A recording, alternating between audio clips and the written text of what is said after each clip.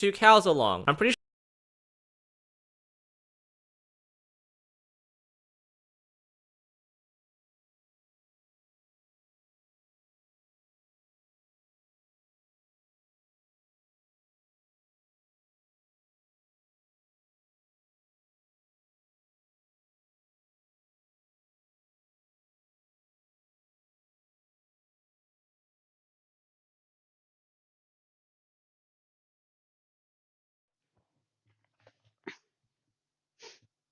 Oh my god, hello everybody. I am back from not being streaming for multiple days because of going somewhere and then just stuck there for multiple days.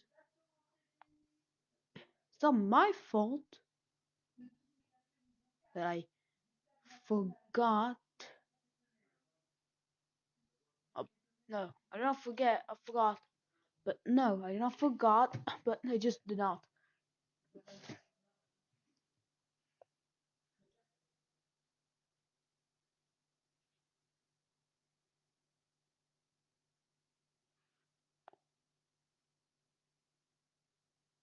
They added gambling. Wow, gambling. Nobody. Why is views like pretend chat rate 1 a.m. got viewers the same exact thing.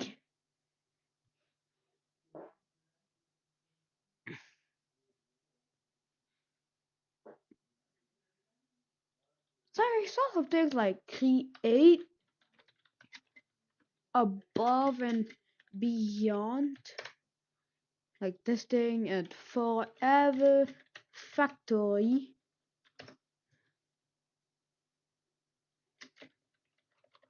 Skyblock.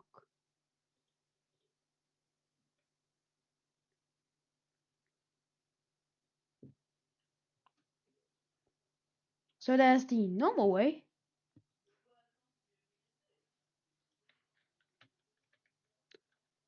Techland.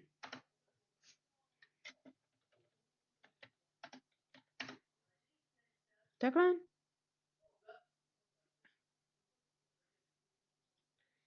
So I don't know. Probably I'm not seeing in chat right now because there's nobody.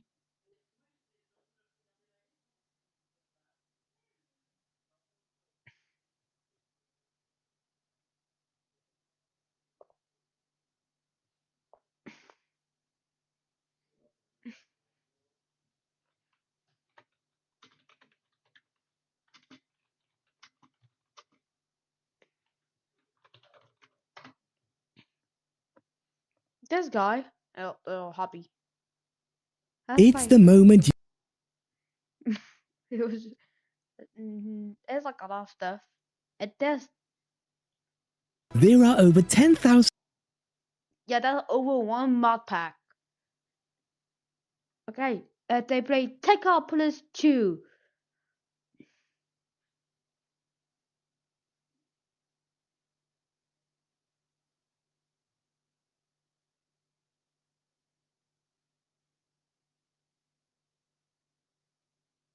That's a lot to be honest.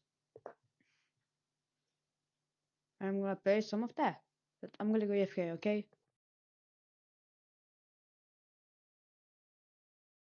Oh, boop.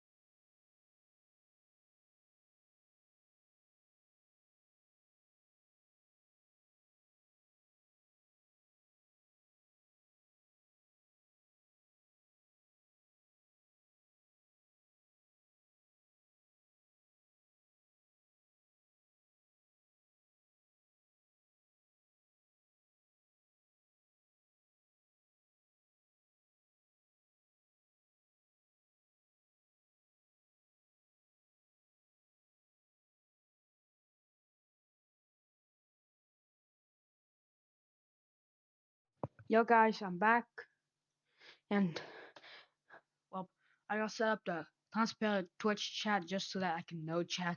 It's not real chat. So tech couple is tech up. Oh, huh? I don't care. I have to go back to box like the one thing I used. Like, and we're gonna play some Minecraft mod pack. I play way too many stuff. Like, yeah.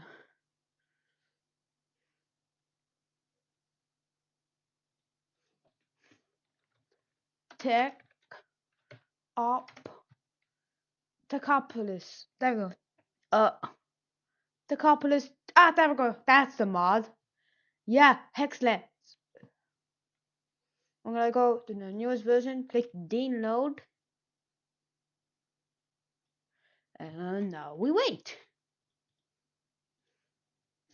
So while we wait, let's make the thing of chat to chat so that I know who is chatting currently.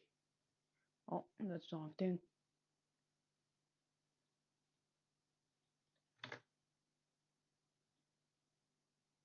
Alright, let's just place it here. And if I just want to go to my brother's house, to be honest, it's like, yeah, it takes 5 hours of my life. Yes, even confirmed. Literally just, dude. People are wrong about dead internet theory. Let me explain. There's obviously been a huge rise of talks about whether or not dead internet theory is true, with the amount of attention given to comments on YouTube Shorts videos, which I'll of course give myself some credit for. And I for a long time saw all of these horrible brain dead comments as proof of it, just like many others. But more recently I've seen the examples people have been giving for dead internet theory, and I gotta say, you're looking at the wrong comments. You've probably seen videos like this where people make fun of a bunch of comments found in the comment section of a YouTube short, and it will show something where someone's saying a bunch of misspelled or grammatically wrong comments, or ones that are just emojis in like one word, and you'll see people saying, dead internet theory has to be true in response to all of that, but it's pretty obvious most of those are just children. If you've seen the type of videos that blow up on YouTube Shorts, you'll know how many tiny goblins are on the app, and besides, spelling correctly and using the right grammar are things that robots are great at. If you actually want to look at comments made by bots, look for the thirst trap profiles, or maybe don't, the comments that word for word steal other comments, and things like that, which there is plenty of. So while yes, to a large degree, I do believe in dead internet theory, the comments used as examples I just don't see as clearly, but if you liked and subscribed, I would appreciate it dearly. How in the world did this Minecraft player get on the bad side of a secret organization of hackers? So much so that they made it their goal to destroy his Minecraft server and leak his private information. That's exactly what this video is about, and it just so happens to involve a backrooms map I released 6 months ago, someone who plagiarized that map and used it to scam people, and someone who impersonated that scammer. I know, it's crazy. This is the story of how 50 hackers came together to get revenge on a plagiarist and an impersonator. People are wrong about Dead internet theory. Like,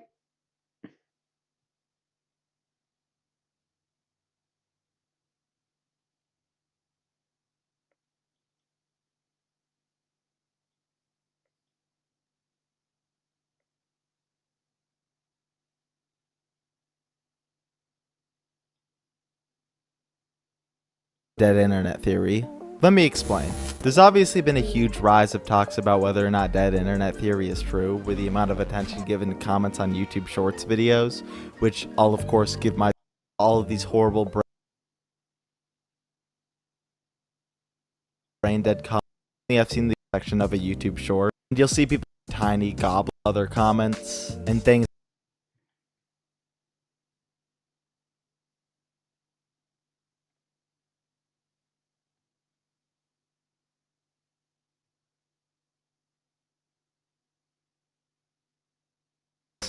Look for the thirst trap profile.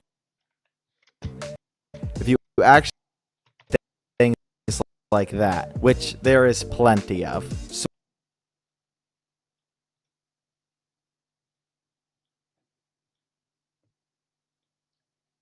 please, that's enough. I see that you cannot beat it.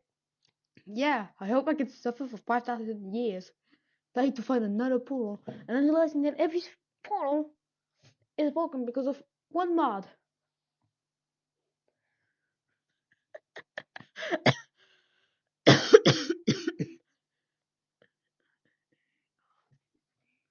I.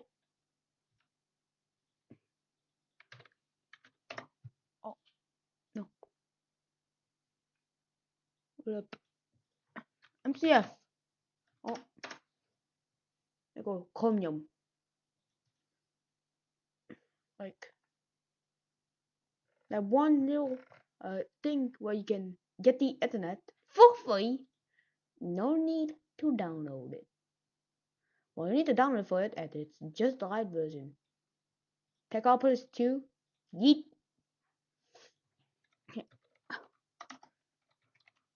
And what this place, like that one mod that literally is like the same thing as MCF,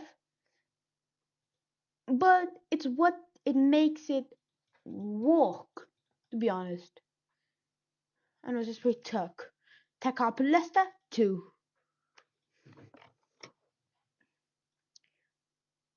A lot of stuff. Hey, no.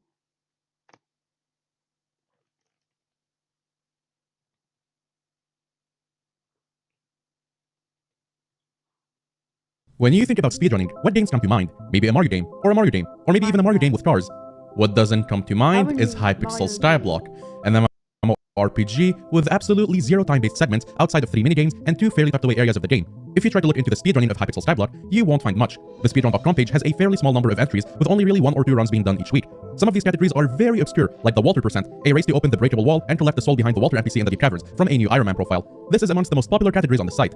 The most popular category is Obtain Diamond, a category with 175 entries between the classic and the modern subcategories. Some very old players may remember this as the style of speedrun popularized by the YouTuber Present over 3 years ago. However, if you look around the speedrun categories, you'll notice one particular category is emptier than you would expect. All of the dungeons categories. This is unusual, as dungeons is one of the few aspects of the game where the time taken to complete a dungeon actually matters, and is told directly to you upon completing a dungeon. There is even somewhat of an in-game leaderboard for dungeon times, but do you know what's told to you directly as well? The fact that you can get 5% to a Twitch Hellcastle. Okay, back to the vid. According to statistics, dungeons are the 4th most played part of Skyblock, so it's not like the speedrunning community doesn't exist. This leaves an important question. Where are the speedrunners, and what have they been doing all this time?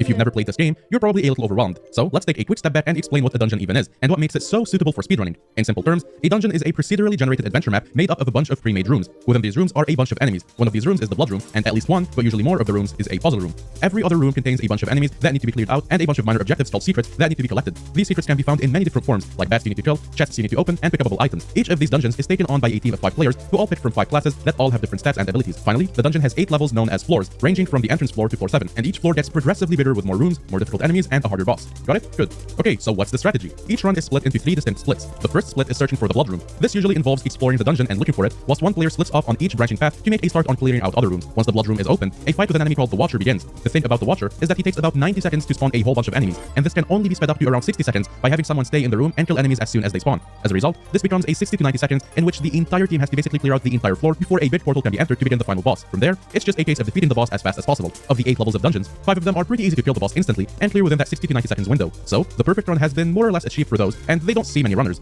However, the other floors, 4, 6, and 7, all feature boss fights that have skilled elements that cannot be sped up through stats. For the sake of this video, I'm going to focus my attention on the final floor, floor 7, as it is the most complex and popular floor, but we might also make another video going over the 2 other.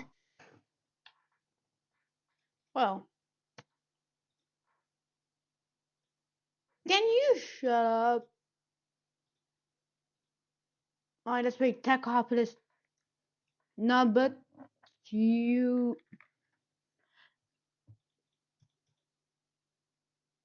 Add suggestion every minute. Look, good suggestion.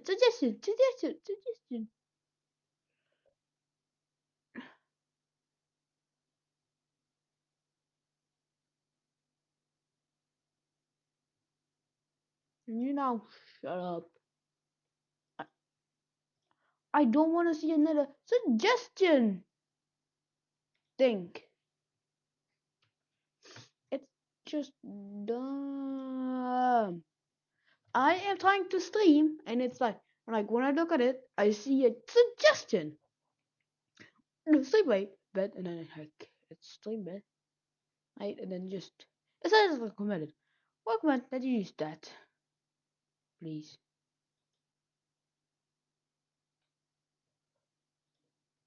Just shut up.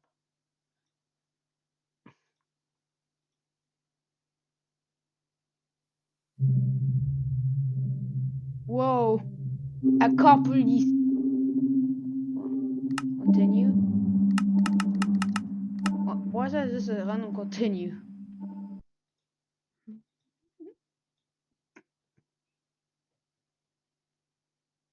Oh my god, when it sees a number bigger than its thing, it will just start it. It has been some time.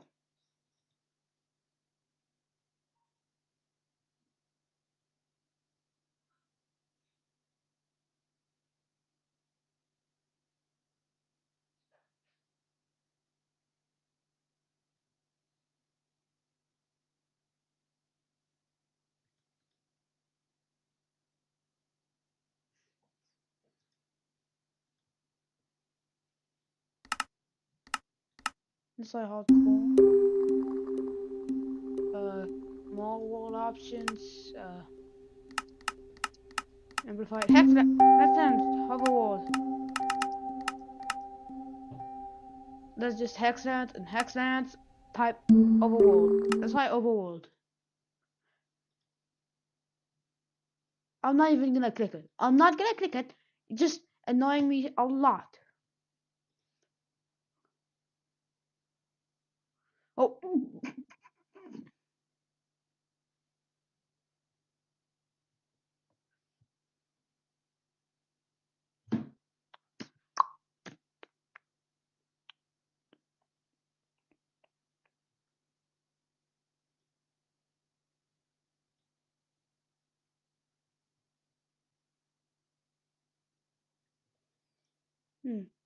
He posted a single vid to Tower Vacant Horizons.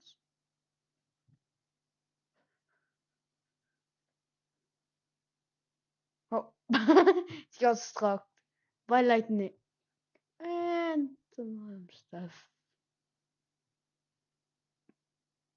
He built a single tower.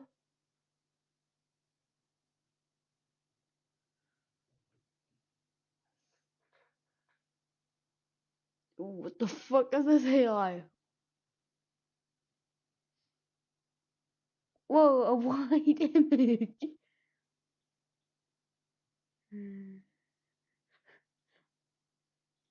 Okay, let's play Hexland. I start with axe, food.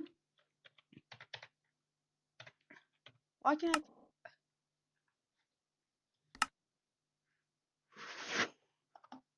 Why? Why? What? What? It's time to spawn me, but now I'm thousands and thousands of blocks away. Dude, I'm gonna because of how dumb this is. This is dumb, to be honest. What?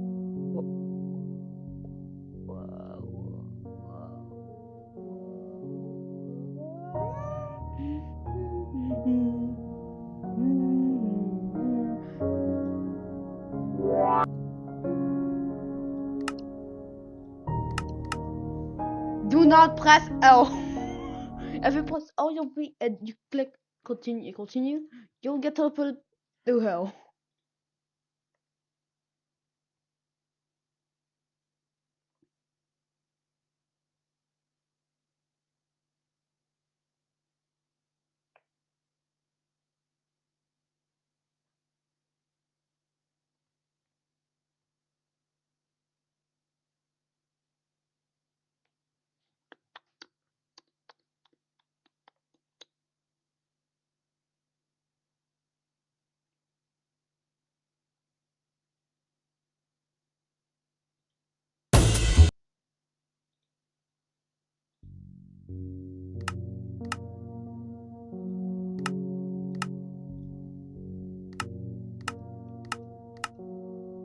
That's like the normal hex sounds.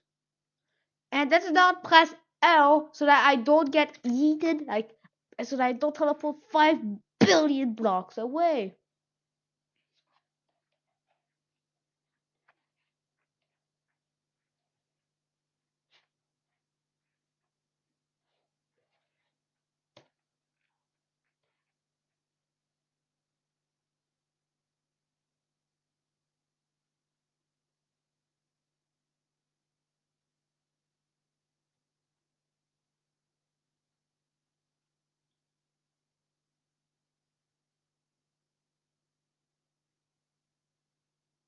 Minecrafting, apparently. Come Dino.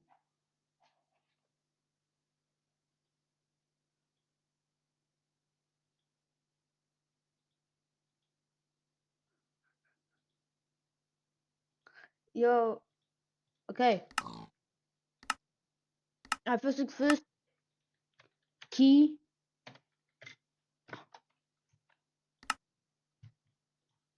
Key. L.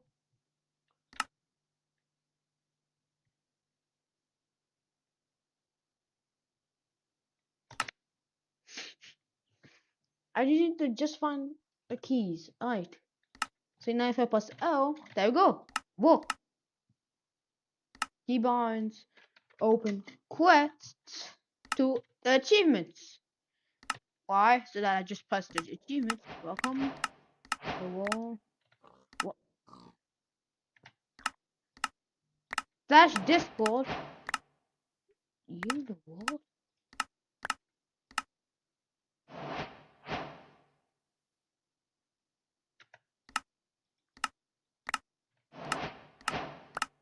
Yeah, you can mine and mine.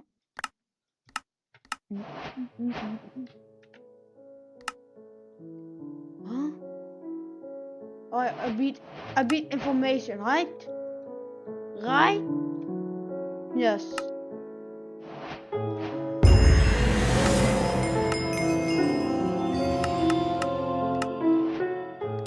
Well, basically, basic text. There we go.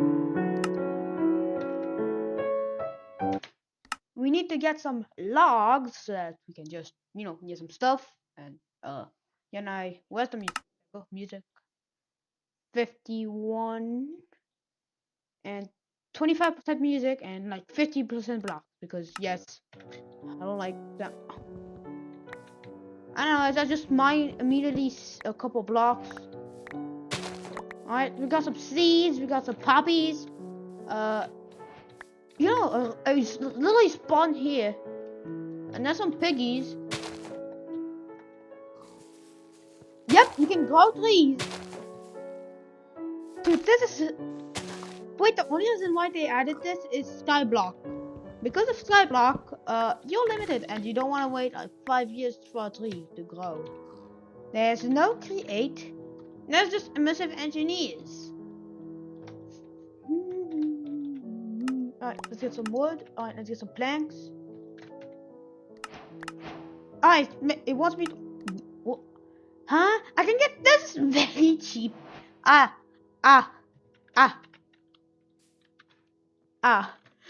Good God. We're gonna make some normal stuff. Let's make a crafting table. Chest. Yeah, we're gonna move out of there. And yeah, I guess we're gonna go here. It's flat and it's good. Now, no mobs can spawn. Anyways, let's make some wooden pick, bonk. Let's make like 2 picks. So I need to be richer and make more sticks. Boom. Alright, wooden miner. So here, with that, I can use it to mine anything for me. Logs. Compress them.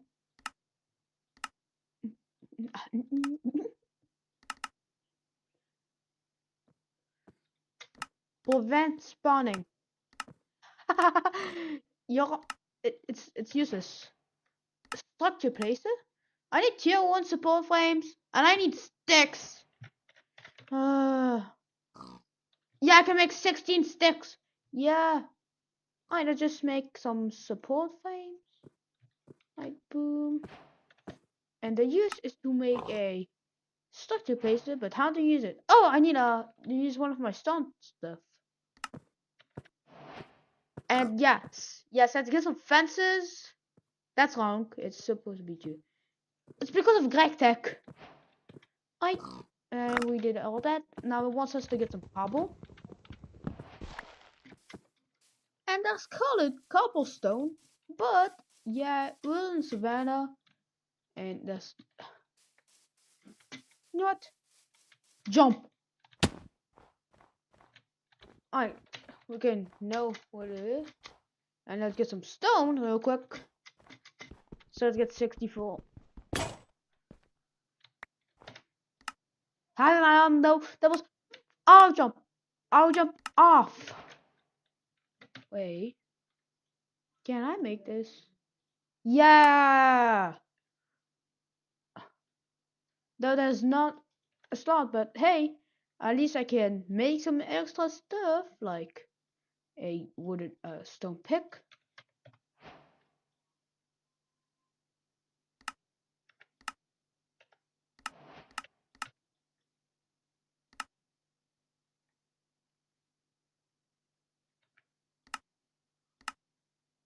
Right, 3 absorber.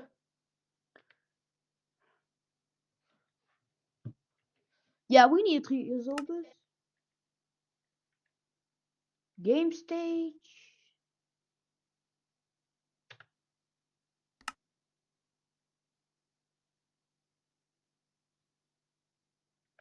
Or is that us?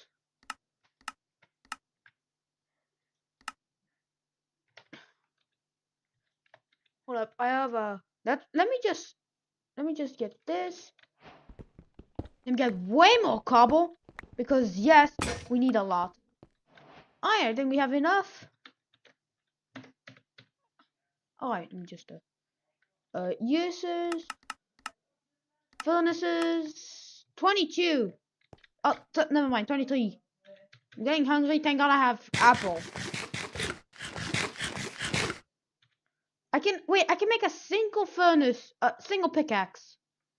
I saved a single pickaxe.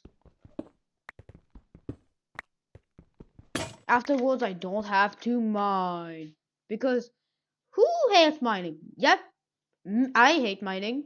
And this mod, there's the big one.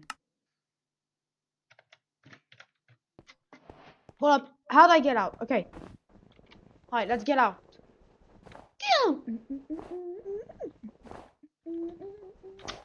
Alright, I left my original place.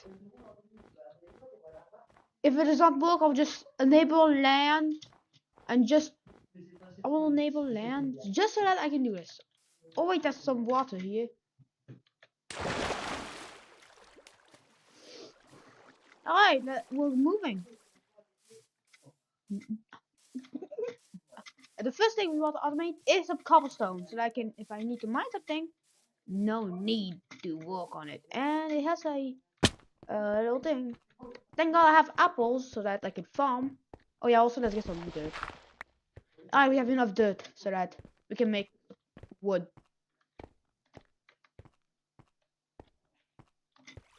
Alright, this is a pretty good thing to be honest, but to be honest, this is way better. Alright, alright, now let's make a multi-block. Oh. 1, 2.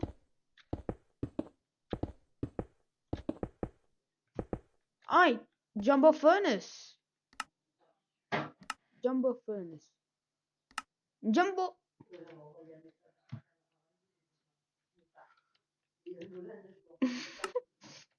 Hold up, let's get some, alright, let's get some tech books.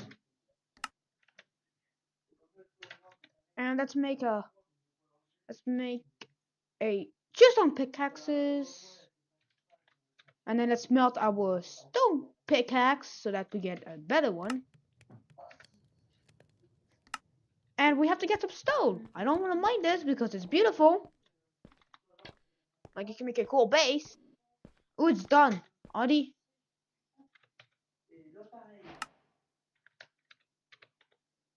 Did it fail? Wait, no, it did not. It showed no errors. Some are believing it actually worked and not bugged out. Anyways, we have a perspective pickaxe that we can use from Techopolis, the mod. And now we can mine some colors. Yes! Oh my god, it worked! Why my stone pickaxe disappeared? I can't. Yep, we need a chest.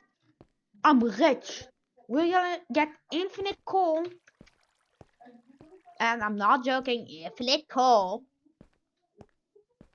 I don't want to gradually, like, manually mine everything. So let's just put everything here except, well, the apple, so that I can keep splitting in case I somehow lose everything.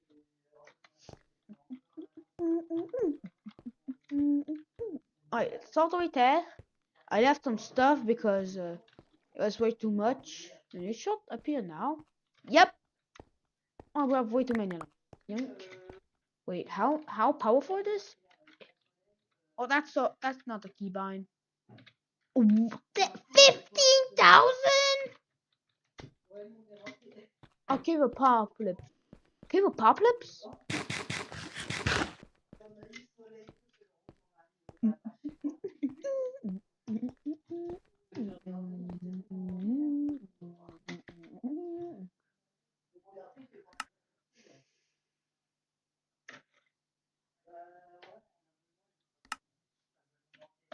It uses smooth stone. And some mines. I'll move some time. But we can't be needing like a lot of stuff. And night is just bad because of the darkness. So, alright, yeah, I can see. I have miners. Alright, let's get this and let's get that and let's how do I use this? Shift right click. Placing. Okay, mine a flame. Mine a flame. Oh, we have tier 1. We need more wood. We have enough cobble for it.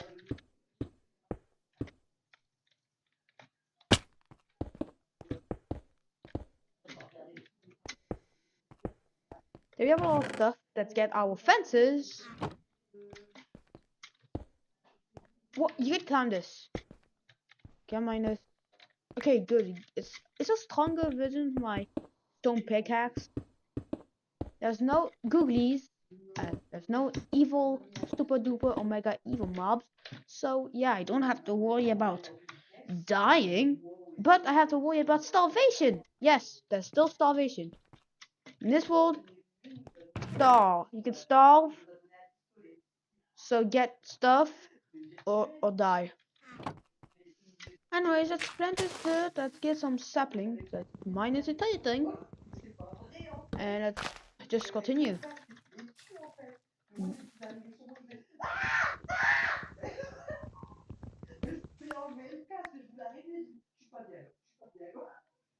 Hold up, let me do something.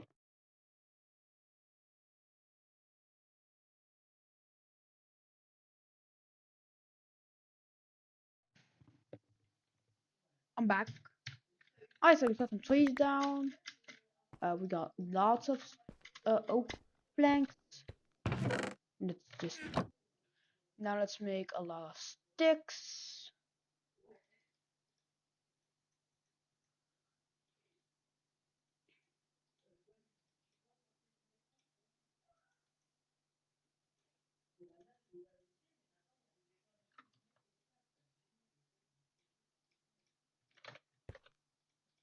Alright, this should work. I think it's like. Oh, okay, cool. I need like 32. Okay, if this works, I'm just gonna place my fences, speed, and now we need my miner.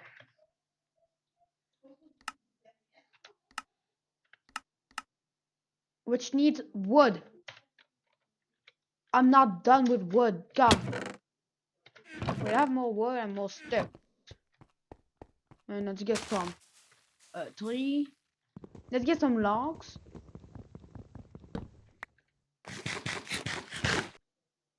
Alright. So I first off make a wooden pickaxe. It only wants a wooden pickaxes, then we do hold up. Oh, there you go. Alright. I can now mine. Yes! We're making stuff. We're making cobble. We need a chest real quick. Ow. It's fine. Oh, I could have just stayed here. God, I'm so dumb. Here's how you make a chest, and then you just place it, and then you get cobble, right? Right? Is that how you get cobble? No?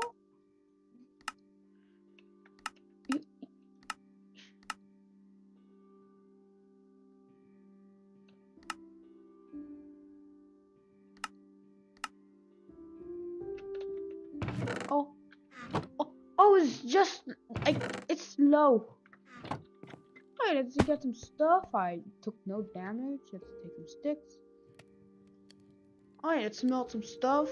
To be honest, we're still like the early game. Like I can research basic stuff like chipped frame blocks, construction wands, iron chestas.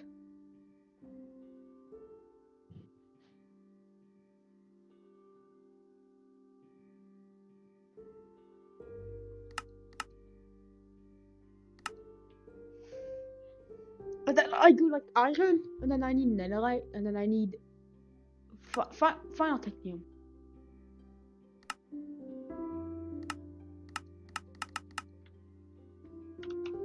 How? Do I need every one of them? Really? We got some stones. Hold up. Coal napis. Coal ore. Yep, that's how you make coal ore. And we need tier 2 now. Why? We can now make a 3. That'll be made inside. Alright, let's just cook another one. This is how you get the early game light thing. And that'll go light gray. Now let's get the tree absorber, which needs 8 stones. 8? Alright, we have 8 stones in here. And whilst it's cooking, like really, whilst it's cooking, and since I have to wait for it, at least I have infinite cobble, and I don't have to mine anymore. Actually, let's get 12 because cobble actually makes it way faster. Cap blocks. Alright, the speed, really speed. Netherite makes it way faster.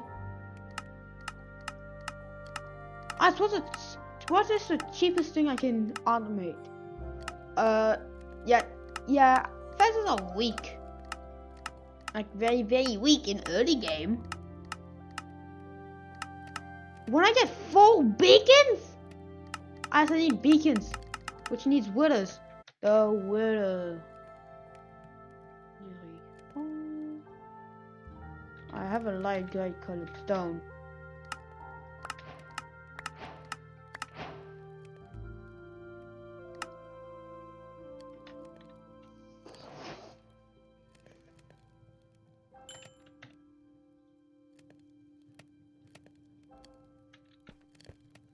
We need a tree absorber, which needs a axe.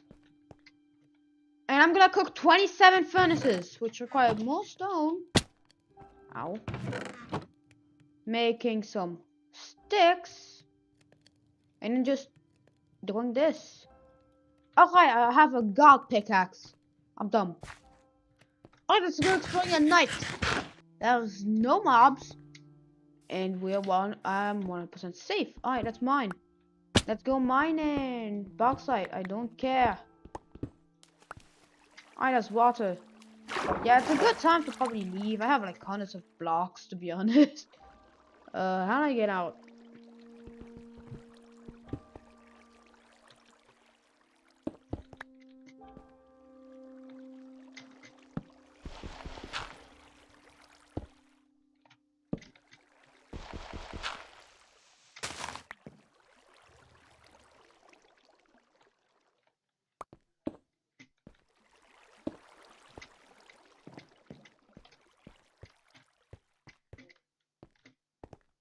Night is useless.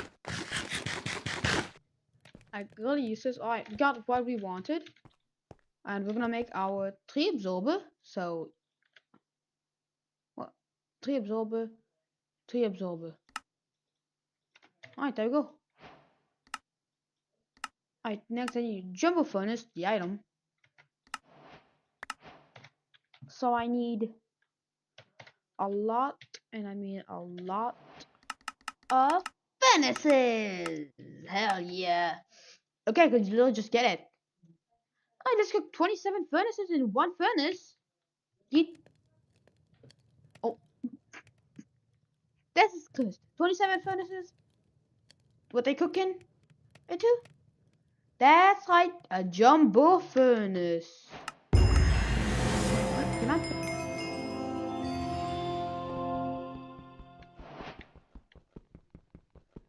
You can't mine this. Oh god. What does he do? I need more furnaces.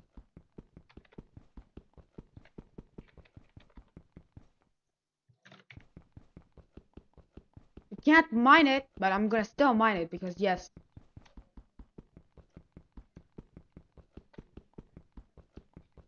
You cannot mine it. It's kind of like Bedrock, but come on. I just want my furnaces back. I actually placed it, and now I regret it. I regret placing this furnace. And don't tell me I have to mine every... Okay. Oh wait, it just goes back to 52. Okay, I have my jumbo furnace, so yeet, yeet, yeet. And let's cook it with some sticks. Yeah, this is not cursed at all. I'm not like furnaces, like smelting, jumbo smelting. 27 furnaces, one jumbo furnace. And I'm missing a couple little blocks, so yeet, yeet. Alright, now it's cooking.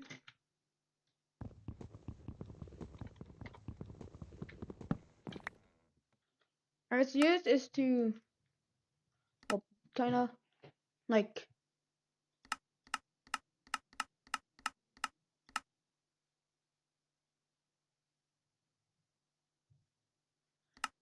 I need 64 amounts of them. It's now slower, but whilst I'm doing this, yes, whilst I'm waiting, I'm just doing this because that's the only way to speed. Yeah, who hates it to be slow? There we go. Alright, it's mining cobble very fast, faster than me. Jumbo furnace blade.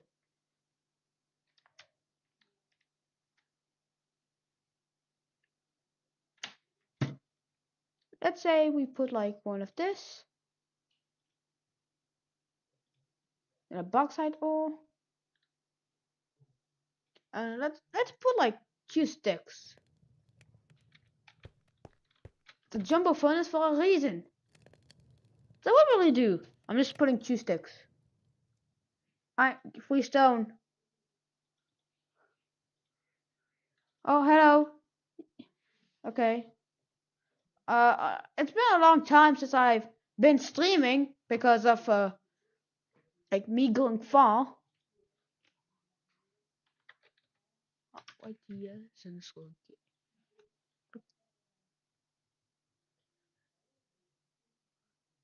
Uploaded? Where did you upload? You did not upload here.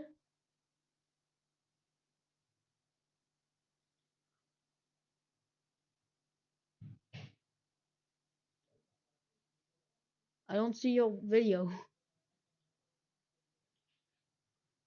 I don't see your video.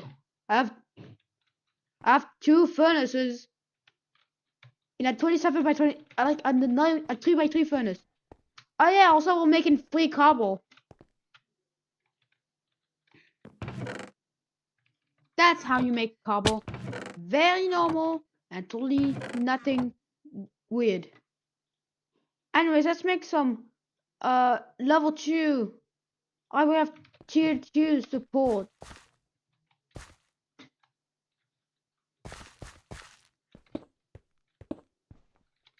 I win a 3 by 3, so 3. Boom. We need to smelt more cobble, more sticks. Alright, we're cooking. Alright, why is the fuel going fast? Yes, we can smelt 3 items at once. We need a tree absorber so that I don't have to go grinding and get some trees. I have a tree absorber, the block. But I hate going down here mining. Oh, oops, I launched my little stuff. And just having to wait. Alright, let's make some more. Wait, I don't have any. Yeet. Yeet. Yeet. Yeet. Alright,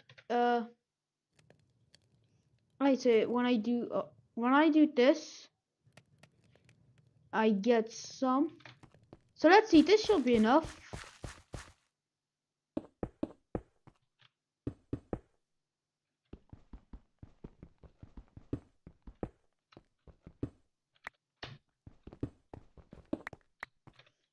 I have a structure placer, so let's see. Alright, placing mining frame right here. Alright, I'm missing 1, 2. I'm missing a couple. Thank God I finished smelting. And now I can go here and craft some more. We need actually 2. And let's get our stones. Alright, we have a tier 2 support frame.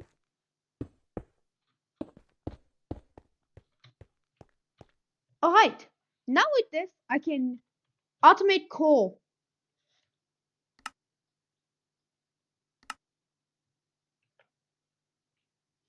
When I get coal and lapis, I can make conveyor belts.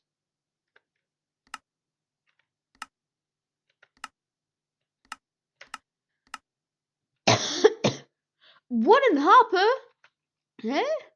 And then I need copper and tin. And then I need to get lots of stuff just for basic stuff. Ah yes, I need tachyon. And then I get tier 4. And then I need okay, I need sticks. Let's see, netherite. Tier 9. It still needs sticks and a netherite ingot. A single netherite ingot. How do I get a netherite ingot? Okay, cool. And it's so fast. Bro, I'm poor. I have you know what?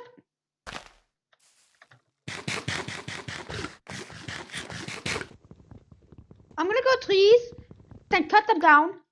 I'm gonna go 9 trees per stack. Okay, hold up. I'm just gonna do something. I'm gonna get like a lot of fuel so that I just want a lot, and I mean a lot of coal ore so that I don't have to smelt wood anymore. No wood. Just the grinding. Alright, that's yeet. yeet, yeet, yeet, and yeet. Now I'm gonna watch what you uploaded, so boom, boom.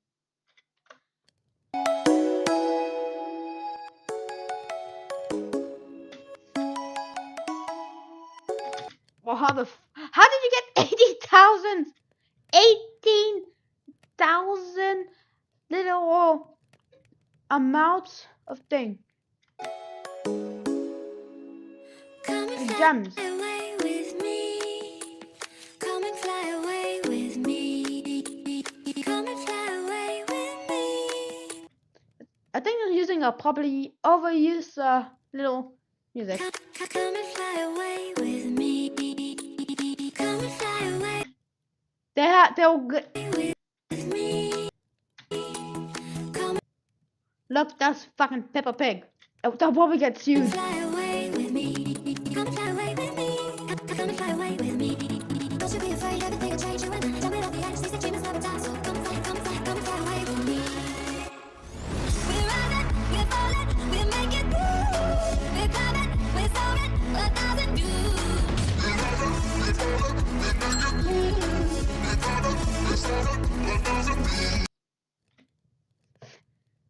Happy Easter, the final. Anyways, we're smelting stone very fast. It's like super fast. We have a tier 2 dunk thing. And we're gonna get some coal so that we don't have to use it. There we go. No more thing.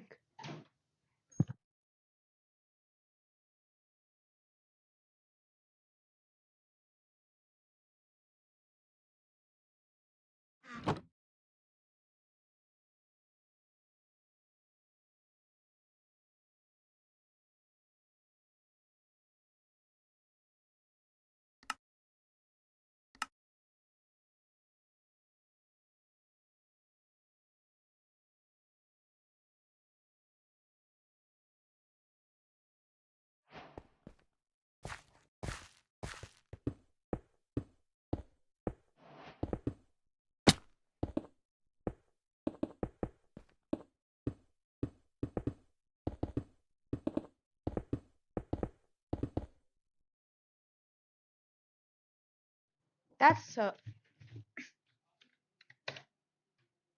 lot, to be honest. Anyways, we are making coal. Except I lied. I need another miner. The thing that mines like the cobble. We have 47. What is this? All right, getting coal and getting lapis is the same. Lapis fragments turns into some lapis ores, but it needs stone, colored stone, stones, and bookshelf stones. How do I do that? I'm totally safe from everything.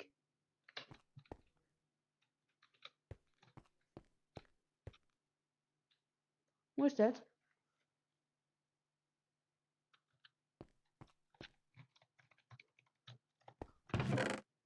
Hold up. I have a stone. I have a weak pickaxe, and I need wood for the pickaxe.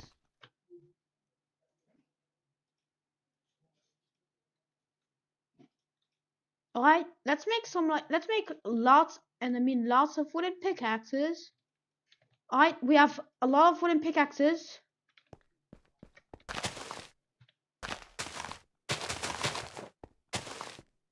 And let's grow lots of trees. Very fast, and let's mine the entire trees. We're mining families of trees. Then we use the wooden pickaxes to make mining machines. I have to move them every time. By hand. Right now we have 6 miners, so I can finally cool automated.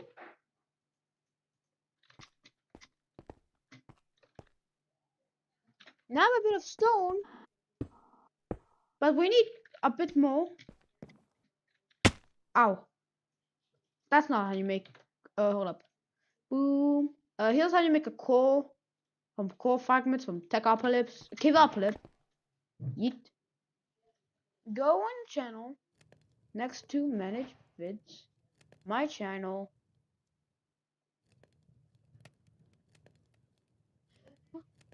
Go to your channel next to manage vid. It should show a symbol. Oh, manage videos. Huh?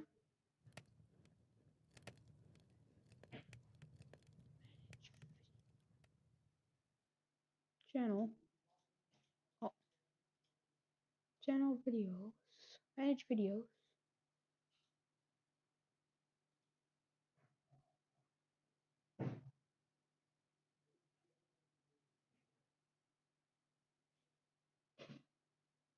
The more button.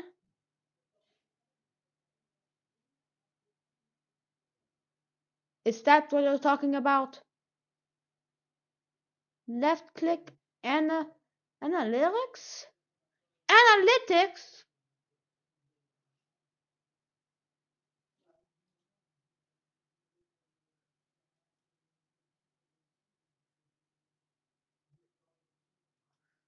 I don't know how I got 1,000 views.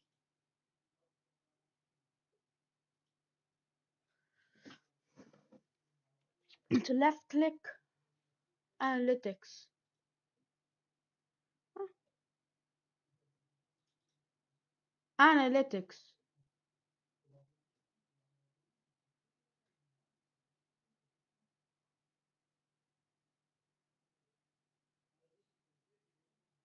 Otherwise nothing, and then I went up.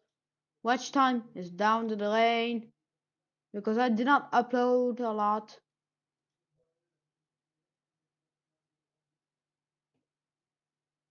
And -1. Yeah, I got 1 subscriber. That's it. I don't know how. Wait, how did I get lots of views? I got 160.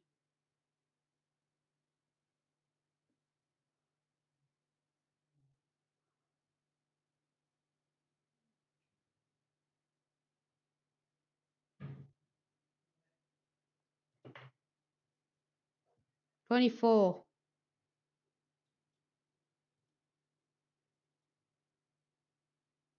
Oh, cool. Like here I had 0 for a couple like days, and then I went 1, then 2, then 3, then 4 down. Like 1 day I went down, then I went up, up, up, up, then a long hiatus, then I went up, down, up, up, down, and here was 21 September 2024, just to 28th of December. There was nothing, and then I hit 10 subscribers, then I went up somehow. I really don't know how. I just like went up and went up. To be honest, I don't know. Top content. Grinding for all colors in Sky Factory 5. I'm back to streaming Sky. Yeah, just Sky.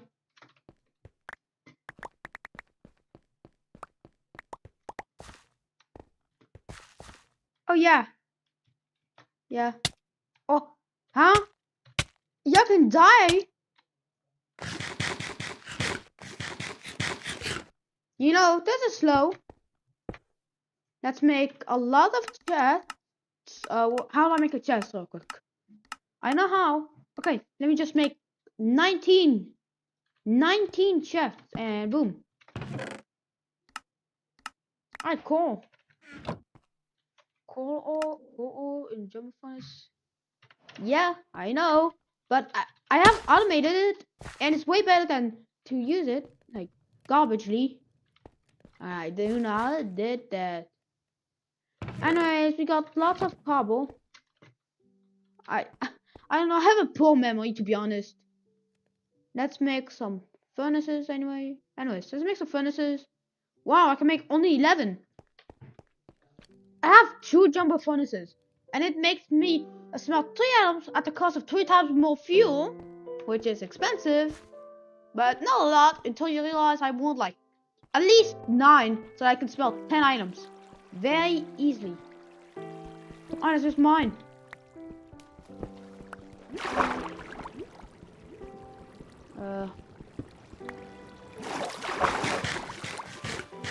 Where am I? Ah.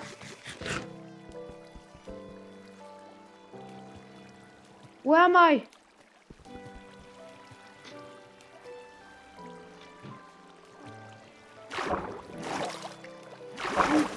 The light of day! Honestly, destroy light. Yeah, cool. Yeah. Let's make more furnaces so that I'm way richer. And yeah, that's why. Alright, 42. I need 54 for a good one. Oh, no, my extra stone. I need my extra stone so that I can get richer. I have run them all. Like, what? Why is this box right here? Let's use this. What? Let's just mine this. Whoa, the things I can easily get. Yeah. I have way too much lapis. Like, way too much. I have tech bucks. Yep, just money. B-bucks. I have a random stone pickaxe. I'm using my prospectus pickaxe, which is a very good early game pickaxe, which is made from stone, very cheap, and to be honest, way too good. 11,000 durability. Yeah, you can mine the entire. I think you can mine the sun with that. I know, just get more. I'm getting hungry, but furnaces.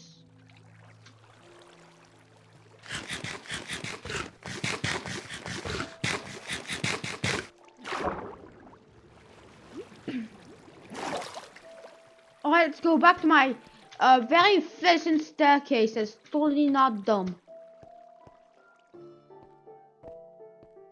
Alright, we have 58 furnaces. Yeet.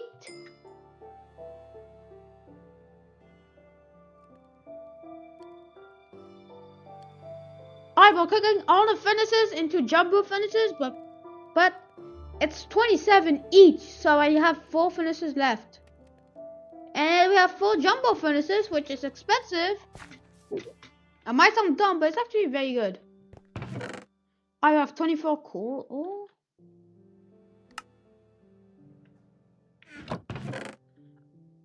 Hold up. I'm confused. I can only jumbo smelt it?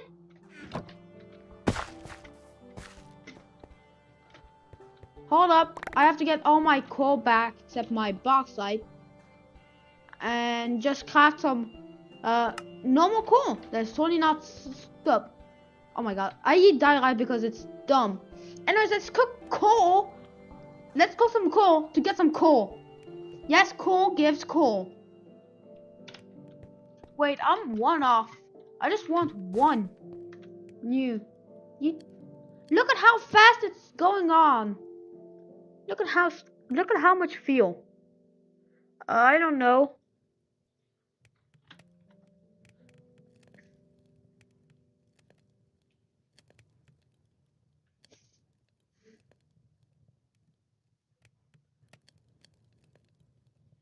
Anyways, I have my stone, my 8 coal. Oh, bye, I guess.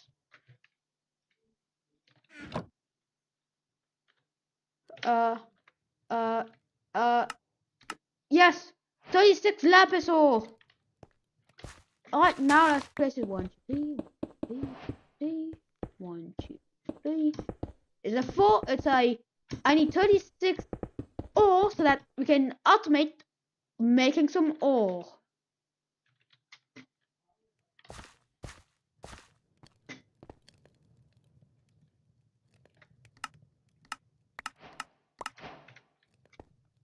Alright, we have 1 part of the frame. I need some stone, more cobble, and then just get the entire thing in here. Then let's start making tier 3 support frames, because yep, you need the frames just so that you can build more machines and automate stuff very easily. It's actually good, to be honest. It's very fast. And that's all I know. It's just fast, but it takes way too much fuel. Yeah, it's not fuel efficient. It takes more fuel the more jumbo furnaces it uses to help. I'm not kidding.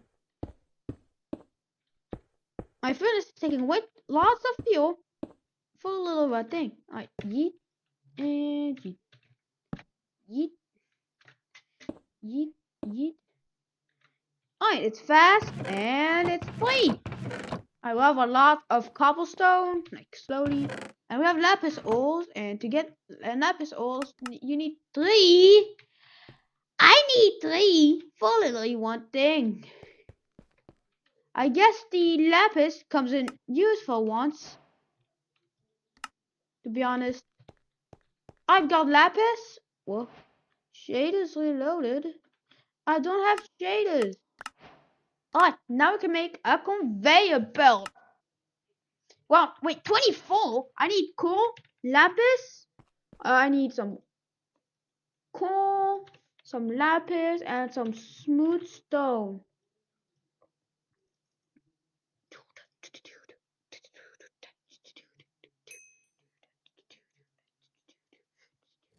Down. Hi, welcome to my base. This is where I live.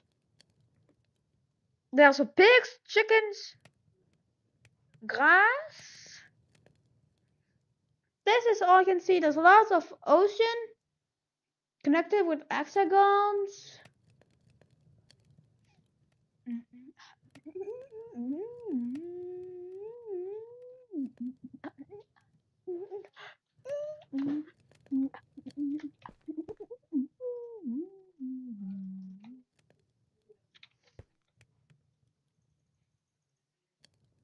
We need a lot of them. We need a lot. We're gonna use this to make. I have a lot of stuff.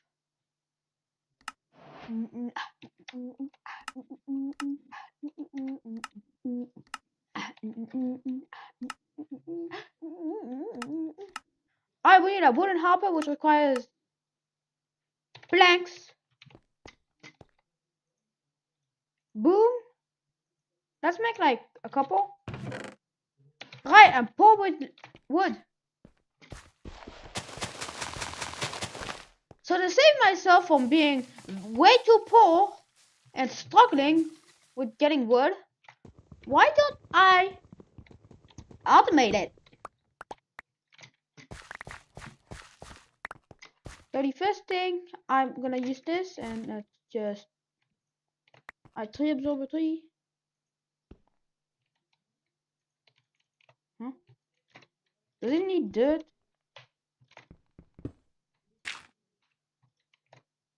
Does it need dirt?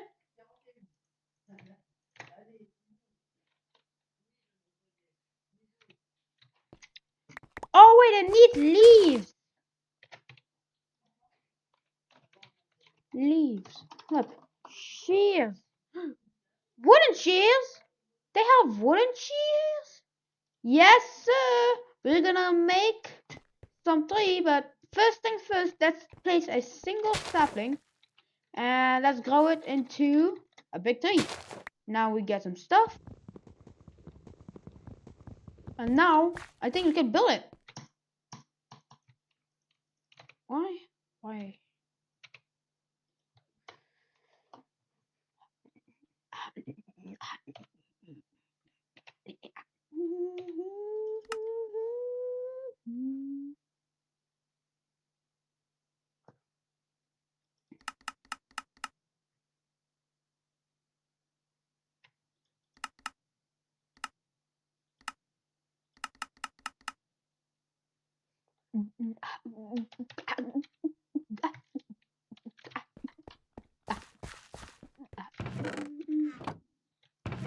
I have way too many sticks. Let's make a lot of planks. Yep, that's some planks. And the uses of the stick.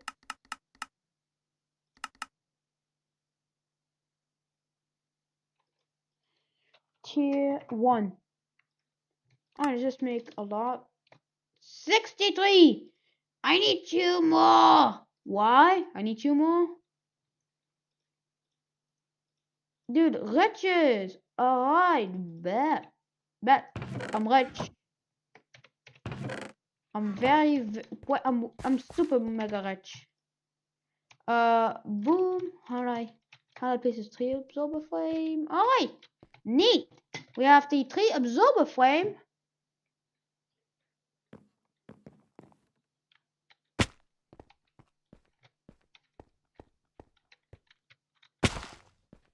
Oh. And I need to place a tree in here. Can I grow a tree? No, it's ugly.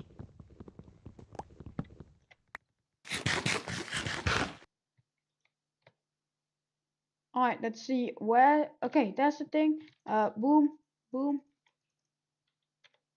Am I poor with logs?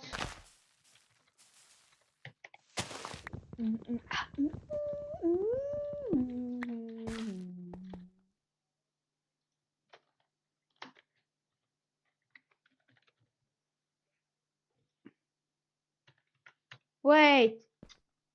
I have to book. That's the wrong thing. Miles.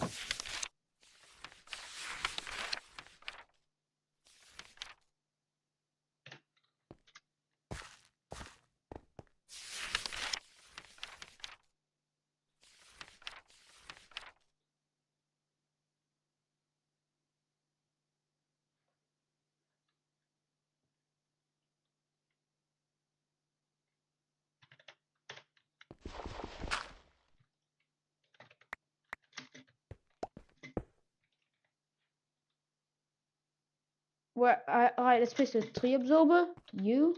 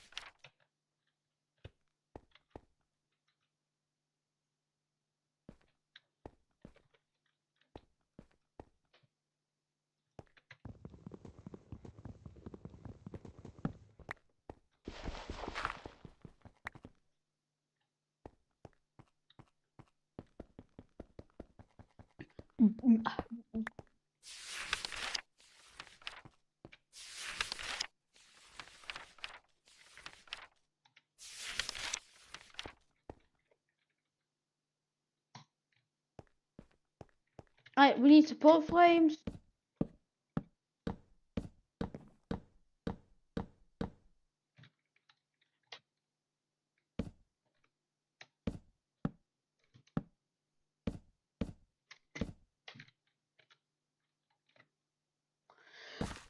Oh, I clutched. Hold up, let me just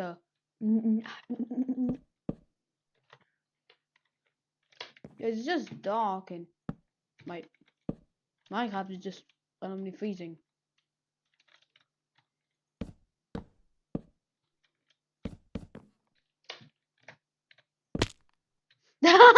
Another one.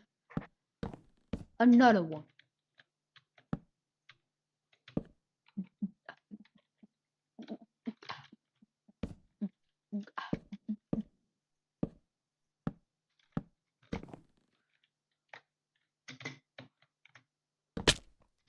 And I took damage. Thankfully, it's not a lot of damage, but if it was bigger, it would have been a lot more damage and a lot more pain.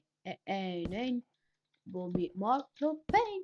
It was not a lot of pain, to be honest. Okay, we are done.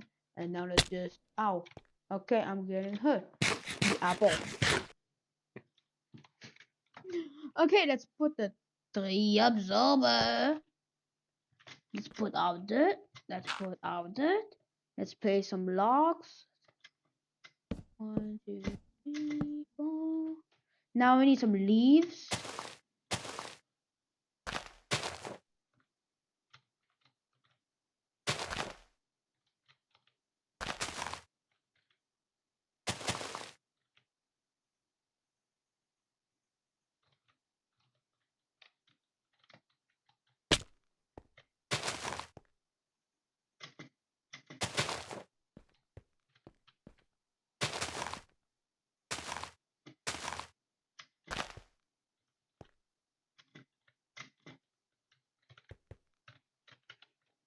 Mm, mm, mm, mm, mm.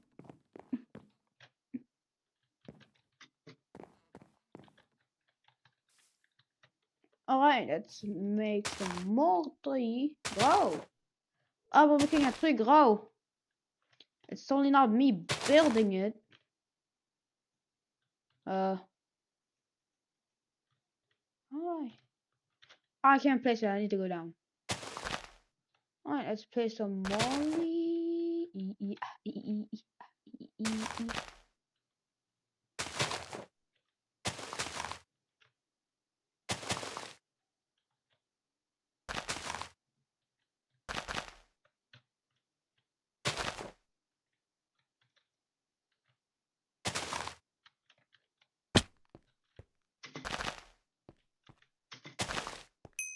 Complete!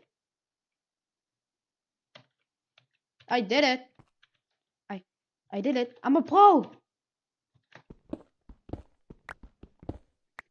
Alright, let's place a chest that I cannot open. Cause hell yeah. No opening. Look at this! Look, 2 apples. Alright. Alright, we need some stone cooking. So that I can get more speed. Oh. More speed. I need more speed. Alright, let's make an extracting one. To make extractor, I need some of these, some of that, and some of these, some of that. Boom. And my conveyor. Alright, easy duplicating. Yeet. Alright, we're making stuff. Right. Wrong. Oh god damn it.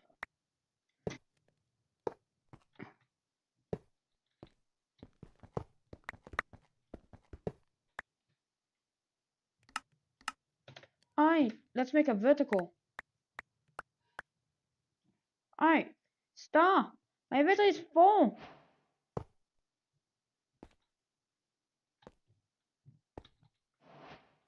Alright, it goes up, then it goes here.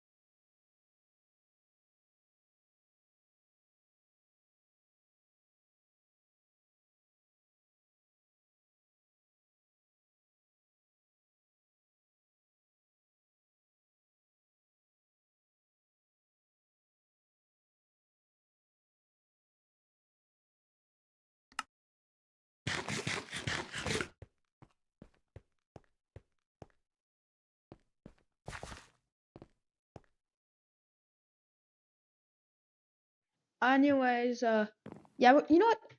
We're gonna automate this. Alright. So we're gonna let's place a support block. Let's place some stone. Alright, it's still working. But first thing, we should actually start by building the conveyor to where I want it to be. So it goes here, then goes here, then goes here, then goes here, then goes to my chest. Where do I have my chest? Well, I have them here. Alright, now we can start extracting them. Yeet, alright, and yeet. Alright, yeah, finally, we're automating! Automation! Oh god, I'm picking them up. Yep, this is how you automate stuff. So it goes from here. Let's make like a wall so that nobody can know where this is going.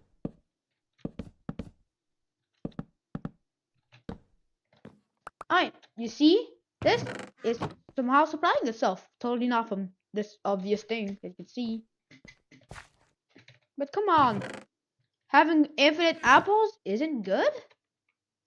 Like, I have infinite wood. It's just tier 1. It's tier 1. To be honest, yeah. Cool. It's the lowest thing.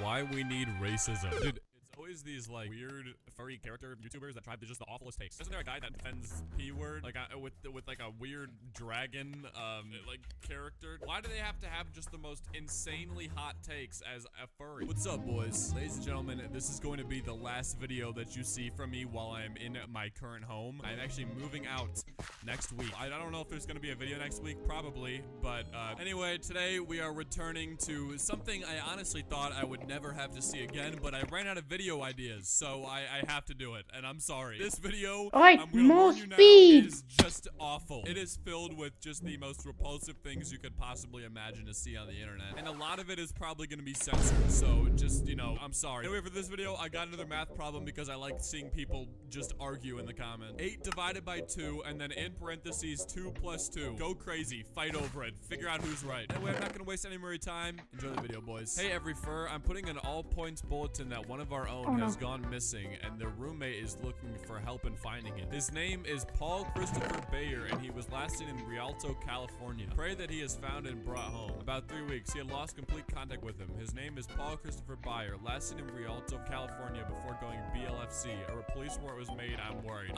Haven't seen him. Has a large, full tummy with something squirming inside. Dude, oh my god. I actually, like, I can't even come up with a joke for this. Blank This is research just- paper. What? Why do people like that kind of stuff, man? Surely, even though you're into this stuff, you have to realize that there's, like, a time and a place. Commenting under a missing post with your stupid VOR RP is not helpful. Alright, it's time finally to way end the age of faster. consent. It's time to end the age of consent. It's time to end the age of consent. It's time to end the age of consent. It's time to end the age of consent. It's time to end the age of consent. I'll keep saying it.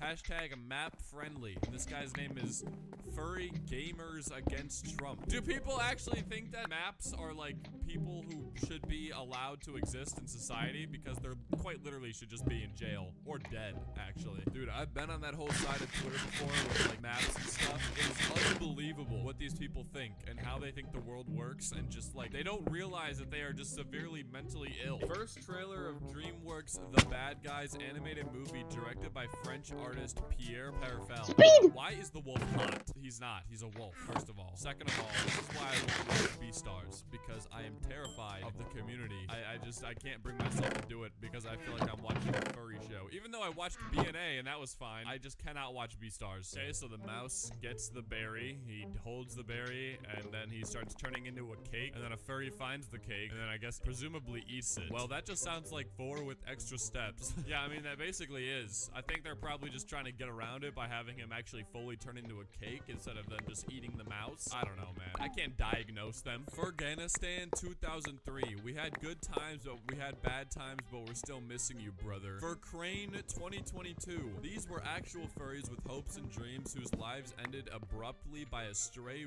Rawson bullet in furry pool. I thought the situation in Yif Noble Power Plant was bad. Oh my god. There is no way that this account is actually real. That take real live like war events and turn them into furry things? Dude, I can't, man. I can't. I'm sorry, you furries. Oh my god, I need to wait for more. Watching this video, you guys gotta figure it out, okay? It's just bad. It's bad. Get these guys out of here, man. Get them out. Telling my parents I'm a furry.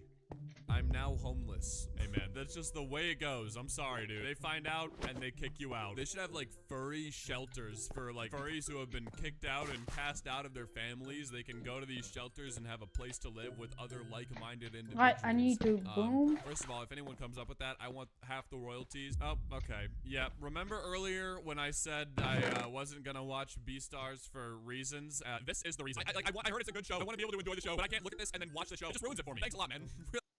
Salut, c'est Franck Leboeuf. This is There.com, a once popular virtual world that's been dead for over a decade. But despite it having practically 0 players, somehow the game is actually still up and running. And for the low price of $9.99, I'm now a premium member for a month. So for the next 30 days, I'm gonna try to bring this game back to life. But before I can try to revive it, I have to find out if anyone is even still here. Starting now, this game is literally gonna be my life for the next month. So hopefully I'm not alone. My new identity for the next 30 days, Globotron. It's Globotron. As I was entering the world of There.com, I already had a plan. Okay, so I've already got a couple ideas for how I'm gonna find other players, because if you can't already tell, this game, well, it's pretty empty, and I can't just walk around aimlessly hoping to find someone. So the first thing I want to try is visiting featured landmarks. These are the most popular places according to the game, so I thought it's where everyone would be, but I was wrong, because every single one was empty. I mean, this game was basically abandoned. It was really weird and kind of unsettling exploring all these empty places. Dude, where is everyone?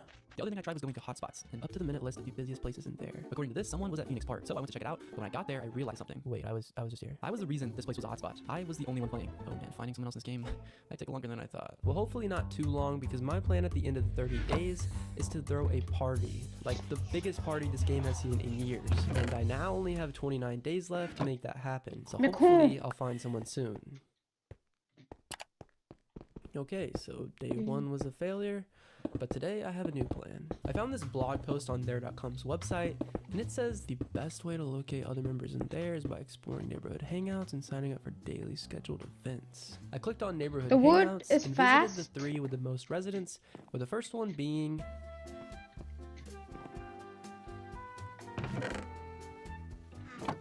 So apparently there are 35 people who live here. We just gotta find them. I mean, if anyone is actually still here. I looked all over the neighborhood and there wasn't a single person. So on to the next one.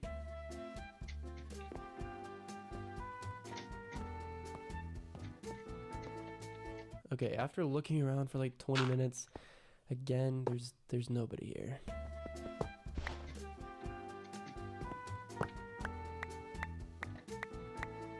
Alright, this place has the most residents of any neighborhood in the whole game, so surely there will be someone. I mean, 189 players is a lot of people, and I believe each resident is paying real money to live here, so unless everyone just forgot to cancel their subscription, there's gotta be someone here. So clearly just exploring popular places on the map wasn't working. But according to that blog post, the other way to find people is by signing up for daily events. So I looked on the list of upcoming events and found a trivia night happening in 2 days. TP Talk Trivia hosted by Francis7. There's already 4 people signed up. This was definitely my best chance at finding other players. I just had to hope they actually showed up. Now that I was signed up for trivia night on day 3, all I could do was wait.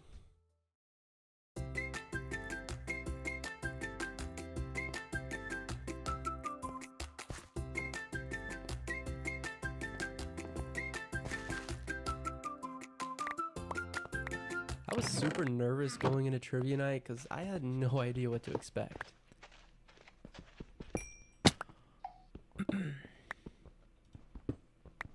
Hello. Oh, hello? Good evening. The prize tonight is going to be a cotton candy prop. Guys, this was one of the most awkward experiences of my life. Okay, I broke it, but now I fixed it. Jessica, gonna give it a try? Brazil. Brazil No, nuts. not Brazil. Want to give it a try, Glob? Or is it Globe? How do you say that? Since this was my first time actually meeting someone in the game, it took me forever to get my mic working. Made up of 2 or more atoms. What is Can the anyone hear smallest me? particle? Oh yeah, we can hear you. There you go. There we go. Yeah. How's it going? Well, pretty good, pretty good. It's my first trivia night. First what? My first trivia night. Well, here's many more. Made up of 2 or more atoms. I also felt like an idiot because I didn't know any of the answers until I finally got an easy one. Glob, name a thing that you shouldn't do at a party. Pull out a gun. Yeah, that's a good one. Alrighty, you guys. Well, thank you for being here this evening. We do this pretty much every Tuesday at 7:30 Pacific time. So, hope you'll join us again next week. And I'm sure there'll be more people here then. Hopefully, takes 2 at least to play. So. Well, that was awkward. But at least now I know I'm not actually the only one here. The only question I have is why? Like, why are they still here? There's nobody. This place is empty. I didn't do much on day 5, but I did do some more exploring, and the more I explored, the more I started wondering what even happened to this game in the first place. So I looked up old videos of there.com to find out, and this is what I found. Okay, this is the last day in there.com. Let's see. I love there.com. I really can't pick one thing about there that I absolutely love. This is my home, and I just wanted to say goodbye. So apparently back in 2010, the game shut down. Then in 2012, it reopened, but with a $10 subscription, and you had to be 18 or older to play. And ever since then, the game's been dead. But somehow it's still here, and apparently people still play it. I just still didn't know why. For the next few days, there wasn't any events happening, so I didn't find anyone. I was just alone in this world. But I did find out you can jump off mountains, which is really funny. What? And with how empty this world was, if I was actually going to bring it back to life, I needed some help. Someone who could guide me. We need coal to get coal. I just didn't know who that would be yet until bingo night. There was actually a decent amount of people who were there, but everyone was so focused on winning that no one was really talking. G47. I-29. But after it was over and everyone was leaving, I got a message. This was exactly what I needed, so I accepted the offer. Okay, so I'm being summoned apparently. Crystal Garden on the island of... I can barely hear. I was in the box. If you click on the box, you can talk in there. The window, do you see that window that I summoned you with? Oh, I'm in the box. Okay, now you're in the box. Okay, you see it's much louder and better in here. Okay, this is Crystal Gardens. It's on an island called Tyr. I'll take you over to the...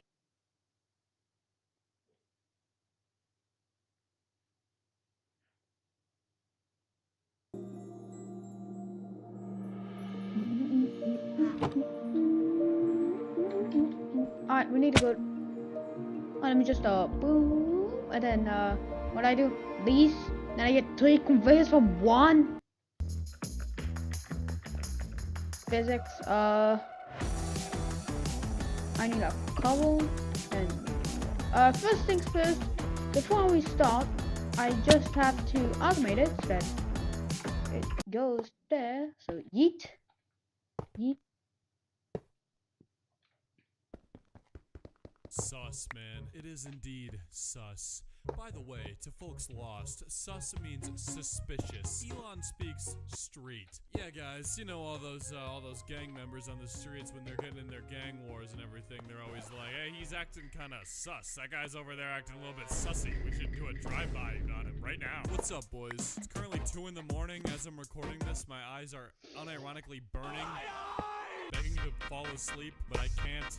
I must resist. I have to be at an airport soon. But I took a cold shower, I am awake, and I am ready to yell at old people this time, instead of kids, for once. You're welcome, guys. I've matured. Anyway, for this video, I want you guys to spell the longest word to ever exist. Supercalifragilisticexpialidocious. And if you can't do it, I will cry. Anyway, with that being said, I'm not gonna waste any more of your time. Enjoy the video, boys. Capitalism versus socialism. Capitalism, A+.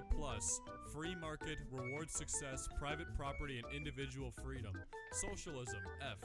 Controlled market, punishes success, rewards laziness, government controls businesses, high taxes, and communism, F-. No private property, government owns everything, people have no rights, promotes corruption, and no one can be successful. And then bro is like, Capitalism is the best. I don't think that kid knows what capitalism is, man. I think you're putting words in his mouth. Unironically, all jokes aside, it is actually crazy. Oh my god. Obviously Yeet. propaganda. Yeah. McDonald's. I had a nightmare I was ratioed. Slim Jim. Huh? You're about to get ratioed by the Long Boy gang. It's happening.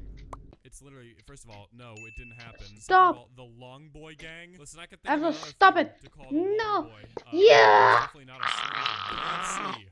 Morbin time. Dude, the Morbius meme, I don't know how to feel about it. I honestly think it's kind of funny, but at the same time, it's just one of those things that's gonna get overdone so quickly, and this is where it begins. With Alright, companies we like have this the best dipping their foot in the conveyors. pool. We gotta stop it now, guys. It's time to wrap it up. Yeah, I do math, English, technology and science, and history. You should do meth too. All right, man. Thanks. I'll go do meth right now. Emoji slang. Do you know what it means? General. Ghosted, to be ignored, to be shocked, idiot, stupid, capping, lying, violence, dead meat, stab, punch, gun, shoot, ideation, self-harm,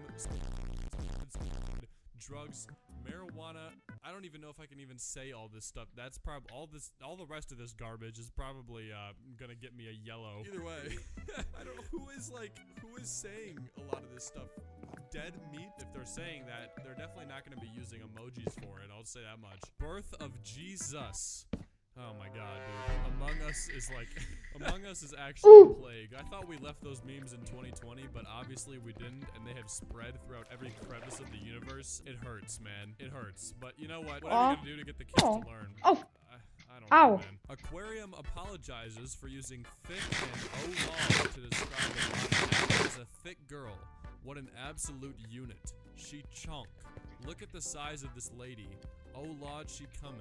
Another internetism. That might actually be a contender for the worst tweet I've ever seen in my entire life. And I'm on Twitter all the time, so it's pretty hard to... Alright, we have Cole. Infinitely. In 8th grade for writing thick on a Valentine's Day art project, and my teacher looked it up on Urban Dictionary, and, you know, thought it was like fatphobic or something, and tried to get me in trouble with the principal, and I had to go to the principal's office and explain what thick meant to the principal of my school.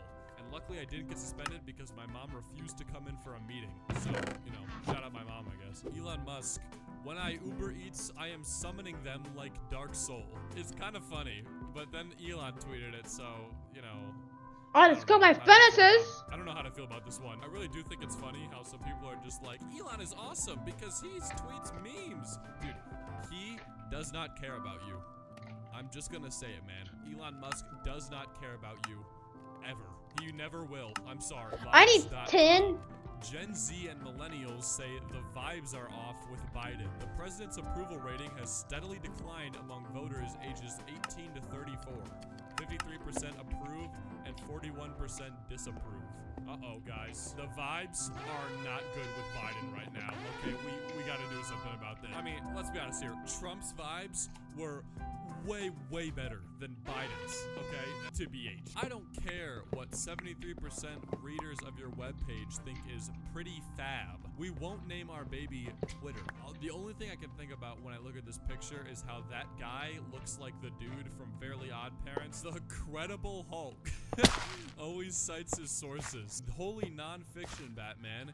Leaving out citation is plagiarism. One does not simply do research without citing their sources. This is me when I use a citation manager to format my references. Honestly, I'm not gonna lie, I bet this teacher is pretty cool. Teachers that have these stupid memes in their classrooms are like 90% of the time actually cool. You know, because it means that even if they have a terrible sense of humor, at least they still... Yeet. In case somehow get another one like that I can stack, but it's like somewhere else. Have one, and it could be a lot worse. So be grateful, guys, Alright, for your free call. funny teachers, please. Tinder. It's not magic, bro. How do you all magically have new girlfriends? Literally Tinder. Tinder, lol. Why did they just like not even take the actual picture of the meme? They like remade it, and it like looks so bad. And then they just didn't even do the meme right. Like that's just not... That's just Core's way better, to be honest. Teen Titans Go. Robin has drip. I unironically cannot even believe that this show is still going. This was a show that was on when I was was in like 6th grade, and it's still going. Can it please end? It's never been good, ever. And like, at this point, I think it's pretty obvious that they've run out of ideas. Angry Joe. Now that, my friends, is a mobile game that I would most definitely play. Angry Birds is for losers and little children. Men play Angry Joe, where you launch Joe Biden out of a catapult at a brick wall and try to knock it down. And he screams the whole way through. I think it'd be pretty awesome, honestly. Create your avatar, put clothes on it, enter Kippoverse, hang out with friends, and meet new people. Come hang. I like how the last one is just like, wait a minute. No, that was not supposed to be part of the plan. This is only for putting clothes on avatars and entering the Kippoverse. Nothing more, nothing less. Carly's most sus moments in the new... Dude, can we please just like abolish the word sus? Why is it even like a is it literally make because him of laugh Among Us? Can we just get piss. rid of it? Please just make it like a bad word to say or something. Like make people get yelled at if they say that word. I'm very Prime much Video. speed. Anytime someone brings up Listing. NFTs, I literally have no idea what any of that This thing is way better. The joke isn't So I funny, need but infinite real, 10 honestly. for NFTs 110 could be speed. the Bronze. stupidest thing to ever come out of the last decade, and I'm not even joking And when I say that. the Video bronze. calls be like video off screaming while it's muted and video on and you're happy and nice. Dude, these graphic t-shirts are like Oh my god, I need they're speed. so bad. I used to I wear need them when I was in speed. like 6th grade, and thank God I grew out of that because oh my god, imagine walking around with a giant yellow meme on your chest. That's despicable. That's actually awful. What you don't know. Squad goals. Woke book targets kids. Squad goals? I feel like they just threw that in there. Like they were like, we need something to. Alright, this is how it works. It goes down there, and it falls down, and it just goes in. Squad goals, bay, lit, fire. I don't know. Why? Let's just throw a couple emojis in there too. Why not? Jesse, it's time to cook. Crystal Wonder. Honestly, only people who have seen Breaking Bad or just like know what the show's about will get this one, but that's pretty awesome. I think that whoever put that there definitely did that on purpose, and they knew what they were doing, and I think that's kind of sick. What does the calf want to be when she... This thing.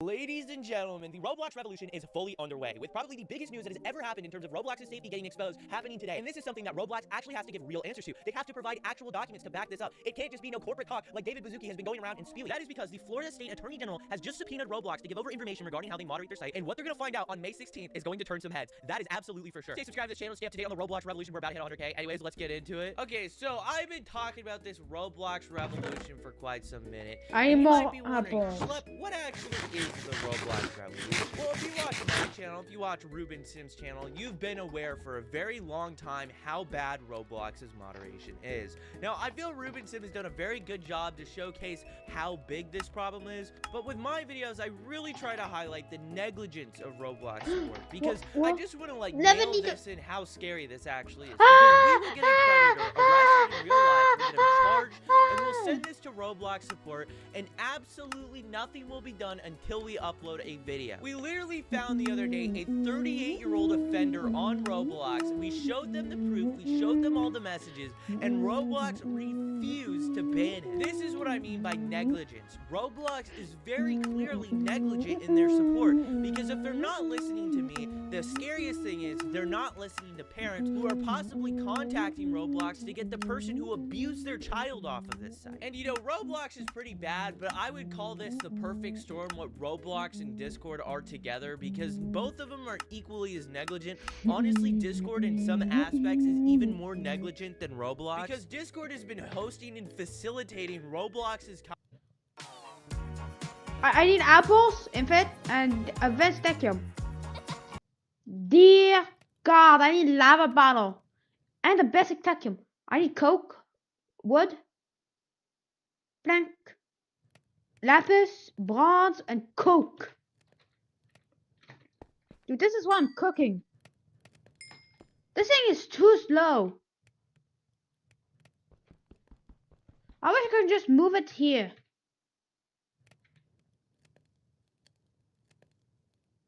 I'm making coal slowly. It's painful.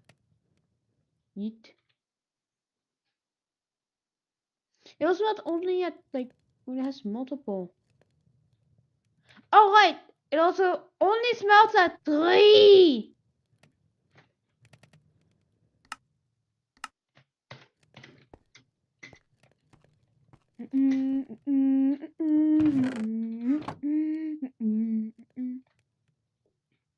Lapis users making a lot of these. Alright, we're making tier 3 flame support. 1, 2. 1, 2.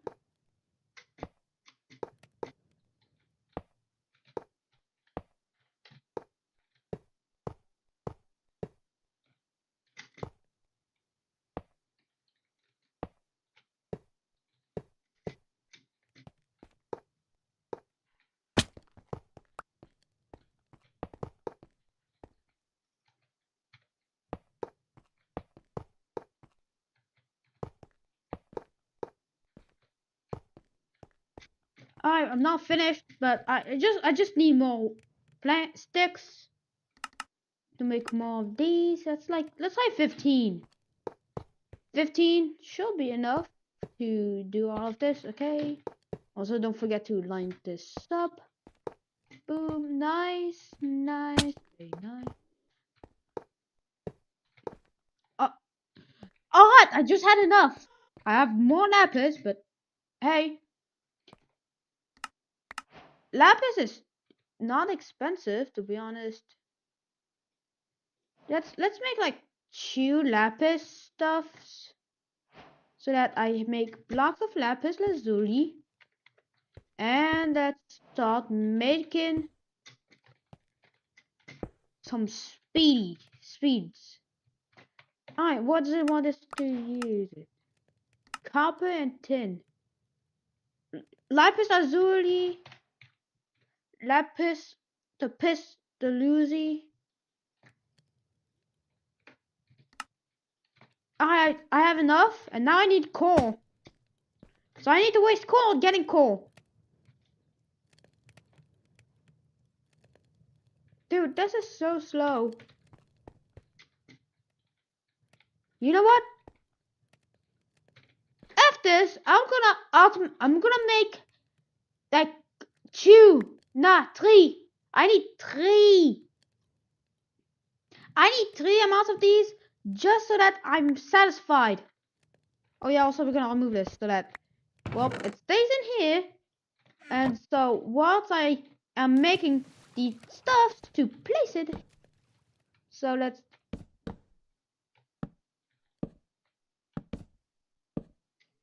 alright, this is how it's gonna go. Then let's go here.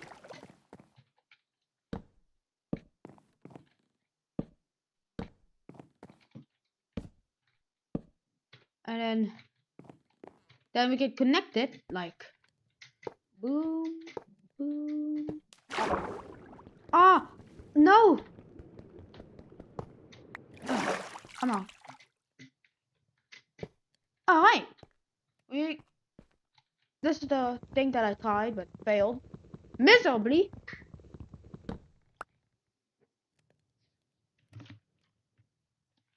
And yeah, look. Right now I am kind of good, and I'm since I'm mad of like how slow it is, we're gonna stop making coal until I have at least 3. Okay.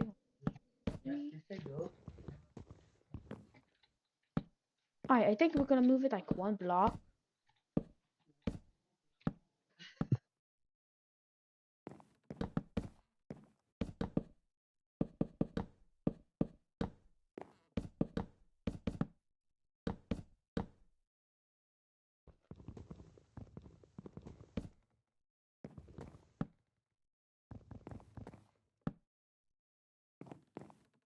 Alright, to be honest, I might do a little bit more than I expected. But you gotta do what you gotta do. So let's get some sticks. Let's get some wood. Boom. So what I'm doing is getting a lot. I mean, like infinite amounts of stuff. So here's what the corners they'll be. And what am I doing here? Because of how less expensive it is. Now we can smelt cobblestone, and I have an infinite amount of cobblestone, and I used a lot of it just so that I can make some stuff. Let's place all of the rest. Oh, my furnaces. Yeet. Alright, now that I'm rich. Condo problem for years now. Not only that, some of the people who own these condo servers are actual groomers, and it's so easy to find them. It is literally a click of a mouse button, and you have a Rolodex of all of the servers with hundreds of thousands of members. Rubensim's Road Cleaner bot actually scanned all these servers, and it's probably close to 1 million people in all of these servers combined. Now, the best part is when you go ahead and report these Roblox predators, and if anything happened on Discord, the likelihood of them ignoring you is probably like 90 times higher, because I don't know how it works. I think things have changed a little bit internally, but you know, Roblox just likes to claim that they have nothing to do with Discord, even though they literally bought a Discord bot, a Roblox verification Discord bot. They're directly integrated into Discord, and Roblox directly integrates Discord into their platform. So it's no shock at all that parents have came together to file a class action lawsuit against Roblox and Discord for facilitating these massive communities of predators. This is a pretty funny tweet by David Mizuki. He said, "I appreciate the great question, Steven." And if you go over to what he's talking about, it is this Politico podcast that he was a part of. And the interviewer, in my opinion, is a horrible journalist, because I don't even think they did any research into what Roblox is, just like almost all the journalists who actually talked to David Mizuki, because they asked softball after softball. And in this interview, I don't think I've seen one so bad. I mean, they might as well have just asked him, "What is your favorite ice cream, David Mizuki?" Because they were asking him about Trump's tariffs and TikTok. Like, tell me what that has to do at all with Roblox. Trump's tariffs aren't even affecting Roblox in any capacity. Why are you asking David Mizuki this? He did ask one total softball of a question about safety, which David totally dodged, but it was just a nothing interview. And, you know, David tweeted this out, and the top reply was actually my ratio. You might be wondering, hey, Schlep, how did you ratio the CEO of Roblox? Well, I responded to David with probably one of the most outrageous things to ever be on a kid's game. That being a literal map community. If you don't know what maps are, these people, they're a type of file that begins with PDF. And in this community on Roblox, they are quite literally trading illegal material. I also replied to this with the official Roblox account. It didn't ratio them, but it got pretty close. And you would think, if I had to put my life on it, okay? There's at least one person at Roblox who saw this. Like, there had to have been one person who saw me ratio the CEO of their company. And I would put money on it that a person at Roblox probably forwarded this to their trust and safety team. You would think that this group would be banned. It is not banned. It is still on Roblox as of this very moment. What if your kid got groomed on Roblox? You cannot get them banned. I swear to God, you can't. We can't get them banned. We can't get predators we catch in real life banned. And you want to know what's so sad? I get emails from kids. I get emails from parents. I get people talking about their little siblings. And what breaks my heart so much is that they show me their support tickets with Roblox. And it's just as negligent as they're doing with my decoy accounts and when I report these communities to them. I could go on about Roblox's moderation all day long if I had to. I mean, I've just seen the most insane stuff. And, you know, the things I talk about on YouTube and publicly, it's not even close to the worst things I've seen. I just hope you guys know that. But the only good thing that has been spawned by this is we are starting to make a change. Like I've been saying, there is a revolution occurring on Roblox because people are speaking out against this. They are talking about this. They're sharing this with parents and journalists, and people are now starting to cover the right things. But ultimately, what this has led to is we are now starting to see government intervention, and this is probably the biggest government intervention that Roblox has ever faced from children to harmful content. Now, I'm going to go much more in depth on this, but I just want to kind of lay out to you guys how big of a deal this is. This is pretty much war on Roblox. Now, Roblox is going to fight tooth and nail to make sure this doesn't happen, but it probably will. There might be a few things that might not be subpoenaed, but the general outline is they're going to have to show a lot of stuff, and when that stuff gets to them, the Florida State Attorney General, they are so beyond screwed. I've actually reached out to the Florida State Attorney General because we actually have a case right now ongoing in Florida regarding a predator that we caught on Roblox, and he was charged with 3 counts of illegal material. He's not convicted yet, but his trial is going to be happening pretty soon, and I might have to testify against him. But I reached out to them, and I just showed them literally all the horrible, heinous stuff that I've seen on Roblox, and I showed them gameplay, map communities, pretty much anything that you could expect being bad on a kid's game, they now have access to. So I'd be very interested to see if they get back to me on that, and I would love to help them in any way with what they're doing. Anyways, when they get that information from Roblox, then my guess is they're gonna start a pretty major lawsuit against the company. It could possibly result in Roblox being banned in Florida, but I don't really think that's gonna happen.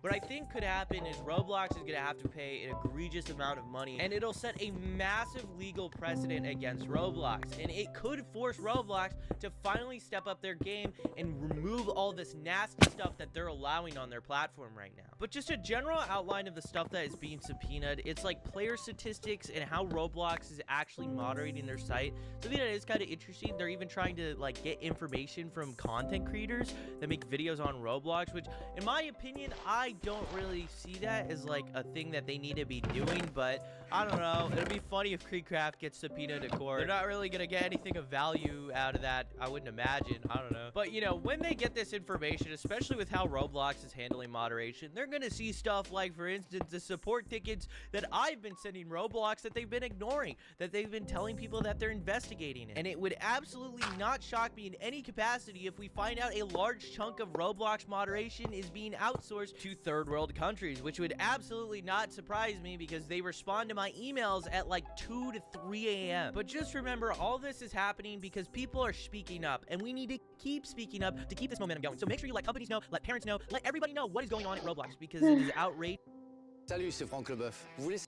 Big games. Okay, guys, suck. let's talk about the pet sim drama, or big games drama, I guess you could call it, because yeah, I have been laughing my head off over this stuff recently. It's just too funny not to make a video about. So the other day in one of my videos, I showed this tweet from Ren, and it was kind of hilarious because Big Games was trying to collab with Dead Rails, and Dead Rails just didn't want to collab with them. And they even replied with like an eye-rolling emoji. They were just like sick of Big Games, right? And ever since that tweet, Big Games, specifically their Twitter account, has just been getting like a ton of backlash. It's kind of hilarious. They even got community noted. So Big Games said, tag one person you beat up in real life. They said KreekCraft for some reason. Apparently KreekCraft's got beef with them. I don't know. Anyway, yeah, it turns out this image was an AI slop recreation of a stolen image from Untitled Boxing Game, and it was modified and used without permission from the copyright owners. Typical rights. Oh, here you go. So here's the original. This is the original creator. Drowning some, I think. So you can see, yeah, it's a direct ripoff. They've used AI to sort of recreate it, really. I wonder if Big Games was trying to collab with these guys as well, and they've just got no interest at all. I mean, they've got so many visits. They don't need to collab with Big Games, right? Yeah, people got really angry about this, though. This guy says, new Big Games social media manager actually starting to get annoying. And yeah, you can see he's not too happy. And then it got even more heated in a reply from KreekCraft. All that child gambling money, and you're still using AI photos like a little... Yep, we all know the only thing big you have is a bank account. Oh, God. That's actually pretty decent from Kreek. That's hilarious. I thought this was funny though. I know LCLC does bootleg Big Games a lot because most of his content is pets and vids. He said genuine real fire or hand-drawn artist fire, totally not AI fire. I think this guy may be too old because that is not AI. That's clearly like Google image PNG fire. You know when you go on Google Images and you just type in fire.png when you need something quick for your thumbnail? That's what that is. That's not I need AI one more. Give me you. Yep, and as expected, he got cooked for that. These replies are mental. Oh my god. It's just too funny, guys. I just love reading through all of this stuff. It's so petty, and like these people are adults as well. It's just too funny. This LCLC guy's beefing everyone, even his fellow Pet Simulator YouTubers. He's gonna have no friends left, I think. Do you know what? I genuinely feel like this might be one of the worst games on the entire platform. Like, I'm not even joking. They've still got the botting issue as well, haven't they? Yeah, see? Look at this. I guess I'll jump into a random server and we can see if I can join the bots or not. Okay, I just joined a random Pet Simulator server and I want to show you something, guys. Look at this. They're all bots. I just clicked play and instantly I was in a botted server. That's always a really good sign. And yeah, I've never really played this. I've only sort of like played it a little bit when I've had to play those Roblox events, like the hunt and stuff like that. I think during most of the events, I kind of avoided this game because, yeah, like I said, it's so pointless. Like, oh God, I know I like to make fun of this game a lot, but it really is just like a complete waste of time. I just kind of feel like there's no objective or anything to do. You just get coins and then get new pets and then like advance onto different areas, right? I'm pretty sure once they added like an obby update or something, which I guess is kind of cool, but the whole premise of this game in general is just like, well, to waste time and not really do a lot. I guess we're going to get 900 coins so we can get onto this next bit. I can sort of understand why little kids like this, the whole part of like collecting pets and stuff like that, but I think in general it's just, well, you don't really have a lot to do. Oh, at least we can unlock a new egg. What does this do? Does that give us like a random pet so we can go and buy some of them? There you go, and you click and you get some pets, which I couldn't care less about. So yeah, that's Pet Sim in a nutshell. Literally waste of time simulator. It's kind of insane that all of these bots are just playing the game, farming stuff which they sell on their third-party websites. Oh my And what's God. even more crazy is people Dude, actually this is buy it. I crazy. don't know if you guys saw my botting video, but we figured out if Pet Sim had all of the bots banned from playing, the player graph would go down by about 50%, maybe even 60%. There's only like 40% of real players actually playing this game and Pets Go. Honestly, if you like the concept of getting coins and getting pets and then doing nothing with them, I would just suggest playing the first one, to be honest. At least it's not full of bots, right? At least I don't think it is. No, they look like normal players. Oh look, LCLC's playing. Should we try and join him then? So here we are in good old Pet Simulator 1. I went and chose the cat because cats are the best. And yeah, it's basically the Is same that an opinion? thing. It's the same as the modern Pet Simulator, except it's a lot less addictive because there's not coins and colors flashing up everywhere with sound effects and everything's going crazy. It's like a The very wooden hopper dulled is down, slow. basic, normal version, which, you know, makes sense for the first version ever, right? I can see why the new generation of iPad kids can't play this. Their attention span couldn't cope with it. Now, on the subject of bots, guys, apparently, because Pet Simulator's players are like really inflated, this new Roblox game is starting to overtake them, which is known as Bubblegum Simulator. Now, we're going to check out this game in a second. It is new. I know the game kind of looks like something from like 2018, but no, seriously, it is new. But you can see Big Game's pet leaks. It looks like these guys are even starting to favor Bubblegum Simulator. You can see here the upvote score is like really good for a game with that many players. And yeah, it's literally overtaking it. And as these guys said, you've got to keep in mind, yeah, look, Pet Simulator 99, percentage of bots, 53%. That is so messed up. 56,000 players, 63,000 bots. There's more bots playing Pet Simulator 99 than normal human players. Unbelievable. And Bubblegum Simulator got 17.55% bots, which is not great, but still a lot better than 53%. That's just like, that's awful. Yeah, guys, this game really intrigued me. I'm not trying to like diss the game or anything, but it really does seem like something which was made, what should we say, 6 or 7 years ago,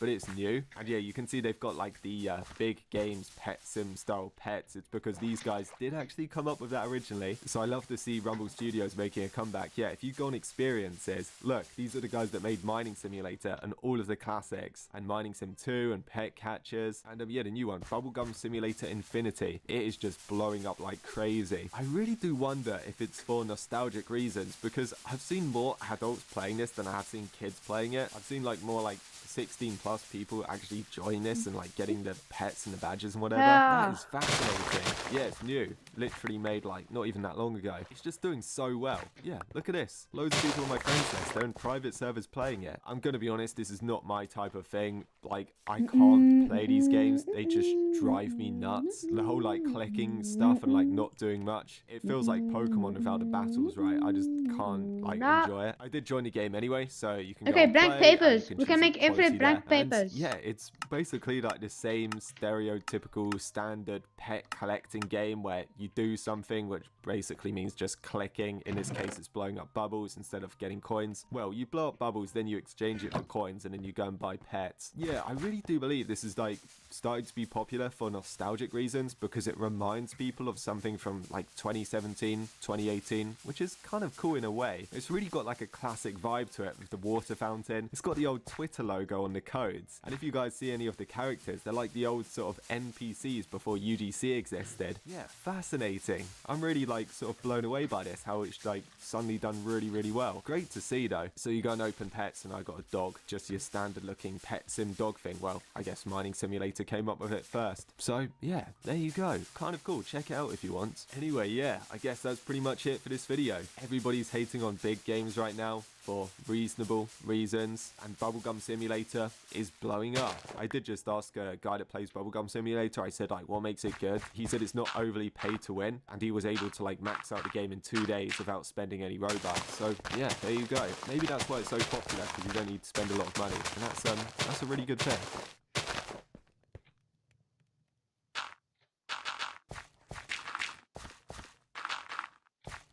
Lava Fellas Minecraft server is one of the hardest there is to upon.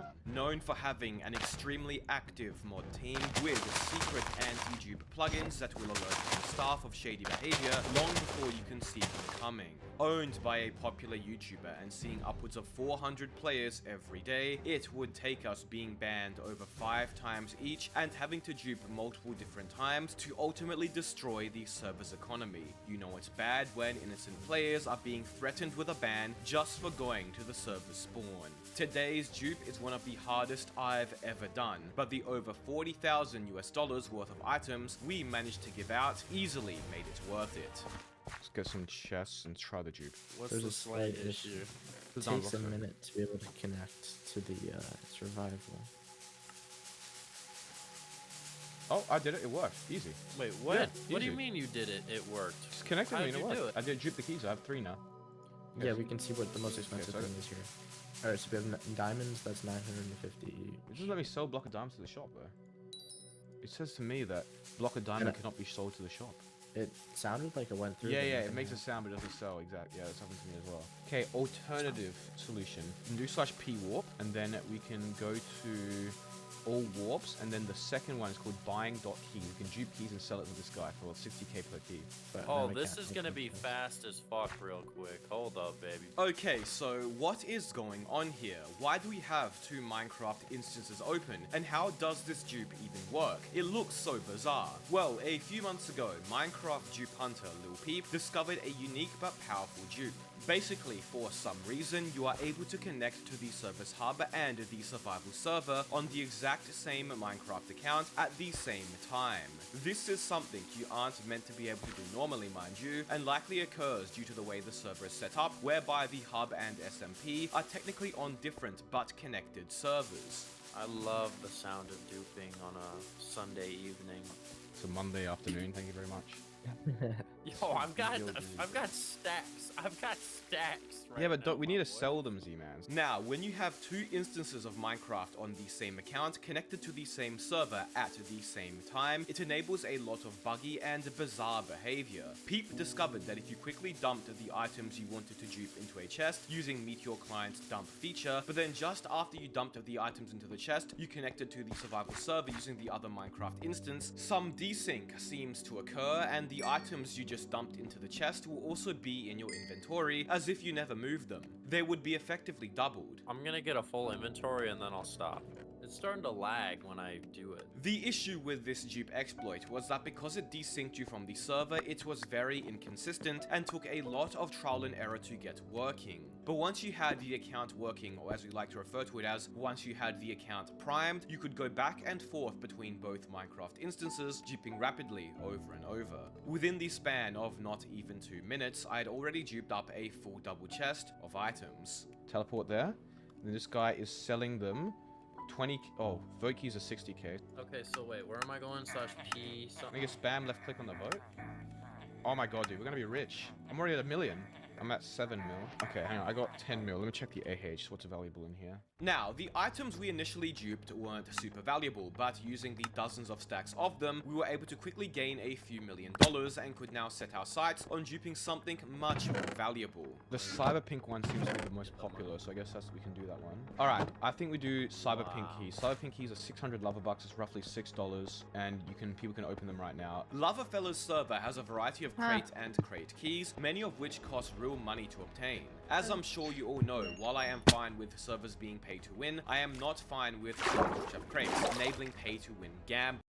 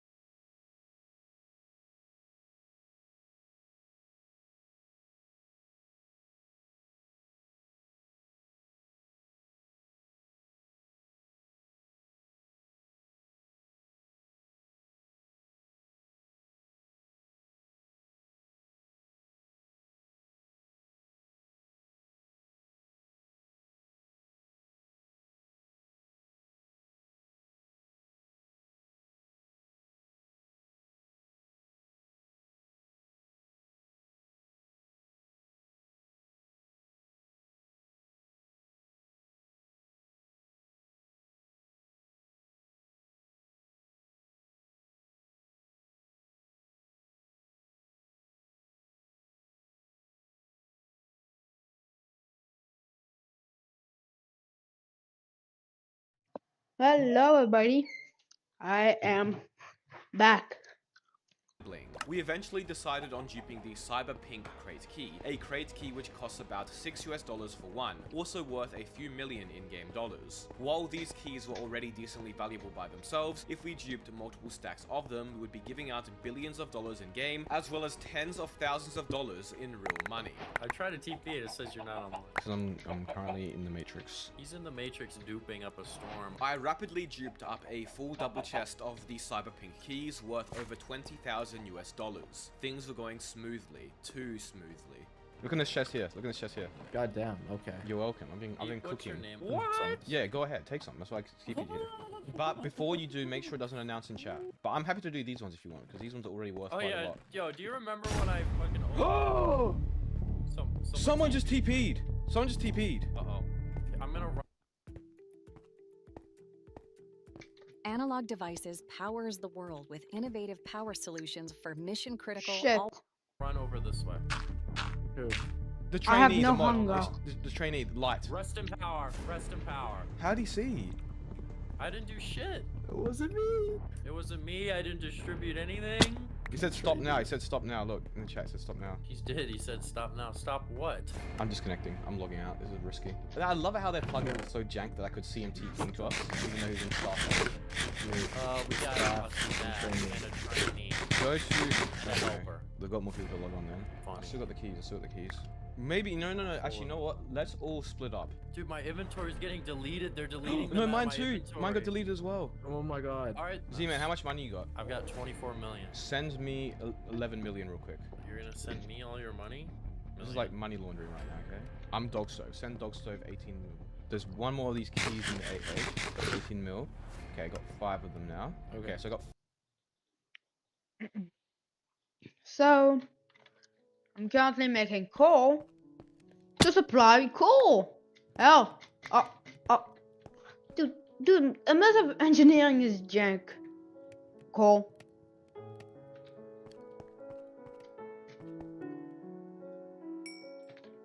Best down, back and pay. Because I am against Steve.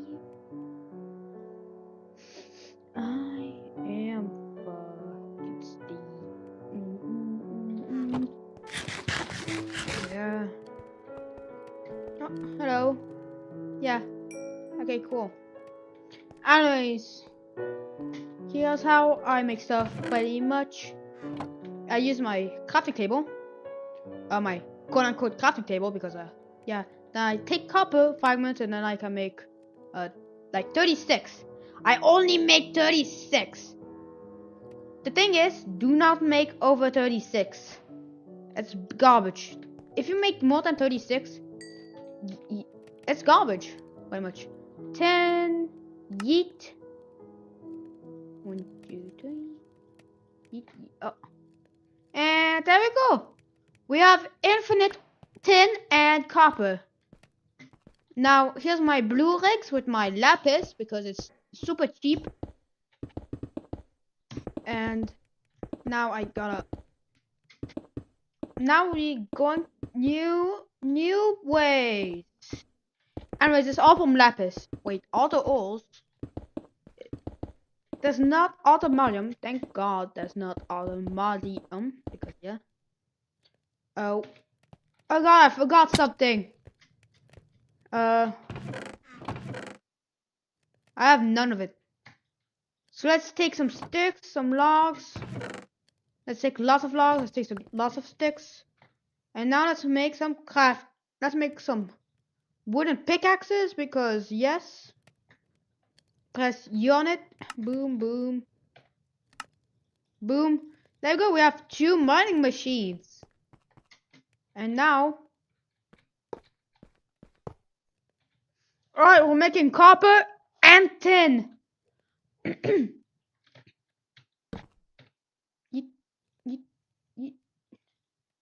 know what? Honestly, let me make 32 chests. Alright, we're getting copper and here we go. There we go, that's tin. Alright, Let me just get my rewards. Block of copper. It's good. It's like 1.4T, but then this thing is way fast. It's the same speed. So we're gonna go 10. But copper, the copper block it's 1 second way faster. So yeah, I can either get this and then go fast and well.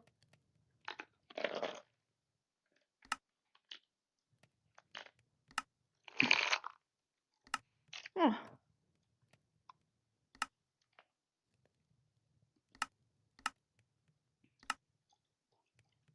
Oh god, I need treated wood planks.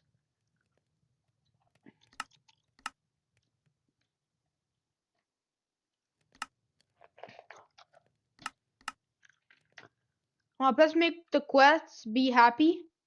Oh god, I sold everything in that single chest. Alright, boom. Boom. Let's make a... Alright, we have the spinning conveyor. And a dropping conveyor.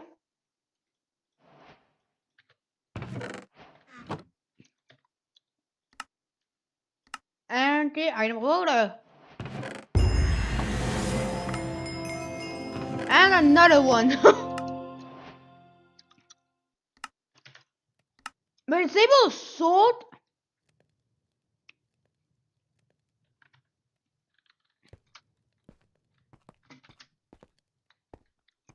Dude, that's powerful. Anyways, we completed basic deck, coal and lapis. Now we're on a 10. 10. And this.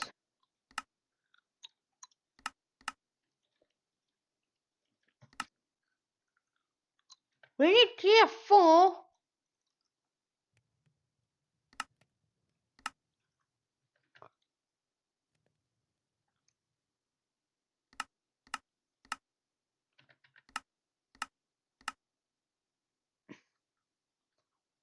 I need copper.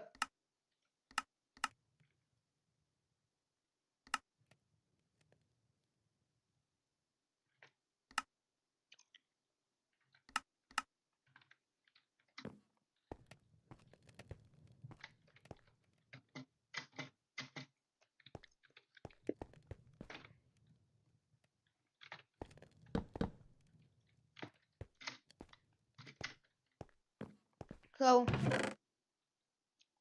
yeah, I have the extracting. I need more. So I'm gonna duplicate some conveyors into like trees. And I think if I just do this. Wait, why is it taking the fuel? No. Alright, what about here? That's backwards. I love engineering. Why? Look, I have no fuel. I'm poor. Where can I take it? The under thing? My god. Shoot. Do. No. Oh god. My Minecraft. I really need a wooden hopper for this.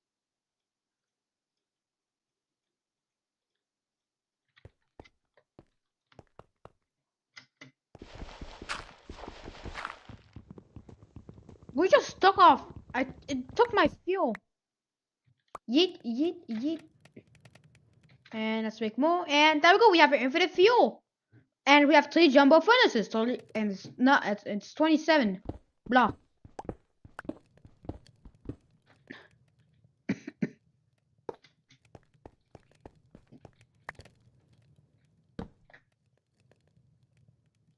Oh, the coal is being gone.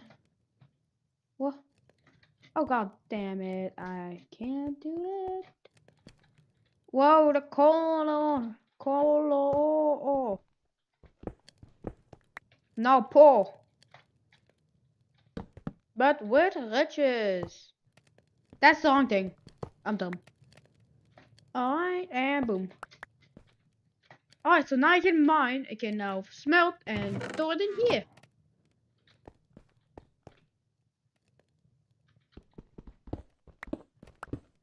We're gonna actually automate this so that we always get some. So I can put it here. So now let's yeet. Slap some down. Slap these down. And let's go here. Now let me just hold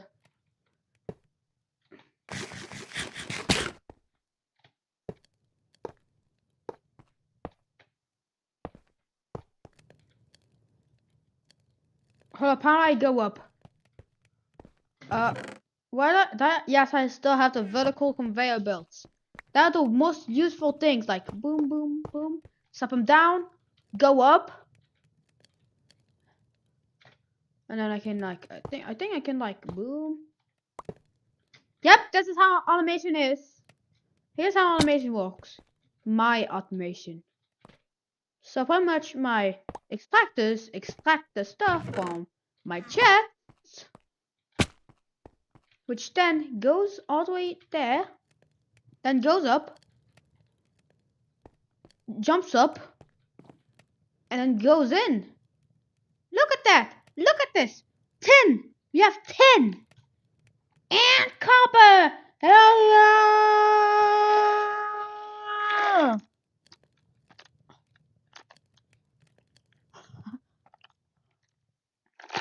Ready to unlock road. So I installed Minecraft on Minecraft. Oh god, this was a horrible idea.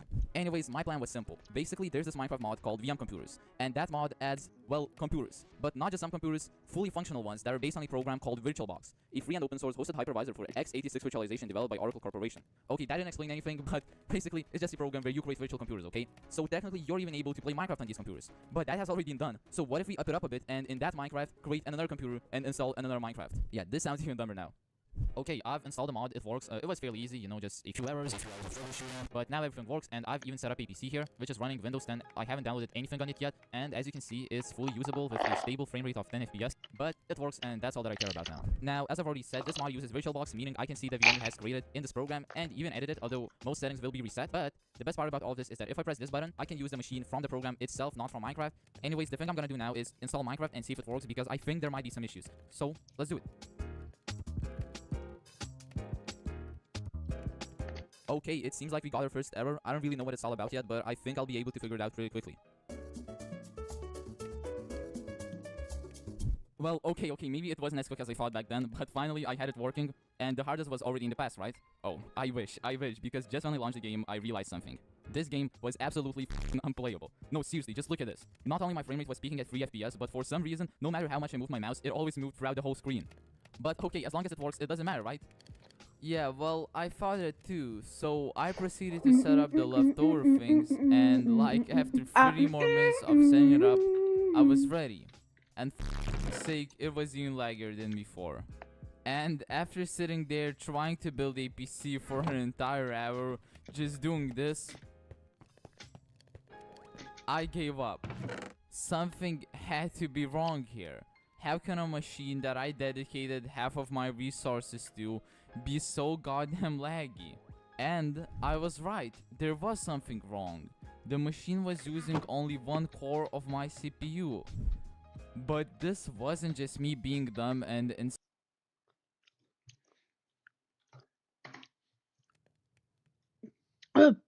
God.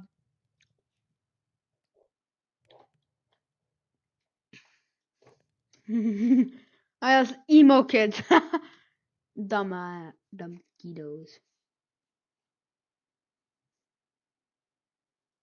It's finally happened, folks. The hacker known as 4chan that the news networks have been warning us about for years now has been hacked herself, and for the past few days, shut down completely. That's right, a flaw in the PHP code that made up this anonymous basket-weaving forum was exploited, giving the hackers access to 4chan's administrative backend and the servers running the site. Evidence of the hack was first posted to Soyjack Party, which is itself a competing image board that was created around 2020 and is a gem mine where all of the best Soyjacks on the internet come from. So we can see from the screenshots that are floating around on the internet that the hacker was able to access the subdomain team.4chan.org, which has all of the maintenance tools for running the website. They were able to see the ban list, the people who had 4chan passes, and also a list of 4chan staff and messages from them. So for those of you unfamiliar with PHP software, access to the PHP My Admin panel is basically the keys to the kingdom. The hacker had read-write access to all of these tables in the 4chan database, and they could have manipulated this data however they wanted to. For example, they could have unbanned one of the over 10 million entry rows that are here. And that's one of the first things that surprised me, because I thought that you had to actually do something illegal to get banned from 4chan, or at least from most of the boards. So either there's been some major internet crime going on there, or the mods are just a whole lot more ass mad than we previously thought.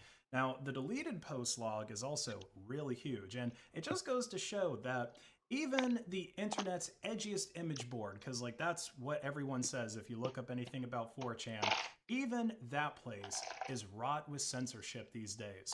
There was also a leak of 4chan's feedback section, which also kind of confirms one of the age-old rumors about the site, which is that most of the people on there don't even really want to be there, largely because of corruption coming from the staff based on these comments here. And that leads me to maybe the most devastating part of this hack, at least for the people that run 4chan. All of their personal email addresses got leaked, everyone from admin to janitor. Now, let me take a moment to explain the professional roles over there at 4channel.org. So obviously, you've got the admins and the manager who are like the high-ranking guys. If this was Squid Game, then you could think of these as the guys with the square masks. And then there's the mods. They're sort of like the enforcers of 4chan, okay? These are the guys that are responsible for the 10 million plus banned users from the site. And saddest of all is the doxing of 4chan's janitors. The janitor has a very humble but important position on the site. They're the first line of defense in cleaning up the board. They go around all day long, deleting threads and posts that are low quality or, again, against the rules in some other kind of way. There's different boards there, and each one has different rules about what you can and can't post.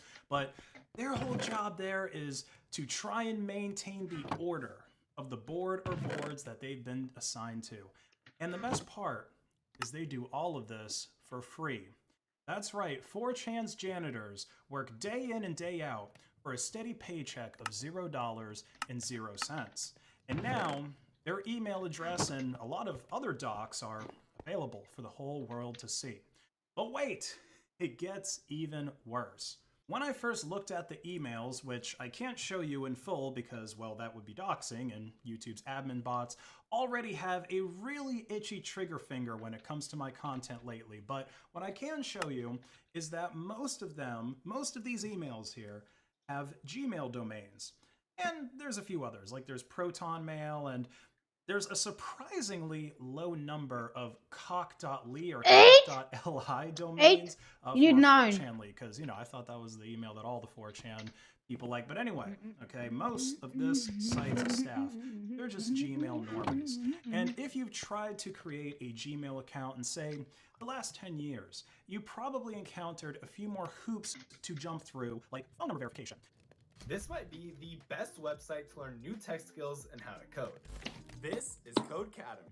Which is dumb. And phone number verification is getting pretty common these days because it's pretty good for stopping the creation of spam or a whole bunch of throwaway accounts that people are going to use for trolling or some other nefarious activities. Because, you know, getting a whole bunch of phone numbers to verify these accounts is pretty expensive. So it's very likely that a lot of these email addresses that were leaked are connected to other things besides the janitors and other people's work at 4chan. I mean, who the hell creates a dedicated Gmail account just for Janny work? That's insane to me. And this was confirmed in one case, at least, from a leak of the 4chan staff private Discord chat. Greypape, the manager of all of these janitors, made this announcement in the chat. At everyone, obviously 4chan, there has been a hack. The site itself has been halted until we can determine the damage. It's likely that email addresses have been leaked, perhaps IPs as well. And yes, that's confirmed now that IP addresses of people who have accessed the site have been leaked. And you will need to hold on to those email accounts in order for us to do a password reset once the site is back up. So don't delete them or anything. And then there's a couple of sad faces and then someone saying, I used an active email when I applied because I was hammered. Damn, you'd think that Jannies would have better OPSEC than this. So I've got to say that if your email got leaked here, okay, if you're a janitor, if you're a mod of 4chan, not judging anyone, but look, if it got leaked, it's probably a good idea for you to just burn that identity and everything else that was connected to that particular Gmail account.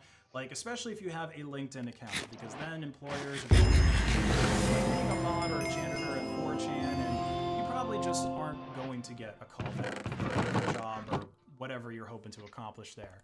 And there's also been dumps of IP addresses that the various admin and janitor accounts last logged in from. So, you know, again, probably a good idea to reset your routers or call your ISP to request a new IP address so that you aren't going to get DDoS directly. And I can't help but notice the irony of a mod, a 4chan mod, unplugging their router to change their IP address. Sometimes reality just makes the best memes.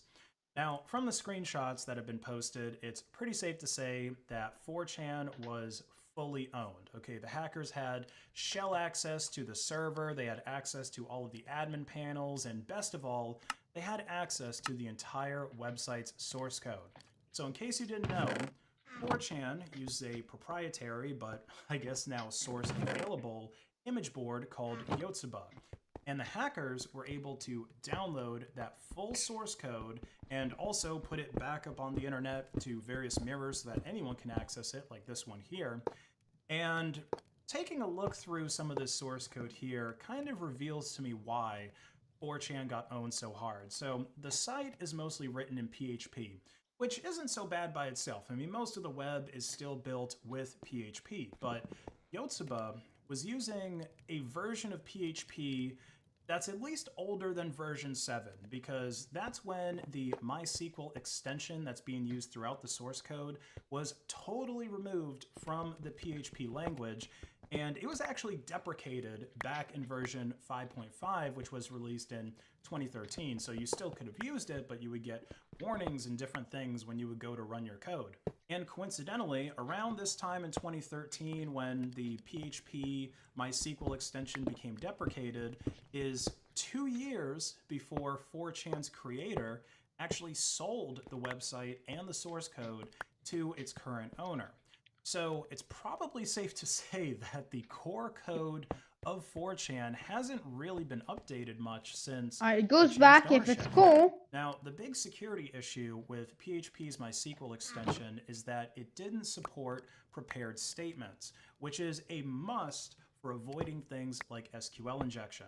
So I would bet that that was the attack vector for hackers to gain initial access to the back end of 4chan, but based on how bad this code is, I would guess that 4chan is actually going to be down for a while, especially if they're going to continue actually using Yotsuba instead of one of the many open source image board frameworks. I mean, I don't know if there's any particular reason why they didn't use one of those, because I don't personally have any experience with running an image board, but you would think, though, if any of the administrators or developers working at 4chan right now could fix it, that they would have already. Like, they would have tried patching this code, these really old security vulnerabilities, before it became this big thing, or maybe then they just got lazy and now they're in a rush, they're grinding to try and update the code as I speak. But this dumpster fire of security vulnerability that was 4chan kind of makes me wonder if all of this was on purpose. There's obviously a lot of government agents that use 4chan, and there's people that are leaking significant stories on 4chan. Like, for example, when Jeffrey Epstein didn't kill himself, it was posted to 4chan an hour before any mainstream media covered it. So this makes me wonder if 4chan really was a honeypot all along.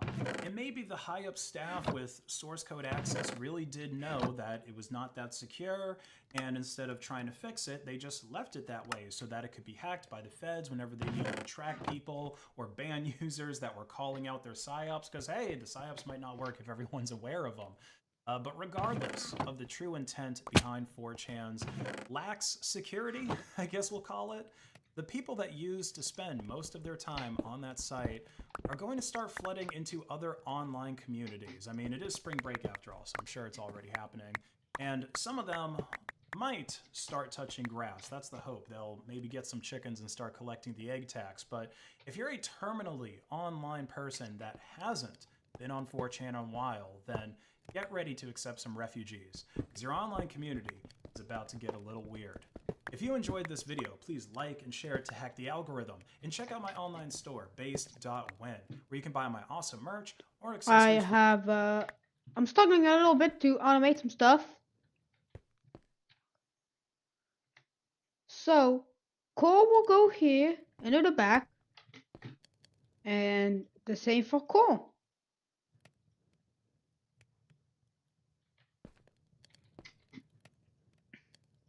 But this thing, that's on. But the ingots go south and then east. The back. Where's the back actually? Oh, down. So blue. So coal south and coal.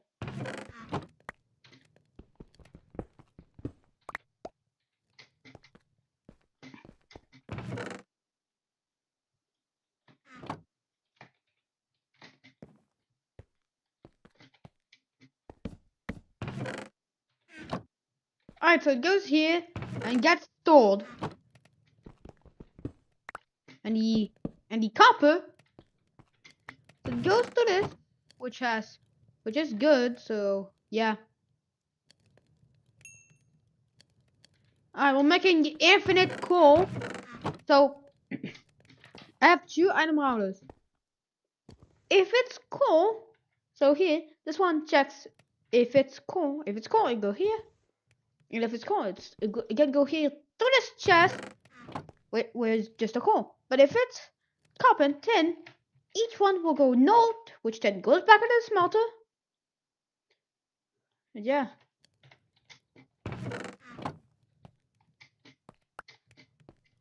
That's crazy. And that's automation for you.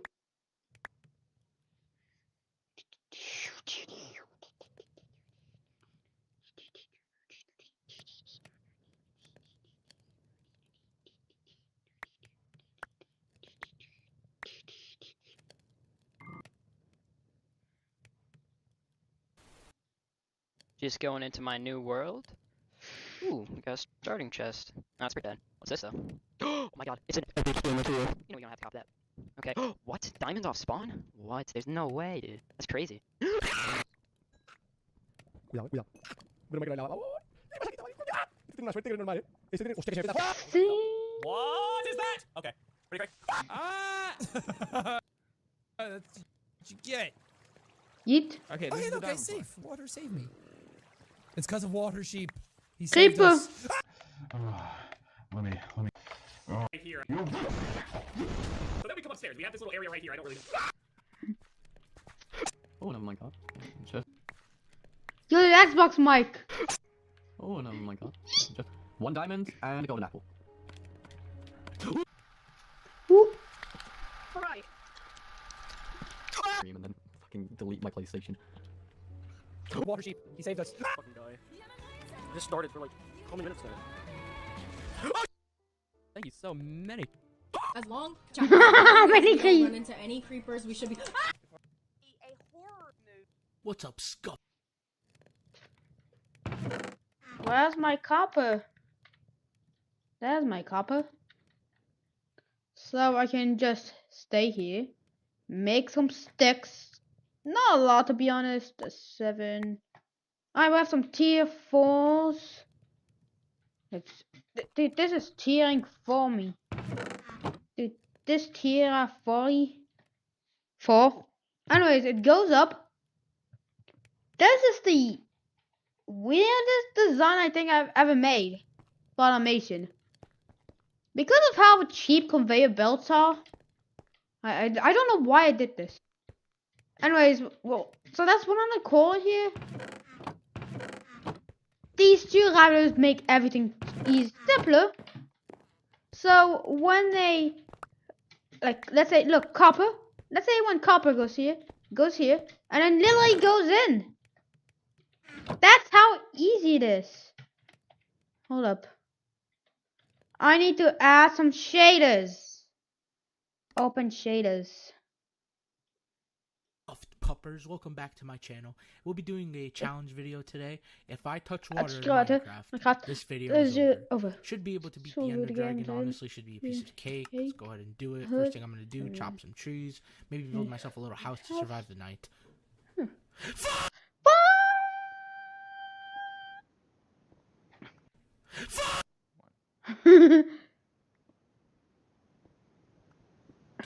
Oh!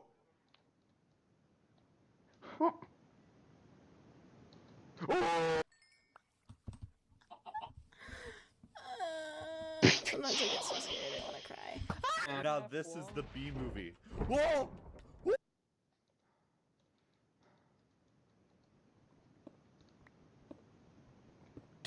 Not again! This looks promising. Betray me!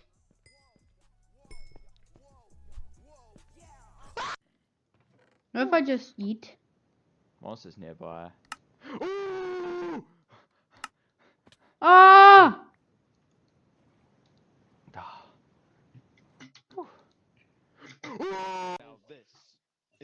Okay, guys, I'm gonna crop my fucking peacock.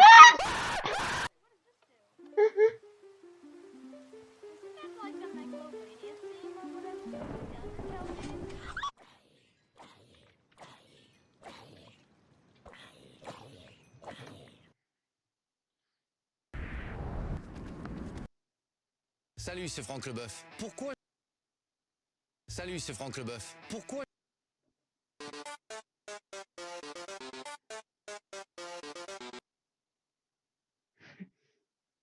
A horror movie, but from the perspective of stuffed animals that belong to dogs. Oh my god.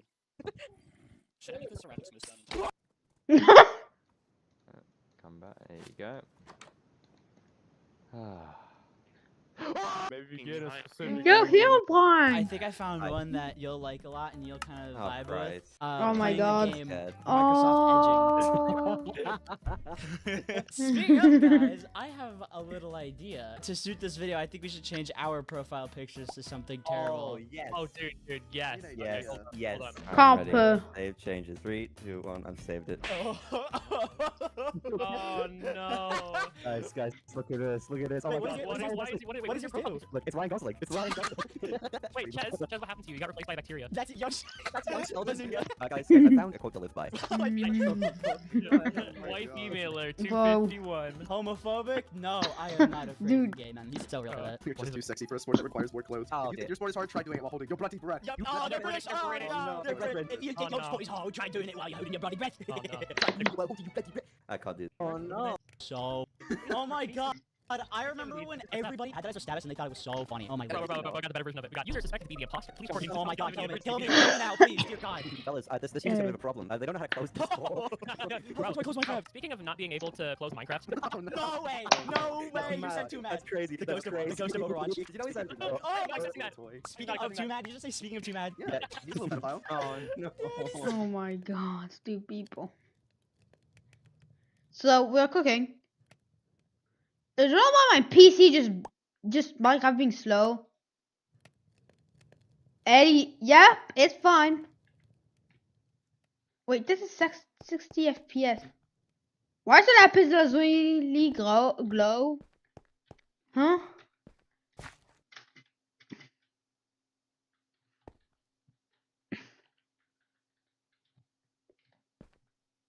Kelp.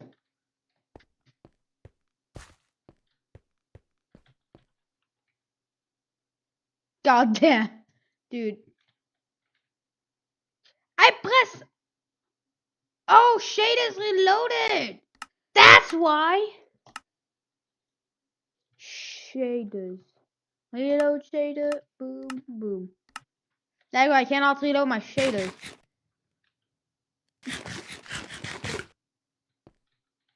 This is lapis. And here we have cobble. In fact, we have way too much cobble. 44 bronze.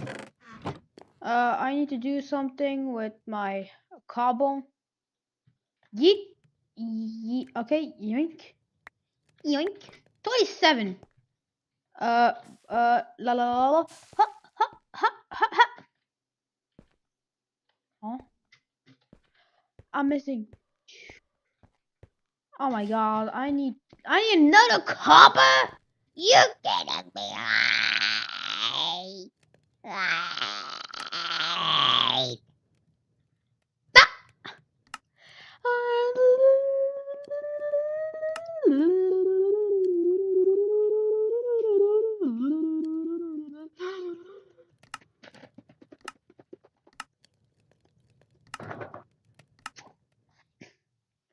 So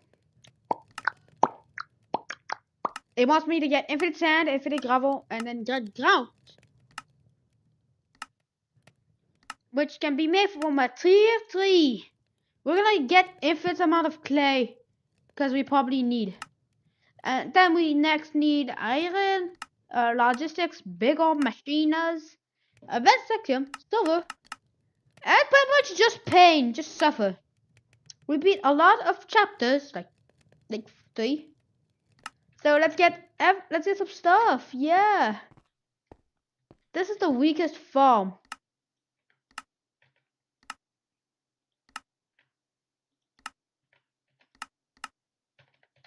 I don't need this right now.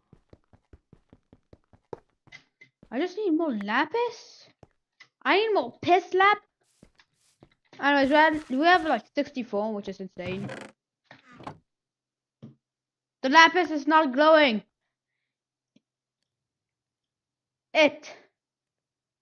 Boom. Bam, bap. Then let's get some more. Then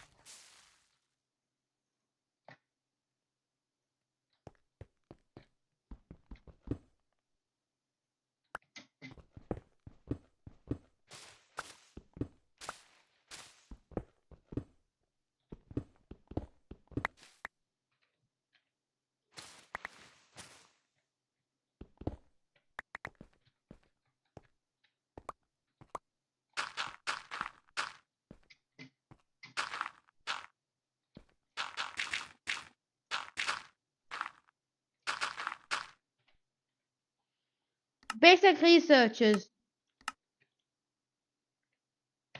We need that. It's painful having to do this slowly and slowly and slowly. So you know what? Let's go on an adventure with apples because I don't want to die. We're on Stony Shore, and this is Stony Shore, but with sand. Sand? Yes, sir. Give me all of your fucking sand now. What is this? That's sandstone.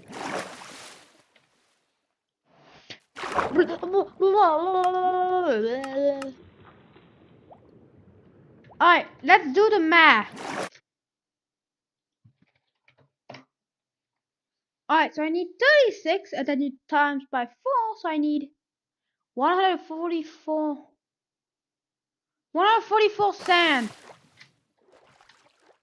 I was a sandy beach.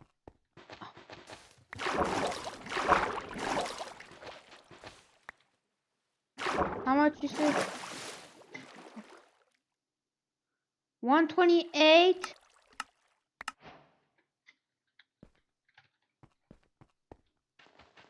We're gonna take another stack because it must be enough. Alright, I need to find like 36 clay. That's salt. That's more salt. That's some gravel. We also need some gravel.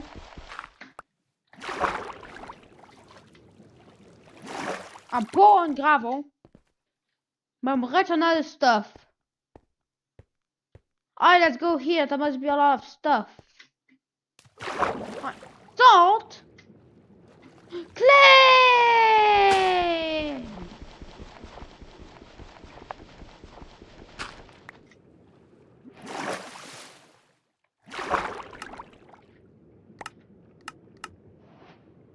I need clay balls, so I need 36 clay. I need to mine more clay. Alright, 13, 23. I'll have literally just 23 clay. Yeet. Alright, but Minecraft is looking beautiful. My mind says it's looking beautiful.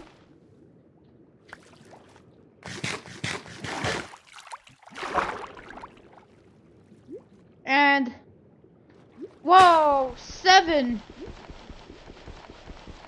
Actually mine a lot of cow. Right there. Oh no, seagrass. It's fine. It's seagrassed. I need a bit more because I need a lot of stuff. The use of gravel to make concrete out of grout. I-13.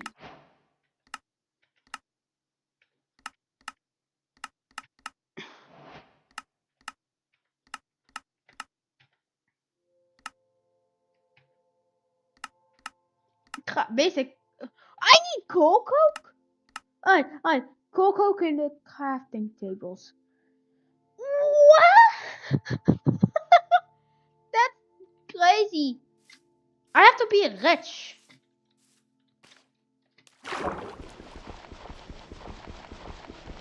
Mine. Alright. Want some more clay? Alright, that's totally enough. Right? Yep, it's totally enough.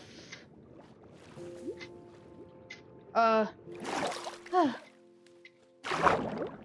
that's the quick thing. Oh my god, that's insane.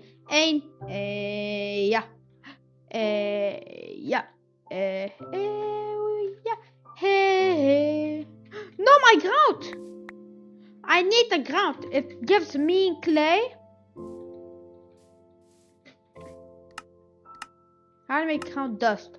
Oh, that's right. Just melt it. Yep. Just fucking smelt clay. And then you, ow. And then.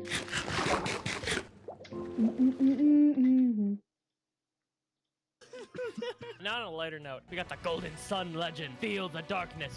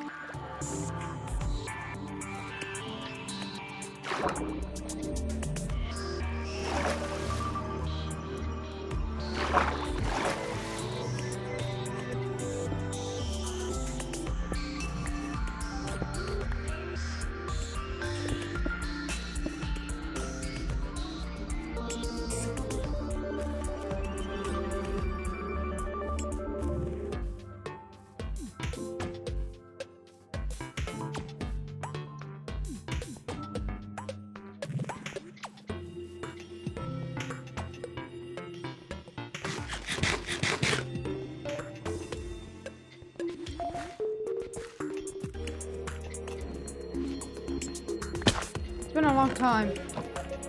Yeah. So I don't need leaves.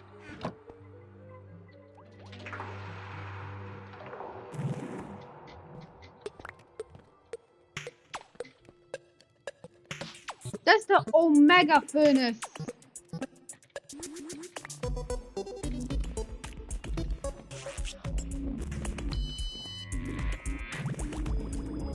Git.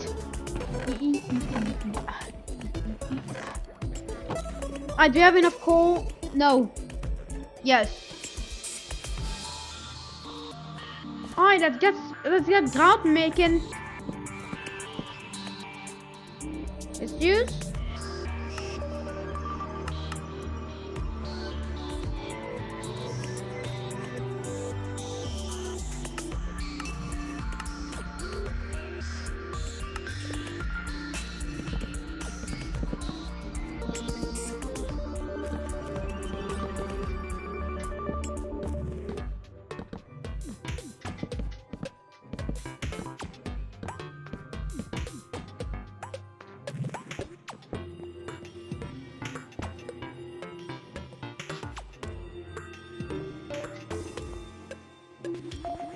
I need my mining machine.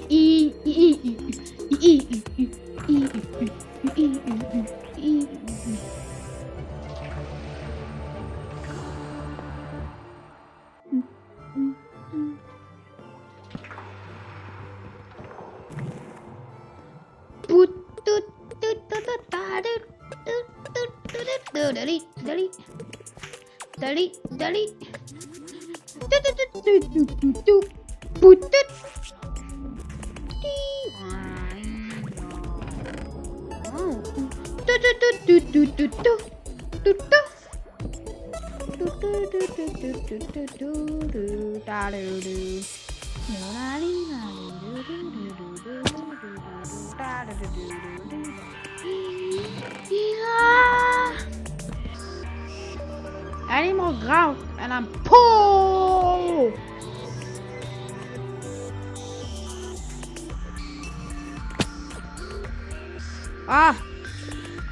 I'm floating. Oh. How many leaves are left? Yes.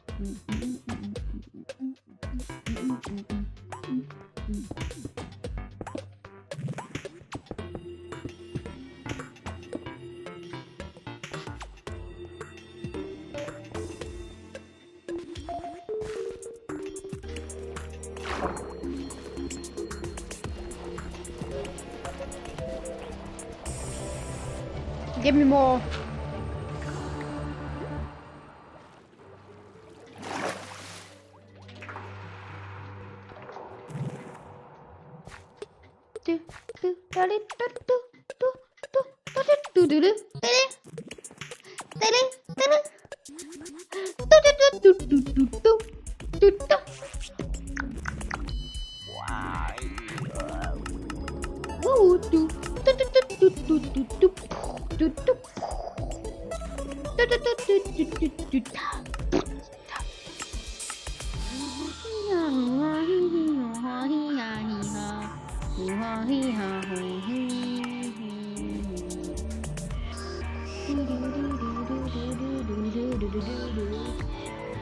My boy's gonna take this.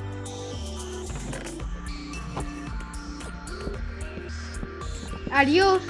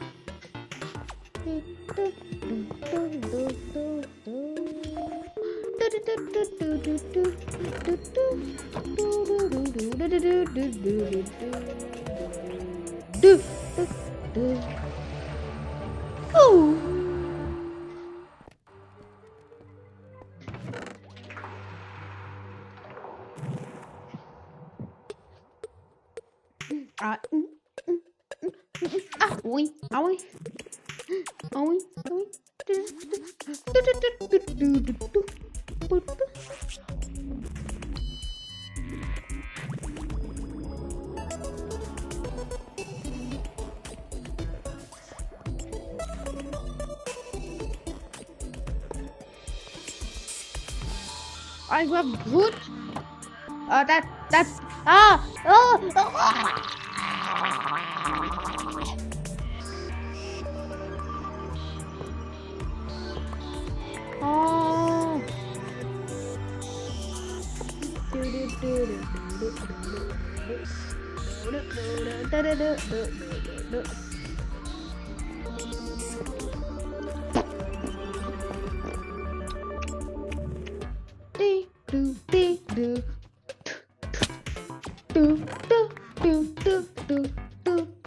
No. Coal, we have that. We have lapis and some stone.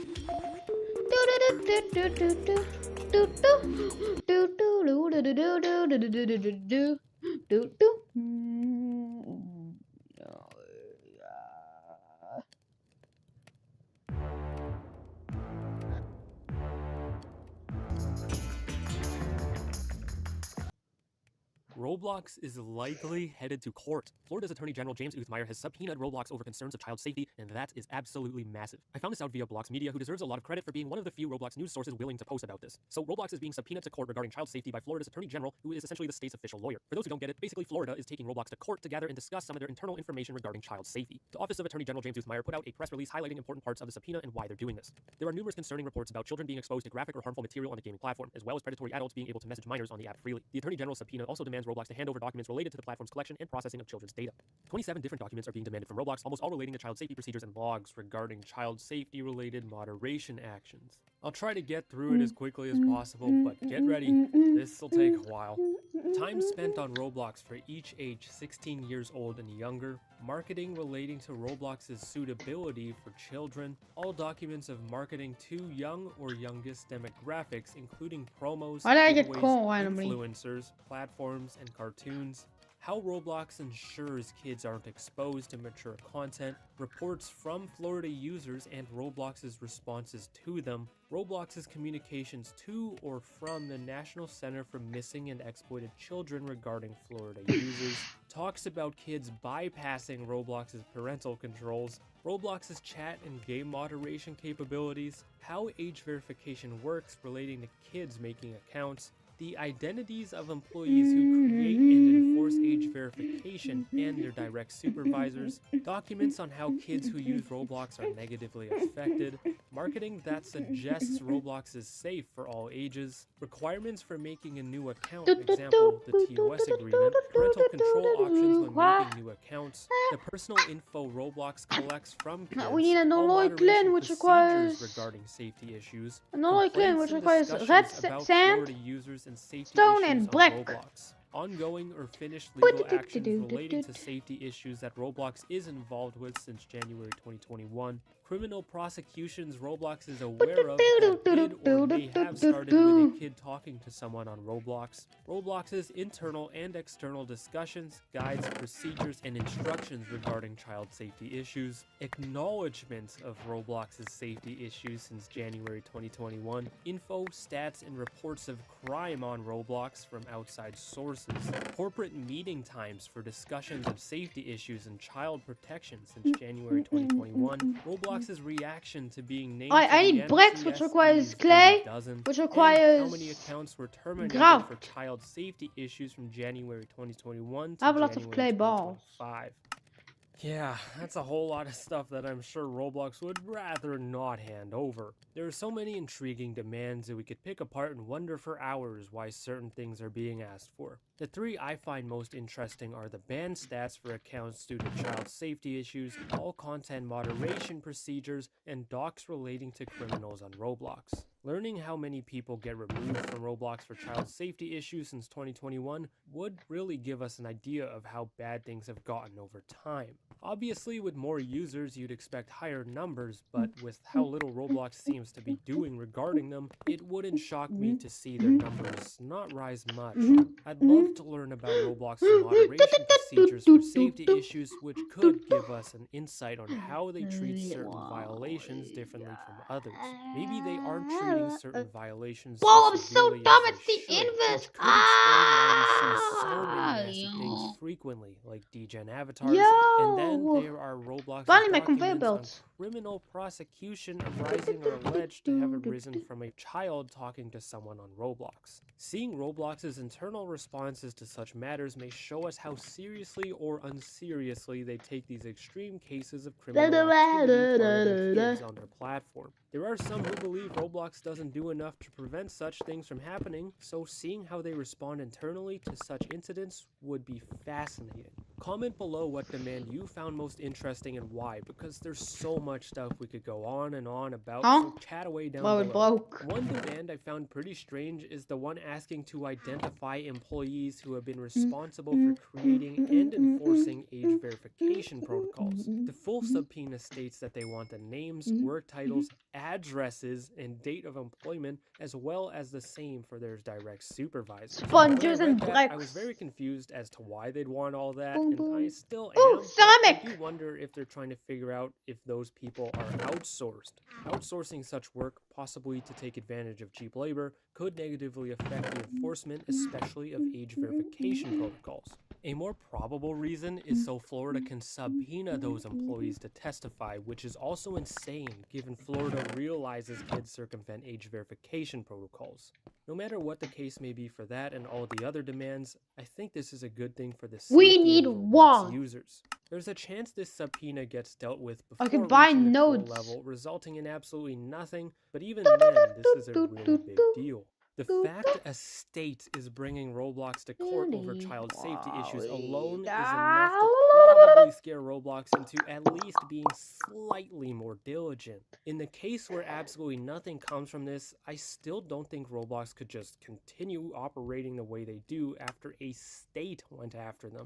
If this goes to court and the public learns about Roblox's internal child safety processes though, that would be a whole lot crazier. We could learn about Roblox's internal practices and thoughts on safety, and Roblox could get in huge amounts of trouble, we don't know yet.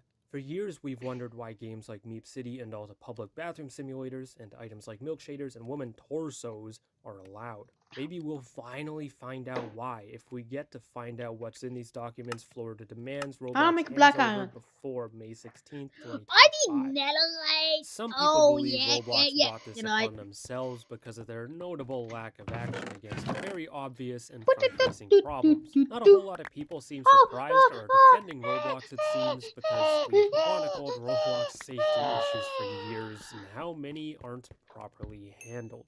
Some people are actually pinning the blame on parents for not monitoring their kids enough though, which is extremely silly if you think about it. There are many reasons why, but one big one I can think of is that zero parental controls can stop a kid from seeing an avatar like this in a game designed for babies. You could put the most extreme parental controls Oh on my an God, account people. and watch your kid play it every second, and your kid could still easily come across something like this. Similar to the Turkey situation, the main consensus, at least from those who know of it, appears to be that Roblox should have and should do more regarding safety on their platform.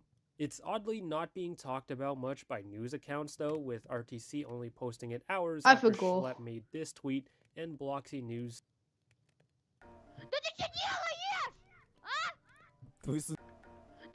What are you doing? Твои сундуки I'm ломаю. putting your chat. What are you doing? А ты что, животное, что ли? Не понимаю. Look at it. I'm an animal. No, not animal. I'm Повернись, human. смотри. Turn Опа. around, look. What? Пизда тебе! I'm gonna kill you. Капец Minecraft. тебе! Отвечаю! Почему? Да ушел! Get out of my house Как ты там and говорил? leave me from Ну, ответь, не Skype. захотел моего возвращать. You didn't return any Блядь, items. теперь я хочу, чтобы ты Now I меня want you to delete me from Skype. Зачем? Why? Чтобы ты мне ничего не You делал, don't уходи. do Я anything. понял, что Go ты away. какой-то там VIP. And now I realize you're Да, VIP. Вип, да. Yes? О, где Yes, блядь, VIP. сундуки? Ёбаный в рот, надо сундуки скрафтить. Где дерево? Что, чувак, я не понимаю. Ну, Dude, ты I меня don't убил, understand. правильно Kill me. понимаю? Am I right? Да, понимаешь ты правильно. Ну. Ну, так чё? Так чё? Блять, хорошо, что Алиса, это... I'm что so just сундуки у тебя okay. остались наверху. Very good. Заебись вообще, блядь. Да ты чё?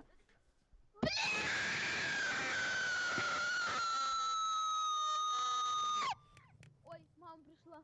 Я тебе, блядь, сейчас дам, блядь. Что за херня-то, а? Мам, да ты чё? Ай! Ай! Быстро выключи свою хуйню эту, блядь. Да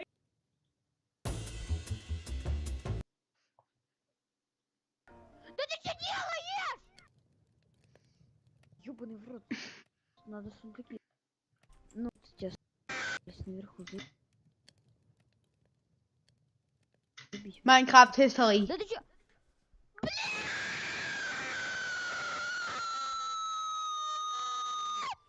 Ой, мама пришла. я тебе, блядь, сейчас дам, блядь. Что за Мам, херня-то, а? мам, да ты чё? Ай! Ай! Быстро выключи свою хуйню эту, блядь. Заебал уже. Да мам! Ай! Блять, мам! Сейчас сказал. This is Mario 64's random function. It's elegant, relatively small, and has some cool math, but it is also flawed. It can generate 65,534 out of the 65,536 possible 16-bit values, and does so by taking the last number and spat out, doing some random looking math on it, and spitting out a new number. This approach has 3 issues, but I came up with a new function that solves all 3 of them, and even includes true randomness, something computers seriously struggle with, through a complete accident that just so happens to work out in my favor, and I kind of hate it. But before that, we need to talk about why I even want a new algorithm in the first place. And also give a shout out to Squarespace for being this video's sponsor. The first of the 3 issues is by far the most important to me. All this math just to generate one single random number is an unreasonable amount of CPU cycles and too much data throughput for what it does. The second issue is that the vanilla RNG's output is not true randomness. It is sequential and predictable. Each number is going to appear exactly once before a number can repeat. It takes a previously generated number and generates a new one based off of that, which means if you know the current state, you know exactly what the next number will be, and the one after that, and so on. Arguably, this is not an issue, but rather an upside. After all, that predictability leads to some really cool tricks. If you've ever seen a video by Pan and Coke 2012, you've already witnessed how players can manipulate the RNG by spawning dust clouds or coins at just the right time to push the seed into the desired state. This works because randomness in Mario 64 is used for things such as dust particles, coin spawn velocities and directions, and some enemy decisions, allowing players to execute RNG manipulation. And this lets them, for example, freak out the pendulum on the random setting in a TikTok clock. I do like that it is possible, but saying that it is not a bug that Pan and Coke can get the pendulum to spin for 40 days until it gets so fast that the game crashes is a bit of a stretch in my opinion. The third issue is more of a nitpick, but it's still like it fixed. The RNG output doesn't cover every possible output. Out of the 65,536 possible 16-bit values, 2 stay unreachable, which skews probability just a little bit. The bit 0 probability being off by 0.0015% is not a big deal, but if you're rewriting this anyway, why not go all the way and unlock everything? If we're going to replace Mario 64's RNG, it is important that our replacement function does not noticeably affect any of vanilla Mario 64's functionality. Keeping that in mind, the simplest, cheaper replacement for Mario 64's RNG would be a lookup table that simply cycles the random values. My first approach is to simply pre-configure the random table and store a list of all random values sequentially, and instead of doing all this math on the seed, we just increase the seed by 1. This keeps perfect vanilla RNG parity, well, except as a little bonus, I'll even throw in the 2 unreachable RNG values from the previous function. This turns the whole random function into a much faster 7 assembly instructions and 2 memory SSs. 1 SS for the seed and 1 for the random table, down from 84 instructions give me my and 1 memory stacks, SS for the original Walker. function. Of course, this means we would store 65,536 pre-computed 2-byte values in memory, and that costs just over 3% of the Nintendo 64's total RAM. But to be honest, with the expansion pack, you have practically unlimited memory on this console anyway, so I don't see this as too big of an issue. I already have 1 whole megabyte large memory bank just dedicated to the Z buffer, so I can chuck it right next to that and not lose any usable memory.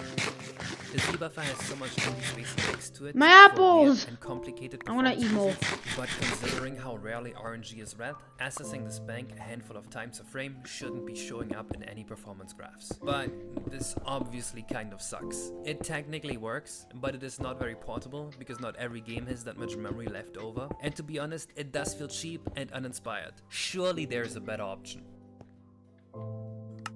If you are familiar with pseudo-RNG algorithms, your first instinct may have been a XOR-Shift style algorithm. XOR-Shift takes a seed and only does these 6 operations here to output a new value, which then gets stored back as the seed, just like the vanilla RNG. Let's In cook total, some this would be coal. 9 instructions Yes, and we're cooking 1 memory coal. access, which is arguably What did you- better than the 7 instructions and 2 memory accesses from the previous function. This algorithm actually reaches 65,535 of the 65,536 16-bit values. And the values apparently feel random enough, and the only value it can generate is 0. You could argue that this is a strictly superior algorithm. Interestingly, this algorithm apparently was only invented as recently as 2003, so this couldn't have been made into an N64 game. Despite that, the people designing the N64 hardware actually gave us the tools to build something much more random than that. Wyatt's coprocessor 0 is also much faster than this and does not require a RAM SS. The N64 hardware has 2 relevant special registers that you can only address using machine code or a custom operating system: the random register and the count register. A register is a special hardware part that is built directly into the electrical circuits of the machine. This means they can be read without accessing memory. Registers also often have functionalities that are not handled in software, but rather by background processes happen.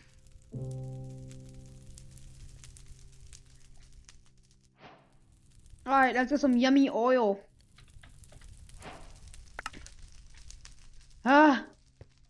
It's time to get the logs out. Let's make some logs. Yeet. Alright, so here's how you make it.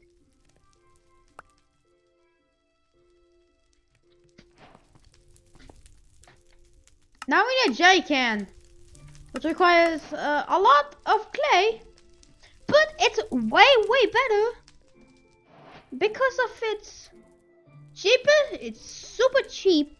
Like, yeah, not a lot of clay, just for lots of smelting power. And how fast is this? How fast is it? I'm not kidding. How fast? happening while the console is powered on. Now you may think, oh, there's a random register. Problem solved. We'll just read that. But hold on. It is the random register in name only. All it really does is count down by 1 after each instruction from 31 to 0, resetting back to 31 whenever it reaches 0. The count register is much more interesting though. The count register keeps track of how many CPU cycles have passed since the console booted. That practically just tracks time, but CPU cycles are very volatile. If you read memory, you may get a cycle penalty around 50 cycles in the best case, but look at my instruction cache miss cycle test here. Compare doing it in a cheap area, where it usually takes 46 cycles, to doing it in an expensive to render area, where it will often take hundreds of cycles. Because the RAM bus is busy moving render data around, it can't make time to load the code. Also, at any point during the game's runtime, a thread switch could occur that will add literally hundreds of thousands of cycles. With the N64 having 93.75 million cycles per second, at 60 FPS, that's 1.5 million cycles per frame, which is about 24 times as many cycles as there are 16-bit numbers. That means that just reading the lower 16 bits of the count register would already give you a decent randomness, assuming you rarely use this function. But it is not perfect. Using this random function twice in short succession would have the results be strongly correlated. After all, if you code were to look like this, the most likely outcome is that only a handful of cycles passed since the last random call. To somewhat mitigate this, I'll left shift the random register by 11, turning its number from 0 to 31 into a number between 0 and 63,488, hex 0xF800, and then XOR the count register onto it.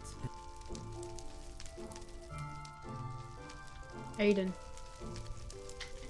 Mayo. This guy. That is me. Sacred stuffs. Yeah. What is this? Ah, yes. Music.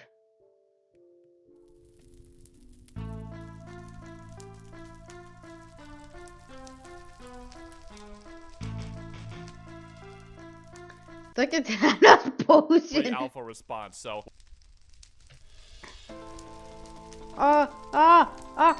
Quick! What do I do? Jerry can! Jerry, I can! Alright, riches! Now I'm rich. Now I can make a lot of treated wood 7 planks. then 1 for your underwear. 9 years later, I still have no idea what I was trying to say. Yeah, I couldn't guess if I were you either. This video looks like that one duck video, the lemonade stand, whatever. Looks like that, but not. I don't know, it's kind of a fever dream. What's up, boys? Listen, I know what you're thinking. Still, Dom? Still? Yes, dude, I am still Tin Can Man, and I still don't have a computer. I'm not sure when I will ever have one at this point. Anyway, I didn't have any video ideas for this week. I had searched all week and I couldn't find any funny subreddits, so I got lazy and I just went to one that I always do. Wow, surprise, surprise, r/YoungPeopleYouTube. I don't think I've ever made a video on this one before. I'm sorry. Anyway, for this video, I want you guys to comment how many more weeks you think it'll be before I have a computer. Whoever's the closest, I will give the computer to. That is totally not a lie at all. I Anyway, need wooden enjoy this video, boppers. friends. I rub her tushy. Lola. Aw, thank you. Me. Your cheeks are blur. Happen and it's that's nice. He just keeps rubbing it and she's just getting confused. Playing Squid Game at 3 a.m. Drinking the Kanye potion at 3 a.m. Eating an onion at 3 a.m. Calling Dora the Explorer at 3 a.m. Calling Elmo at 3 a.m. I appreciate this kid more than anything because he gives me so many banger thumbnails. I know he's joking and he's not actually like an idiot, but like if you see this video, bro, thanks for all the thumbnails. You're really helping me out, man. Xbox 720. Is it real? My dad told me, he works at Microsoft, that it's coming in 2010, and you can play also PS3 games on it and old Xbox games, but it is a whole new system. And my dad says also that you can watch live porn. Live? Like while they're shooting it, you can just watch like through a window or something? I don't know if that's like impressive or a little bit worrying. Postman Sugar Box. Actually happen. This is how much years Freddie Mercury should have lived. 2. He like wanted to compliment him, but he just ended up flaming the hell out of him. Yeah, you should have only lived 2 years, man. Your music was actually garbage. Gay people should immigrate to different planets. Why is he complaining about gay people being on Earth if he's in space? They're not even around you then. If they're all on Earth, why would you even care? You're in space on a spaceship killing people. We got a video of an Among Us. No. I meant Animal Crossing. It's not Among Us. Okay, it's Animal Crossing. Now I just feel terrible after what I did last night. Sad. This is very cute and wholesome. I wish I was like that. I wonder what this kid did last night. What did he do that was not wholesome? Did he like commit mass murder? Because yeah, I would say that is not very wholesome. WTF? Bad graphics. This music video is over 30 years old. Not the greatest tech back then. Ah, okay. I'm just a 12-year-old kid. Don't blame me. He's like, hey, listen, man. You don't gotta get all angry at me, all right? I wasn't born when this thing was made. How was I supposed to know? All right, so back off. All right, so we got a video of video games and their budgets ranked.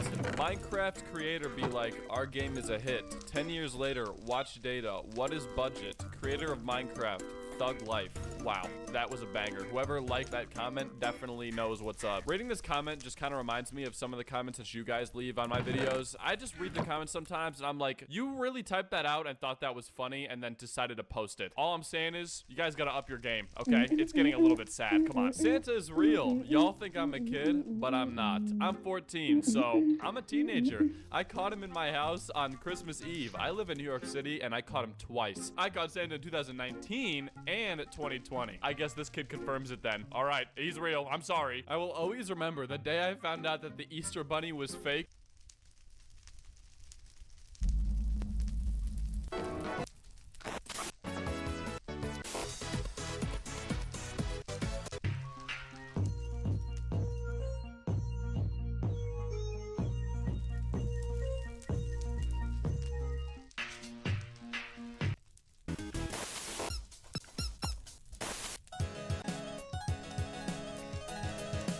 Gotta compute. Let's really play this game.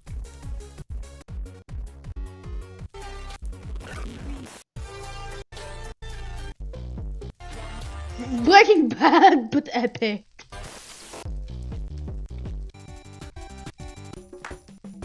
Breaking Bad, but epic.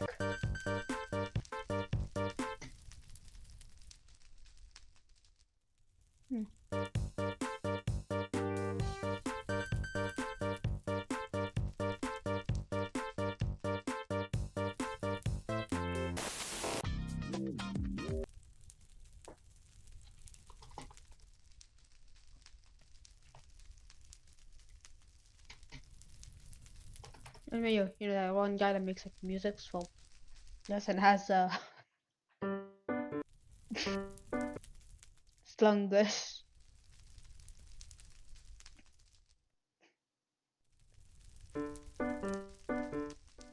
This is the strongest.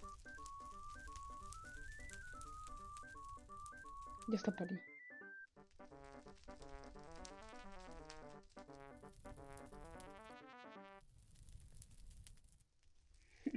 Slungus 7.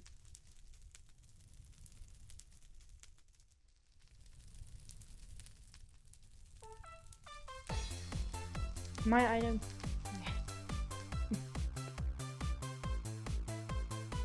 Noodles. I have noodles. Recently, Minecraft released a very controversial feature in the Java edition where players can now report each other for in-game chat and potentially be banned from online play entirely. This is one of the many new safety features that Microsoft has been pushing into the game in order to make Minecraft more family-friendly. I've received tons of messages in the past week asking me about how this is going to affect places like 2b2t, the oldest Anarchy server in Minecraft, a place notorious for having some of the worst in-game chat anywhere in Minecraft. Without beating around the bush, it's going to affect not only Anarchy servers, but all Minecraft servers. Even though these features were first revealed over a week ago, I wanted to do as much research as possible before giving my opinion on it.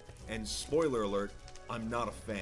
There are too many scenarios where the context of a conversation matters, and this new system could be used in unintended ways by bad actors. It certainly doesn't help that certain details about this feature have been left intentionally vague by the developers.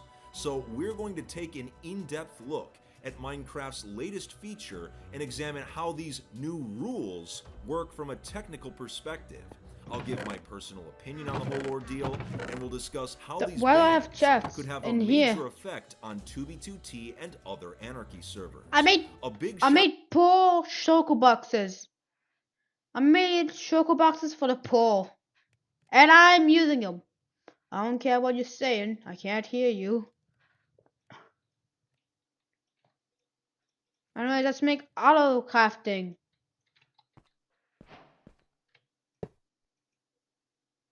Power?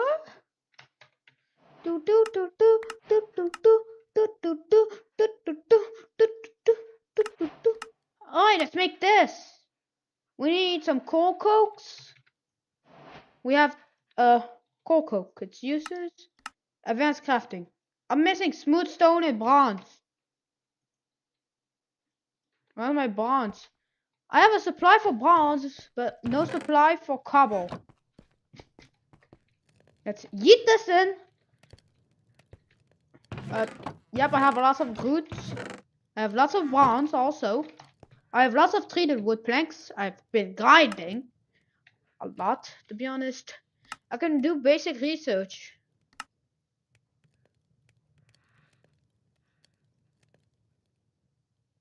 Alright, let's make X compressum.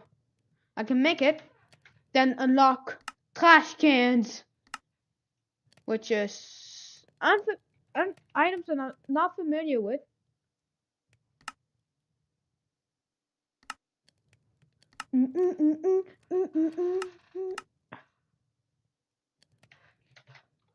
I can do that. Oh, I have paper. And the paper, if I... Oh, that's one thing. If I do this, probably this, and then do this. Oh, sorry, the inverse, sorry.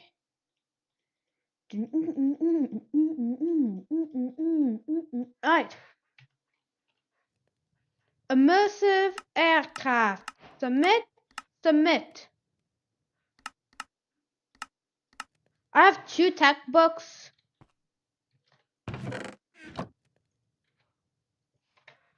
I'm gonna buy it. Submit. Alright, next we need X compressum.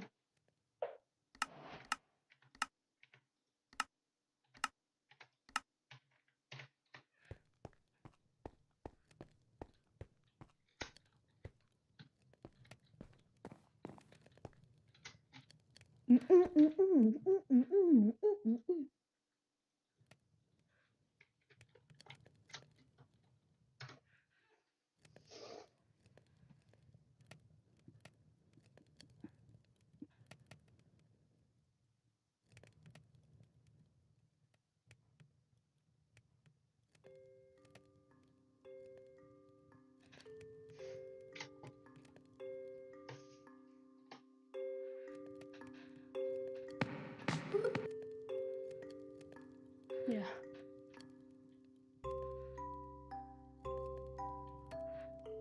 I hate mining. That is why I'm just AFKing. No. Anyway. I was gonna go kelp in case I need kelp somehow. Alright. Alright, why is there more? Alright, it's still cooking. Yeet! Make me smooth stone. And I have to get the smooth stone, so yeet. Alright, no smooth stone. That's garbage. I need smooth stone.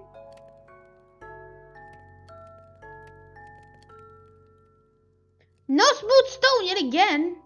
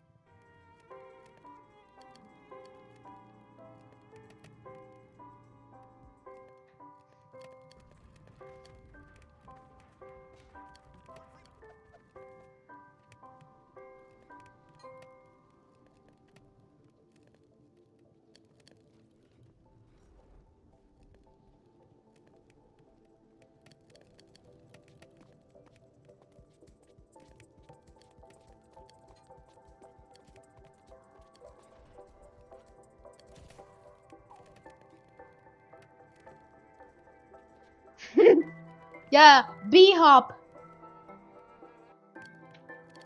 When will this goddamn smelt?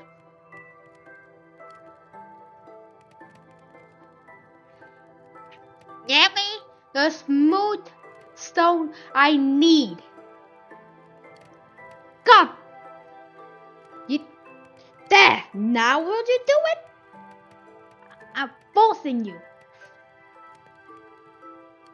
Yeah.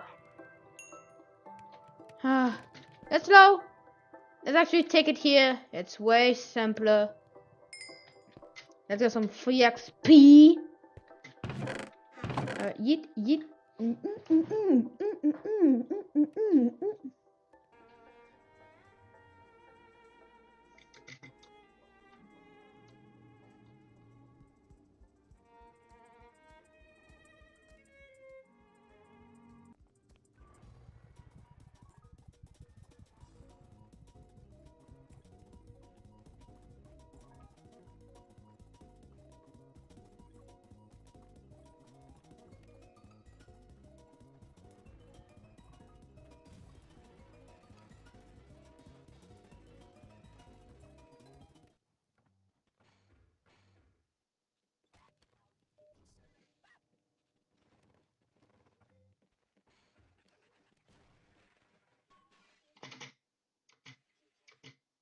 Just be her backwards.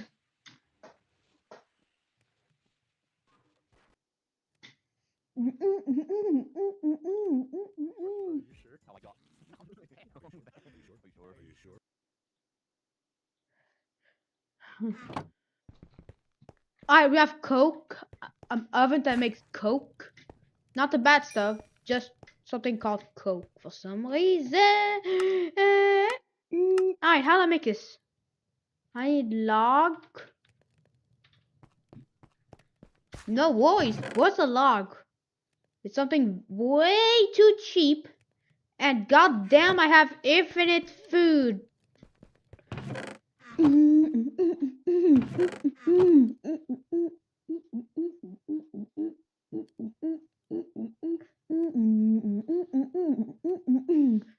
Right. X compressum. Submit. Research storage dollars. I'm poor on tech bucks. Yes, that's the technical term. Tech bucks. Tech bucks. Alright, you can actually make it. You can make it?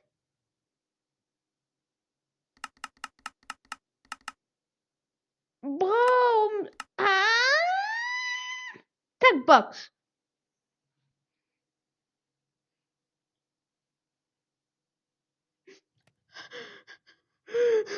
I can make it, but this is too expensive. Basic Tachyon. Yes, to start the thing. Makes one.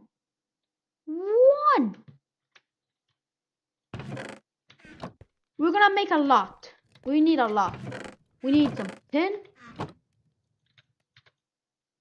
And let's eat everything. Let's eat like everything. Let's just eat it here. Alright, so since we're making infinite stuff, and we're making way too much food.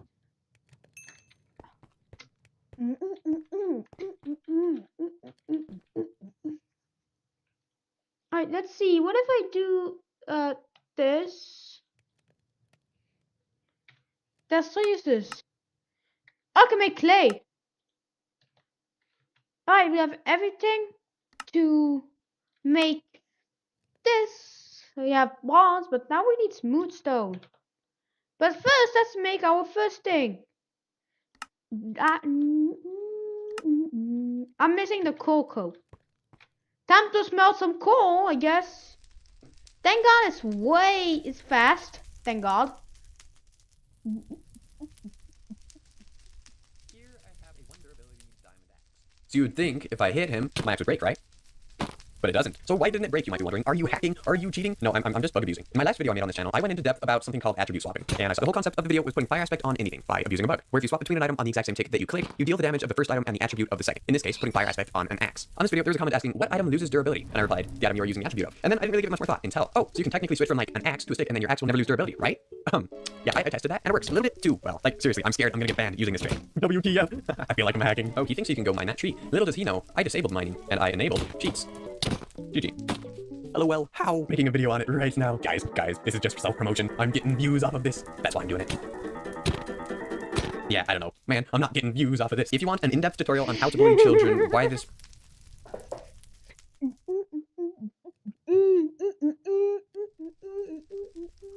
So for the past couple of days, I've been addicted to two things: Mexican candy and a video game called web fishing.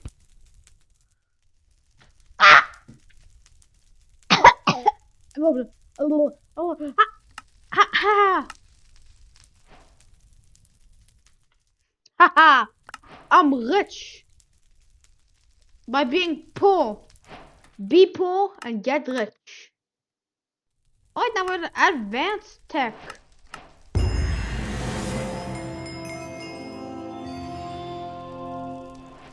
That hurt my... Wait, did I completed basic tech. Falls at us.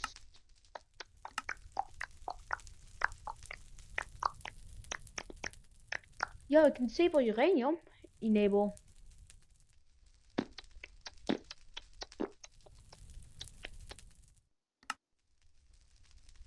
Drip stone or stone. Ha!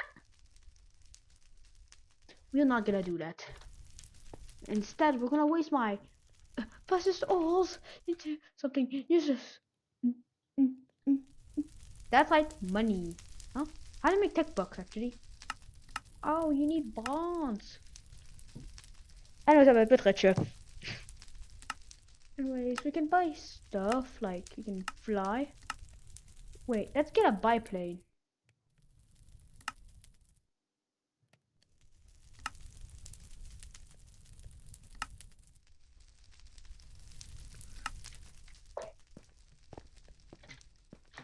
I need more.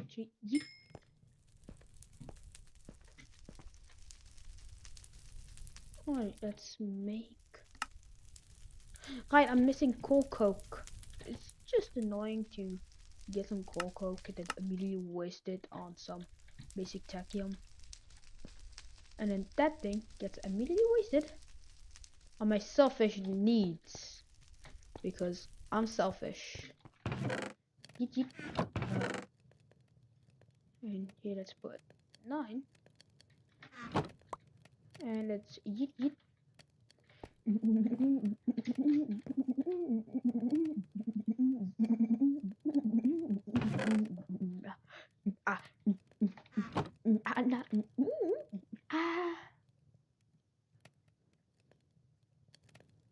Alright, we got some tech books.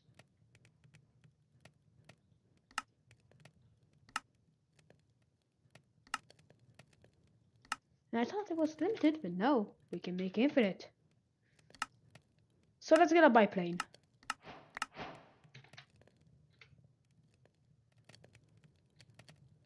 Well, it needs fuel.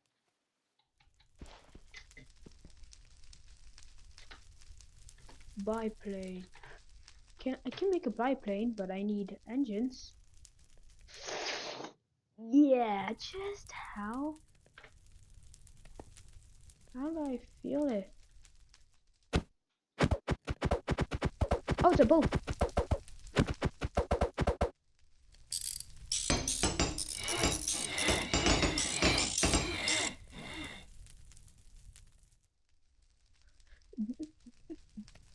What if I put fuel coke?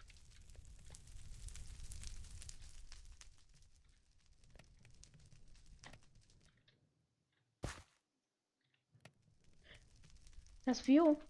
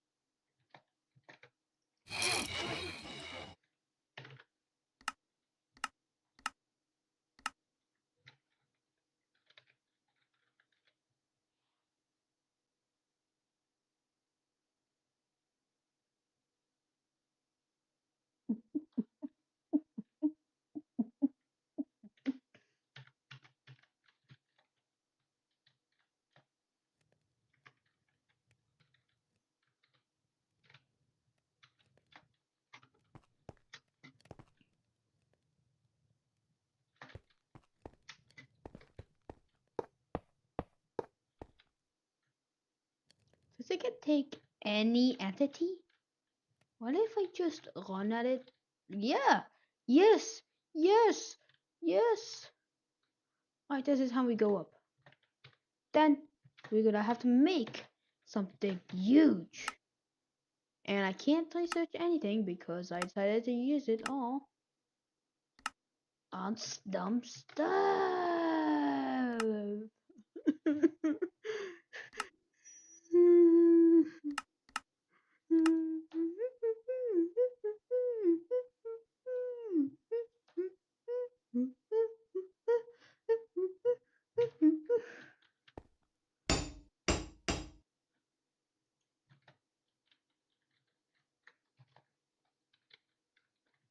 Alright.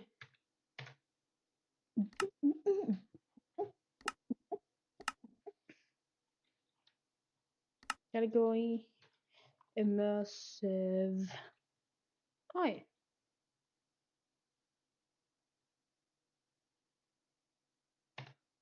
I'm just gonna try.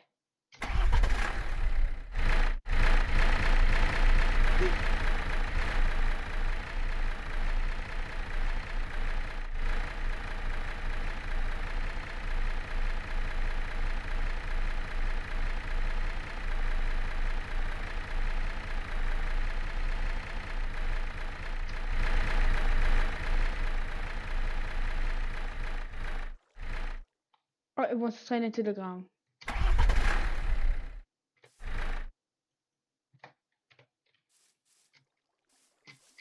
We're gonna get more fuel real quick.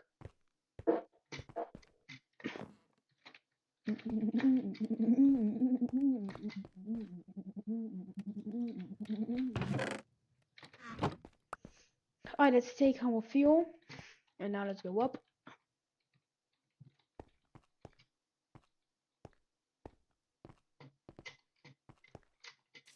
Alright. You up? Alright.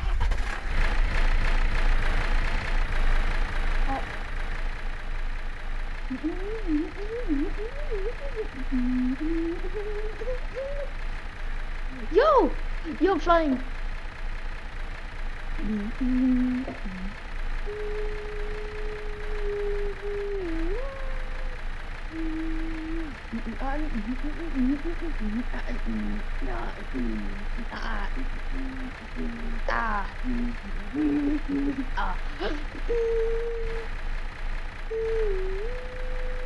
Oh no, I'm falling.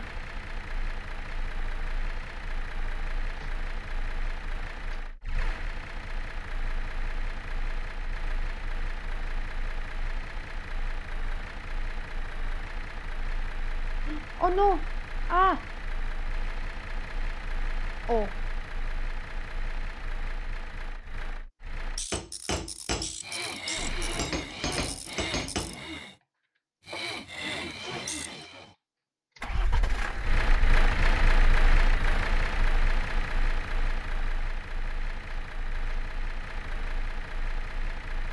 Alright.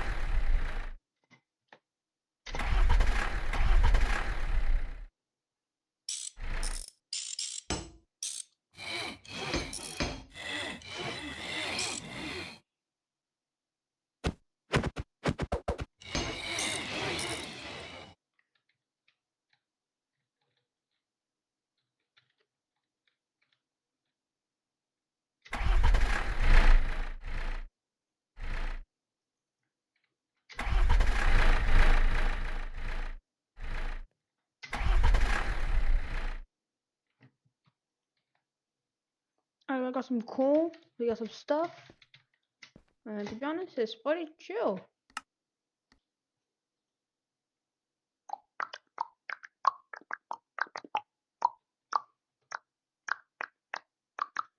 Oh, I'm a thing. I hadn't played enough. Quit game. What's up, boys? We're back with one of the best series on my channel, boys. r/young people YouTube, looking at stupid children on the internet. I will make as many episodes on this series as I need to, bro. It just never gets old. Sometimes when I'm just feeling down, I'm feeling a little sad, I'm feeling a little down in the dumps, I'll just go and do some Redditing. I'm never gonna use r/young people YouTube.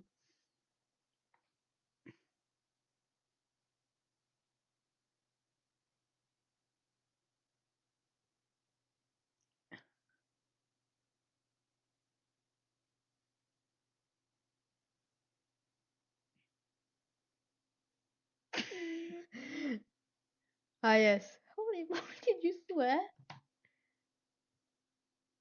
That in that thing. Yeah, that's how it is. Dude, are you transgender girlfriend born? How are you? Where you? How will make you cool? Wow.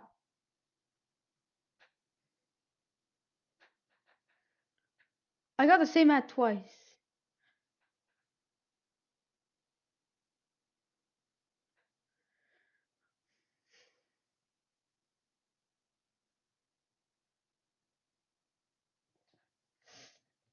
How many fucking more emojis did you fucking put?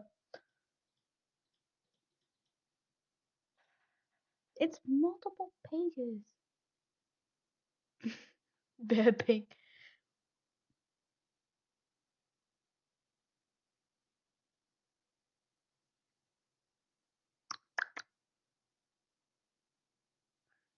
Oh my god, kids. Do you not know British?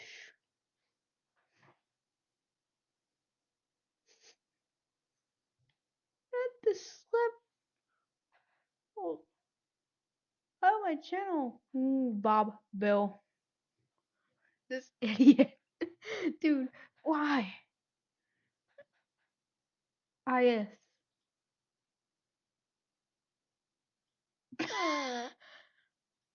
Dude, you could clearly see it's AI.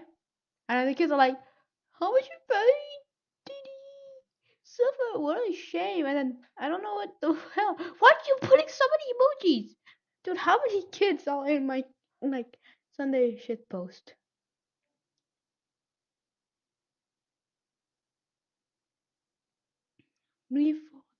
That is just awful on my channel. Face survival.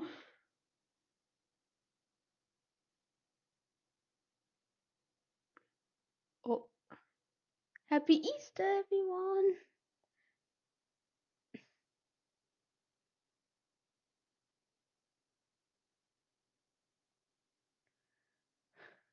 Kids these days. Ah, yes, 5,000 Easters. Dude, Aru. Thank God you don't say, oh, what the fuck? You said to yourself, why not? And then for you, then I know I. Do yourself.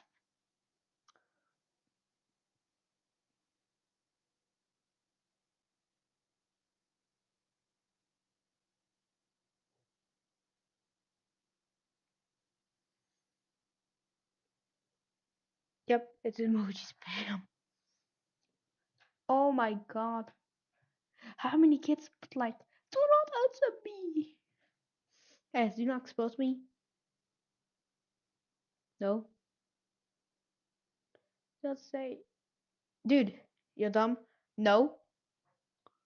No. How do watch your channel explode into pixels? Don't be a fan of my haters.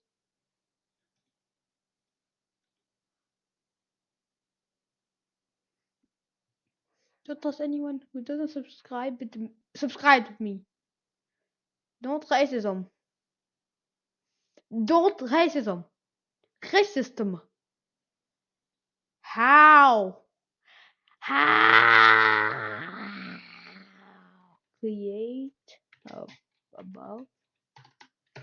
above and beyond.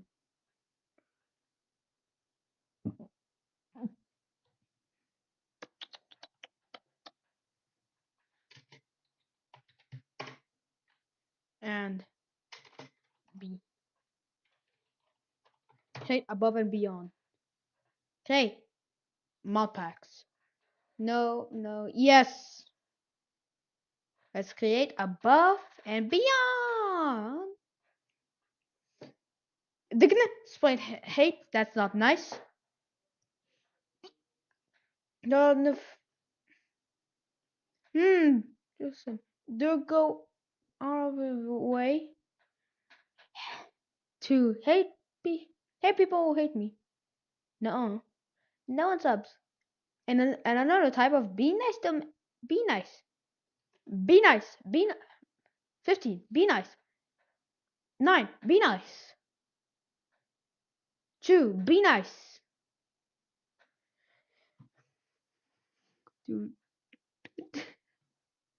Rassen Pest.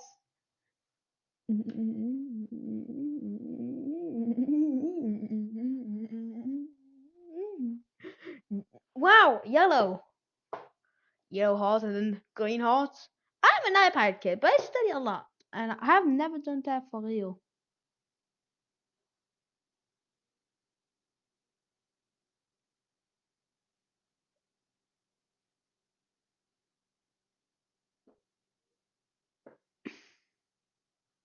It's a song. Oh my god, why are they talking about it? Dude. Funbot. How dumb are people? Damn, J. Bomb really fell off. Send me a duty. But why did you use your toothbrush? Disgusting.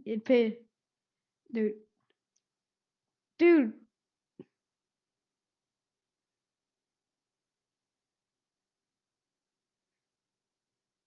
Taxing me.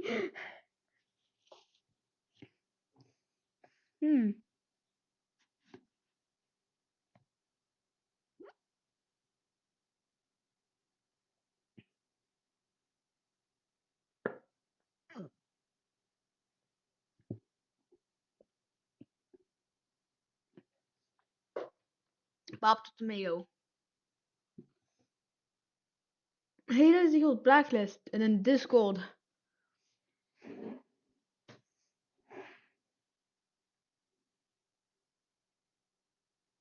Disney. That's all I can know. What the? He can talk? Oh, he can talk. Yeah. What the hell? He can talk?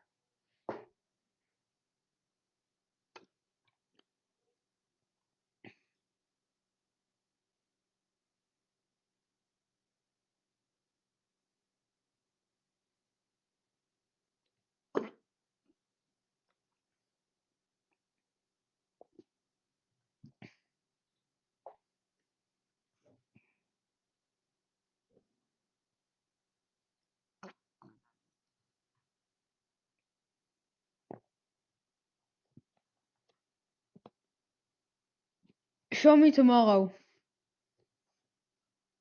What? $400 to Vox Talks? Dude.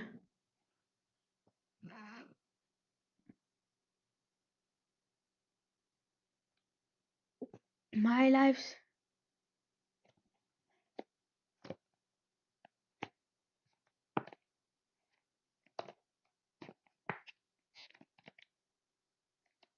stream stopped working.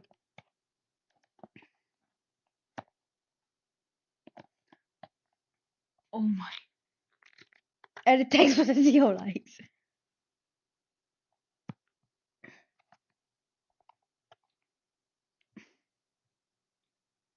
That vegan teacher YouTube.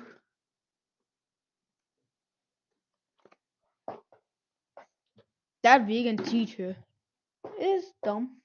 Wow. Yo, guys. He just banned. Dollars these days. Food. What's the that very? Well, what the fuck? I like 5 like emojis. Not today, Satan. No.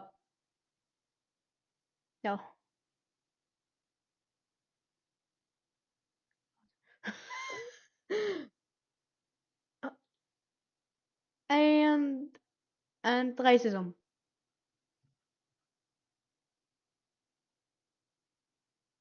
Find me at.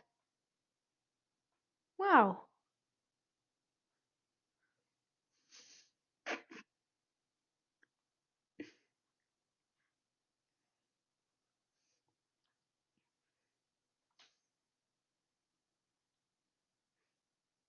Lol, too bad. His side got canceled and a kid decided, oh, too bad. Well, how bad? And somebody is dumb. This is all. Damn! S. Damn it. Dude, young people YouTube. Use that term again. And go on r/youngpeopleyoutube, and it just never fails to cheer me up. Something about it always brings a smile to my face. So today, ladies and gentlemen, that's exactly what we're going to be checking out. Everybody grab your little sister or your little brother. Alright, everybody, so today we are back on the radioactive laptop, as you can see here, 868 detections. Now, I haven't used this for a while because I ran out of storage space, but now I have an external hard drive. We have plenty more to work with here now, so I think it's a good time to hop on the spam emails and just see what we can accumulate onto this laptop. Let's see if I'm still signed into this thing. Oh, what just happened? Am I even gonna be able to do this? I typed Gmail and then it just closed on its own. This laptop is real bad. That's all I'm saying. Okay, we still have our spam email, spaminhaler123@gmail.com. If you want to send in some emails yourself, you can send me files. That would be preferred. Maybe a picture of your cat, whatever pleases you. But yeah, let's begin, shall we? Victoria has spammed me the same MediaFire link. Play the whole thing and leak the game. What do you mean? The JavaScript one? This game contains jump scares, blood. Okay, come on, bro. Really? Right at the beginning? What we're playing. Okay, this is not real. This is corpses. It's just. No, I'm losing that. That guy just admitted he's an EDP. I'm not. No, I'm not. What the f? You are admitted he's in. Wait, what the? I'm closing that. I'm closing that. That guy just admitted straight. Let's get that up as proof, Peter. Hey, Feds, you seen this? You seen this? I recorded the entire thing just for you as proof. Actually, off to a concerning start. Oh, people are sending me their spam, their actual like scam caller invoices. Wait, that's actually kind of dope. I appreciate that. You just call right now? Probably not gonna pick up though. This is a scam caller, by the way. Just to clarify. Hello. Hello. This call will be recorded. Okay. Hello? Why are they not saying anything? I'm so confused. Goodbye. Okay. Wow. Okay, I didn't want to get scammed anyway. I was about to go Oscar G on them. All right, at least I tried. I kind of like that you guys are sending me these invoices. Maybe think about me when you get a spam email. Yeah, purchaser. You.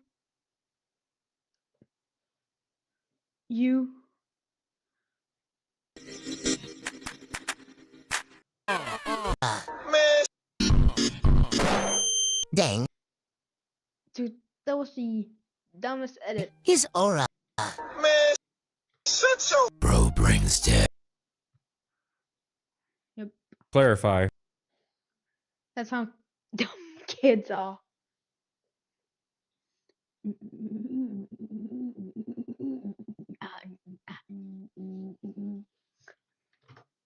Oh.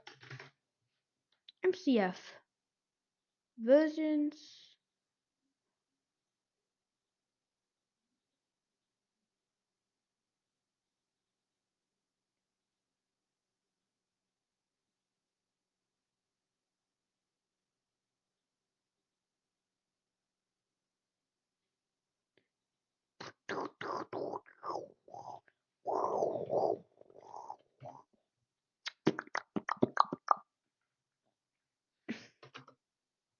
Huh?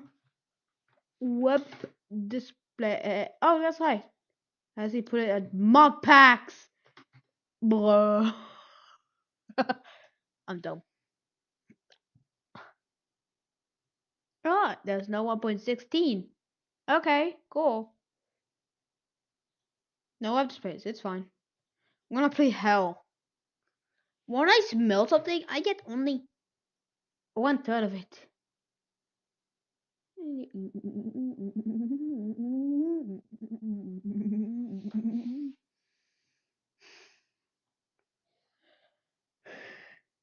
Golden IMC. AI.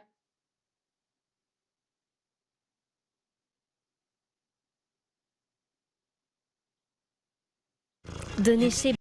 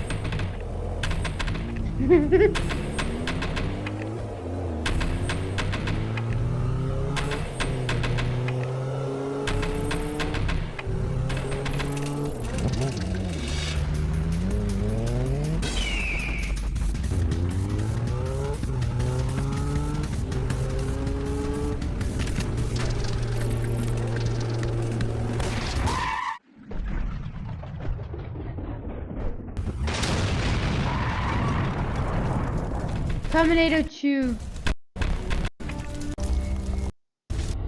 Yep. Ham Terminator.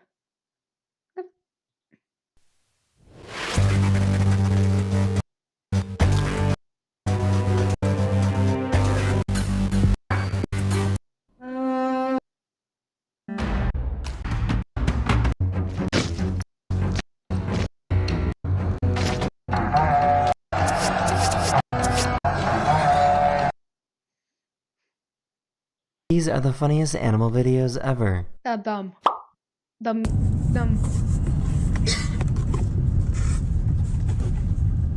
back.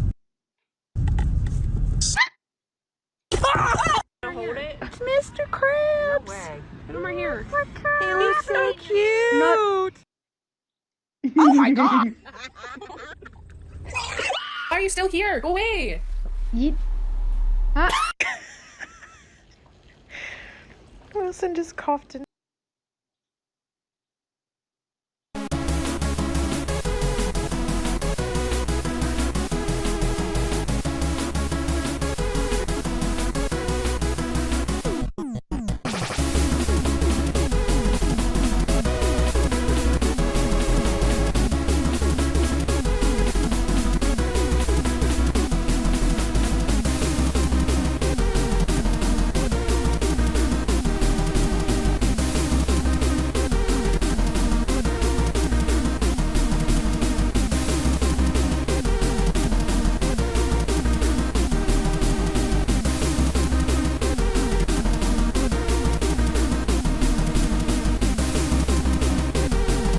Ah, yes.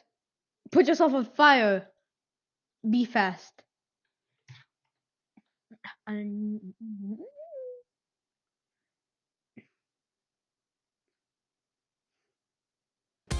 Ready to unlock. I hope Meep City goes on fire. Dude, We thought the Meep fight was done City 3 years ago today, but is little madness. did we know Meep City would only get more dangerous than ever before. On February 16th, 2022, Roblox delivered a miracle upon us by putting Meep City under review after it played host to extreme levels of sexual content for 5 years. After a few hours of peace and quiet, Alex Neutron would reopen Meep City without its central source for freaky behavior, known as parties. We had been liberated from what was more than likely the largest hive for child-accessible online dating and adult content that Roblox had ever seen. The missions and nightmares were thought to be finally over, but there was a new terror being crafted in the shadows. On this bittersweet anniversary, let's revisit Meep City's statistics and community and go over how it may now be more dangerous than ever before. I watch Meep City gets banned. Preview. Oh my RAM. Itemized.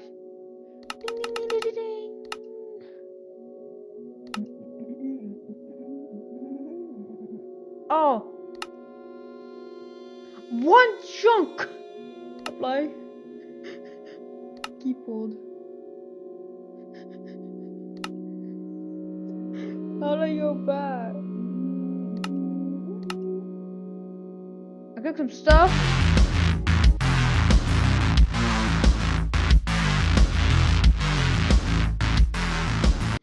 Ever since Meep City parties were removed, we've seen a large decline in overall visits, and the past year has seen a significant drop to new lows. In the months leading up to the party removal, Meep City would average around 8 million visits on weekdays and 10.5 million on weekend days on 50 to 70,000 concurrent users. Those metrics made Mute City one of the most popular games on Roblox at the time, as it was for years prior to the shutdown. Once its Center for Degeneracy was removed, we saw an immediate sharp decline in visits, and those numbers have continued falling ever since. These days, Mute City only averages around 450,000 visits on weekdays and 650,000 visits on weekend days on 4,500 to 6,000 concurrent users. That's around a 92% decrease in concurrent users and 94% decrease in daily visits compared to its massive averages in the months prior to the party removal. Mute City still gets a ton of visits, but averaging about 8 to 10 million less visits per day on over 90% less concurrent users is absolutely insane for a former #1 game. Compared to Mute City's stats at this time last year, the game averages around 500,000 stone. That's the wolf spawn. I have to go down a mountain before I can do anything. It's pre-1 Dolomite by Create. Thank you, Create, for adding 1 block.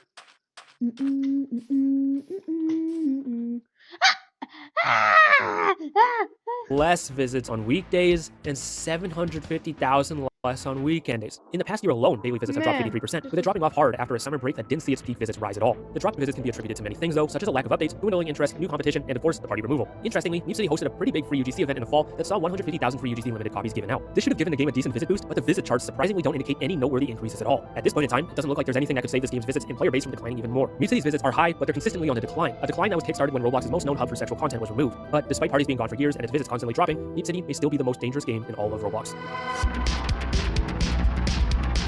Because it's a player. Despite Mute City averaging far less players than it did at its peak, it may currently pose more of a safety risk than it ever has. Years of it acting as some kind of safe space for adult activity seem to have given it this welcoming reputation amongst weirdos. It feels more likely now that you'll immediately see NSFW stuff than it did with parties, because back then, you have to at least walk up to the tent to see something. The avatar editor and new public UGC garbage has given disgusting players the ability to create horrible avatars that can be seen as soon as you load in. Players can share custom avatar builds, which is leading to the spread of disgusting and sometimes naked avatars complete with body parts. It's turning into Robloxian high school, but worse, because it has way more players and seemingly doesn't have a moderation team to stop any of it. Voice chat was added in-game, giving its disgusting community the ability to chat with each other in a way that's less restrictive than text chat. Online dating and gross avatars are expected. However, Mute City received an update sometime last summer that is posing a serious safety risk to children. During the creation of last year's video, I noticed way more players using the roleplay name feature to advertise their social media accounts than prior. Little did I or anyone else know that this rising problem would only be worsened thanks to a new update brought upon the game by its devs. It's believed that sometime in September 2024, a new profile-like feature was added that gave players the option to write a bio in addition to their RP name. Players can write out a long bio much more substantial than the former RP names that could be seen by anyone who clicked on their avatar. With the kind of player base that Mute City has had for all these years, it should really be no surprise that it's being abused like crazy. We're seeing mass amounts of adults and children using these profiles to advertise online dating, say disgusting things, and share personal information. Adults and minors frequently list their sexualities, not because they're proud of who they are, but to let others know who they're interested in. Adults and minors frequently list if they're single or that they want to engage in conduct-like behavior with other players. Adults and minors frequently list their Instagrams, Snapchats, and Discords so others can chat them up without any chat filters and the ability to send pics and vids. And in some cases, we've even seen minors give out their locations, presumably so they can meet up with other players. What these profiles have done is give players the ability to dish out dating ads and personal information in a way that can't be reported or get them banned. There's no way to report these to Roblox because they're input to UI, not chat, making it extremely unlikely Roblox moderation does anything about it. You can't report it to Mute City moderators because, for one, there isn't an option to report them to anyone, and two, there probably aren't any Mute City mods. Using image reporting is the only way to report them, but those reports can only be used to report the game, not a player, which will likely not result in anything. I used image reporting to report naked avatars complete with male body parts multiple times, and nothing has happened so far, proving it's unreliable. It'd be extremely hard for a mod to track bios, considering they're specific to the player, and that player has to be in the same server for the mod to find it. These profiles are acting as a virtually unstoppable way for adults and kids to advertise dating preferences, say disgusting things, and share personal info. Voice chat. Yeah, I really hope Mute City burns to the ground and stays in hell forever.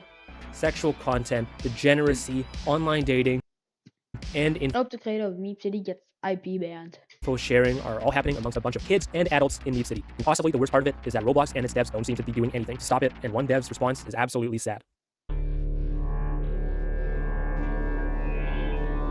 After 3 years, Mute City's reputation of being improperly cared for by its devs is as strong as ever, especially with the madness surrounding profiles and bad avatars. People usually pin the blame on the main dev, Alex Neutron, who is well known for belittling Mute City's safety issues and not doing enough to address it. Unfortunately, he's become completely invisible nearly everywhere for years and is seemingly so inactive that he's apparently not even responding to lawsuits. Our hopes for change lies within the other developers, all of whom are seemingly totally inactive on social media with the exception of one. Celestaphone, a music producer who is ranked as staff in the official Mute City group, was the only one to respond to my public attempts to have the profiles looked after. He responded by untagging himself from tweets tagging him about Mute City's safety issues and turning off public replies on his tweets. Our best chance at getting something done opted to remove himself from conversations regarding child safety without explanation. There are no guarantees he could make change happen or contact Alex Neutron, but if that's the case, he isn't telling us, and I have no clue why he wouldn't. I contacted a former builder named Holiday Corner who agreed that what's happening in Mute City is unacceptable, but sadly has no contact with its staff. Mute City's devs never did enough to prevent safety risks from spreading in their game, and to this day, that is still the case. Every anniversary of the Mute City ban, I think of the times prior to that, and how the feelings surrounding the game and those who talk about it have flipped completely. Believe it or not, from the inception of parties all the way until they were removed, Mute City was mostly seen as an innocent game that held some harmless ODers. Some of the most highly respected YouTubers and largest videos regarding it defended Mute City and Alex Neutron while speaking out against their critics. Viewers would follow what these massive YouTubers and vids were saying, leading to Mute City's devs and Roblox not being pressured into taking strict action. People like myself were instead villainized for calling out a problem that supposedly wasn't serious and couldn't be stopped by Mute City's devs. It's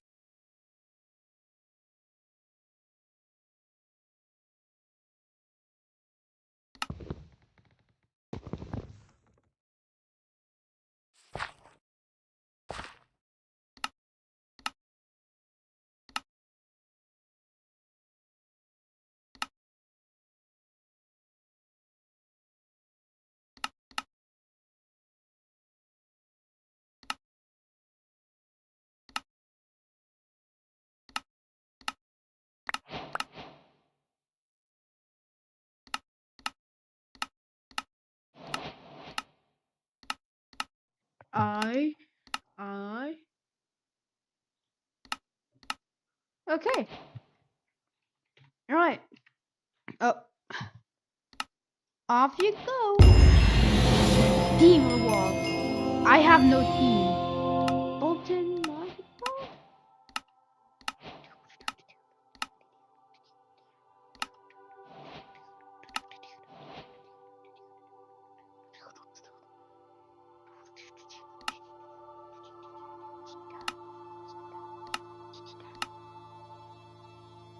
Right, medals, 2. Sounds repeatable.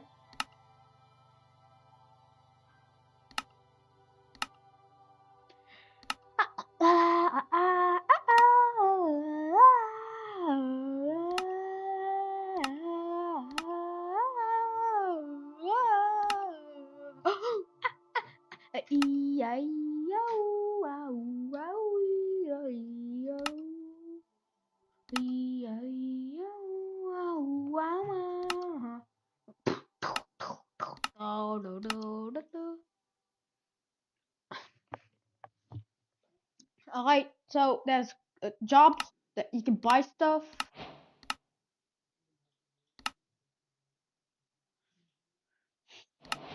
You can buy money.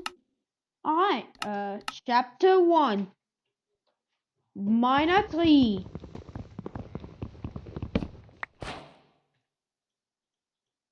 Alright, it's pretty much normal Minecraft. Let me get more wood real quick.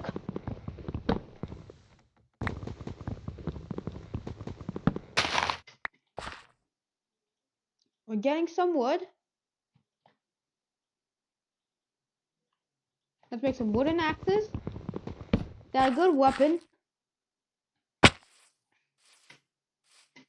Anyways, there's only new biomes from one mod. There's no one onions. Yeah, yeah. Food for what? I already have some food. We need. Let's make some sugar cane.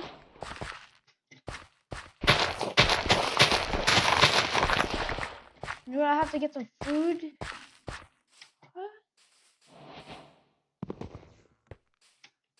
Oh, let's go 1,000 blocks there. It told me.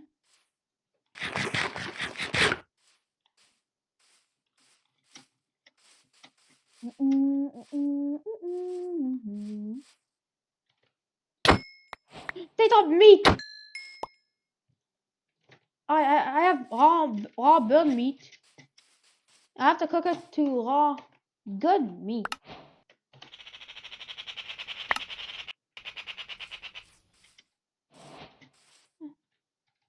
Yo, Magpie, give me your strength. Rubber Tycoon. Yes, let me get my Rubber Tycoon. I have to do something. I have to move the chat for once. Alright, it's way shorter, so I can easily see. Alright, overview. Alright, let's unlock chapter 1. Chapter 1, the factory guy. Underwater, sand, bedrock, inside cobblestone.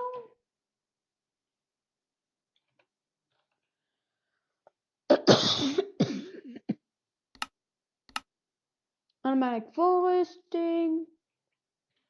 Yeah, a lot of stuff to be honest. We have some builder's tea. And we have some apple cider. Wait, how do you make this? Dun, dun, dun, dun. Dun, dun. What is this?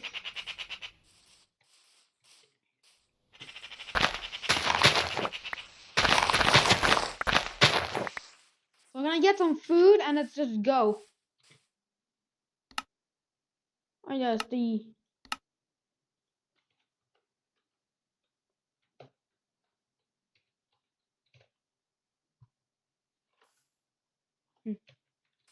oh.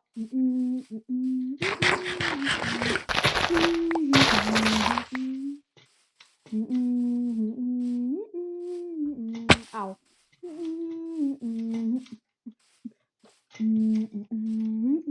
Yo, what? Kill it? Mine.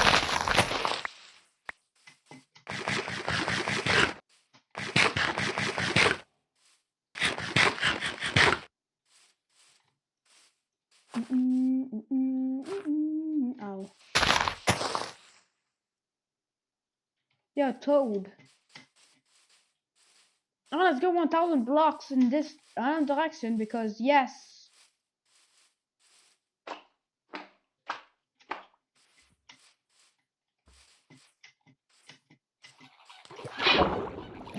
Flamingos?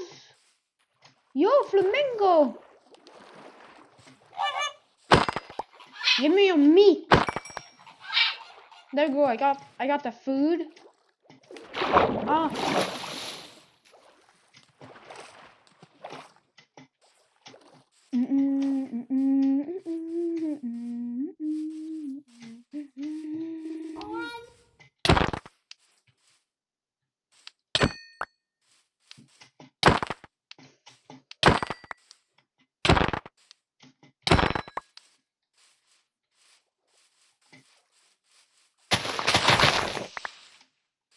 More carrots. I found a house.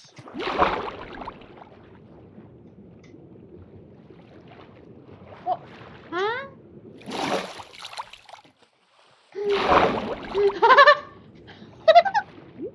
Whee! Ah, yes. I love roofs.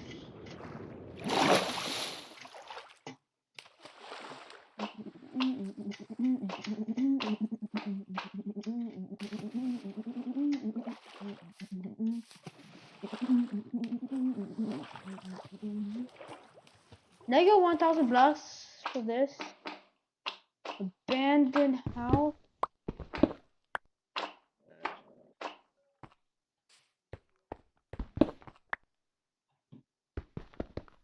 What? A blaze burner? Can you make this? Yes. You can. This will suck.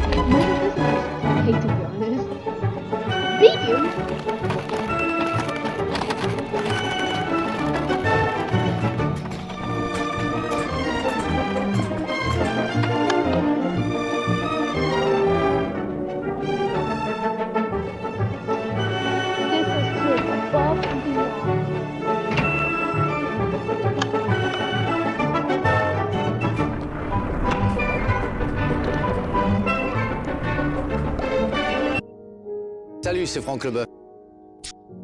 Trolling was popularized in 1572, but what if there was an even better mod that allowed creating ridiculous contraptions that ruined the multiverse? Such a mod has existed in Create Above and Beyond, which has been suggested to me since the method put result geological neon. Anyways, I have decided to play it to analyze the mod pack. It all begins in a rather unexceptional area, with a quest book introducing me to Create, but I was distracted by the fact that I could get free rewards simply by agreeing to everything, which made me skip through most of the potentially useful information. Fortunately, I was off to a good start because a generous person has unknowingly donated free stuff to me by leaving it in this unprotected area, which included some basic Create contraptions. Eventually, I will need more and more of these contraptions to make a bafflingly complicated factory to manufacture a rocket out of whatever this is, which is apparently the final goal of this mod pack. So the current order of business shall be exploring to find a suitable location for the I go by lots of names headquarters, aka the speech next to ocean resources and other resources. Notable mention, this random lake of free slime, which will possibly be efficacious presently.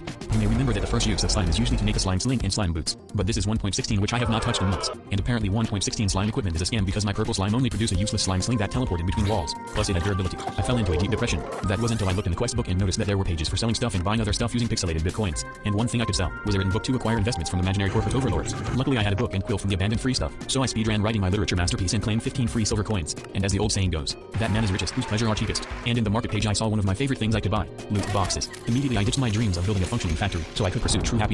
Unfortunately these loot box prices were far beyond my wealth, so I found a trade offer rewarding 32 Bitcoin for music discs sold to an imaginary DJ. But unlike these corporate overlords, this DJ was willing to accept the trade infinite amount of times. Therefore, if I farmed incalculable quantities of music discs, that will become transcendent consignments of Bitcoin. So I began preparations for music disc farming. I obtained basic equipment and began exploring caves to unearth various resources ranging from diamonds to iron to thingies left behind in abandoned mine shafts. When I returned to base, I was a gaming trillionaire, but I have been fooled because iron ore only gives 1/3 of an iron ingot. However, the Bitcoin grind must endure. While the iron was smelting, I dug 3 medium-sized holes in the ground, 2 of which were covered in trapdoors. These tunnels were then connected with a hallway with several blocks in between. When nighttime commenced, I lured a skeleton to trip and fall into the first tunnel, and lured a creeper to go into the second tunnel. I then stood here to trip the skeleton into killing the creeper to death, thus producing some music. Then I rinse and repeat it. In the end, these discs were auctioned for a grand total of enough coins. Now I could finally indulge in the finer substances of the free market, which included a corporate dinner all for the CEO of I go by lots of names, which is me. And I purchased the Barrel of Patience, which is apparently an infinitely deep puzzle with a reward at the bottom. So I decided to buy it and test the product. After approximately 100 attempts, I came to an incontrovertible realization. Perhaps the real reward was the journey to get the reward, because these barrels also gave motivational quote paper and nutritious motivational food, as well as basically infinite barrels which could be used as storage and building blocks.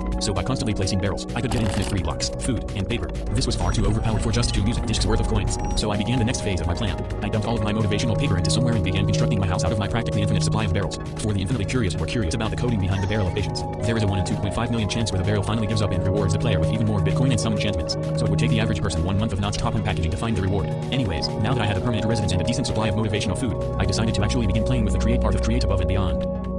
Boy, what gambling? Food. I decided to actually begin playing with the Create part of Create Above and Beyond. Before. To complete the first phase of Create Above and Beyond, I needed some basic mechanisms, which required some kelp, numerous clay, moderate andesite, and stupendous wood. I also slaughtered jellyfish to be smelted into even more slime. The imaginary voices were encouraging me to automate these basic resources using whatever these so-called contraptions are. But these resources were so common around my tropical base that I decided to spend 10 minutes obtaining them, rather than spending 1 hour to automate what would have taken 10 minutes. Anyways, the next step is to combine kelp and clay to be smelted and mixed with andesite to create a slightly more tetragonic dimensional squares, which had remarkable uses, including gears, shafts, and machine casings, aka the core of everything related to Create. I then finally created my first mechanism, completing the first gaming phase. In order to power my future factories, I would need a source of kinetic energy, which can be easily obtained by laying a water wheel flat on the ground and having a sideways river donut, reaching maximum efficiency. The kinetic energy can then be transferred with shafts and rotated around with gearboxes. But what shall I power with my water wheel? I converted my first basic mechanism into a press, which I connected to the water wheel and used to smash gold into plates for the unbelievably useful wrench. Instantly after getting it, I took down the press and replaced it with my dream machine, the mechanical and radial chassis. When powered and connected to anything with slime, it will become a fidget spinner. But since I didn't have a lot of stuff to test it with, I decided to attach the mechanical chassis to the ground. After connecting dirt to my new mechanism and activating it, the ground below me turned into a massive carousel, causing everything on it to spin in an unescapable ground tornado vortex. But I realized that my ground fidget spinner had destroyed my water wheel,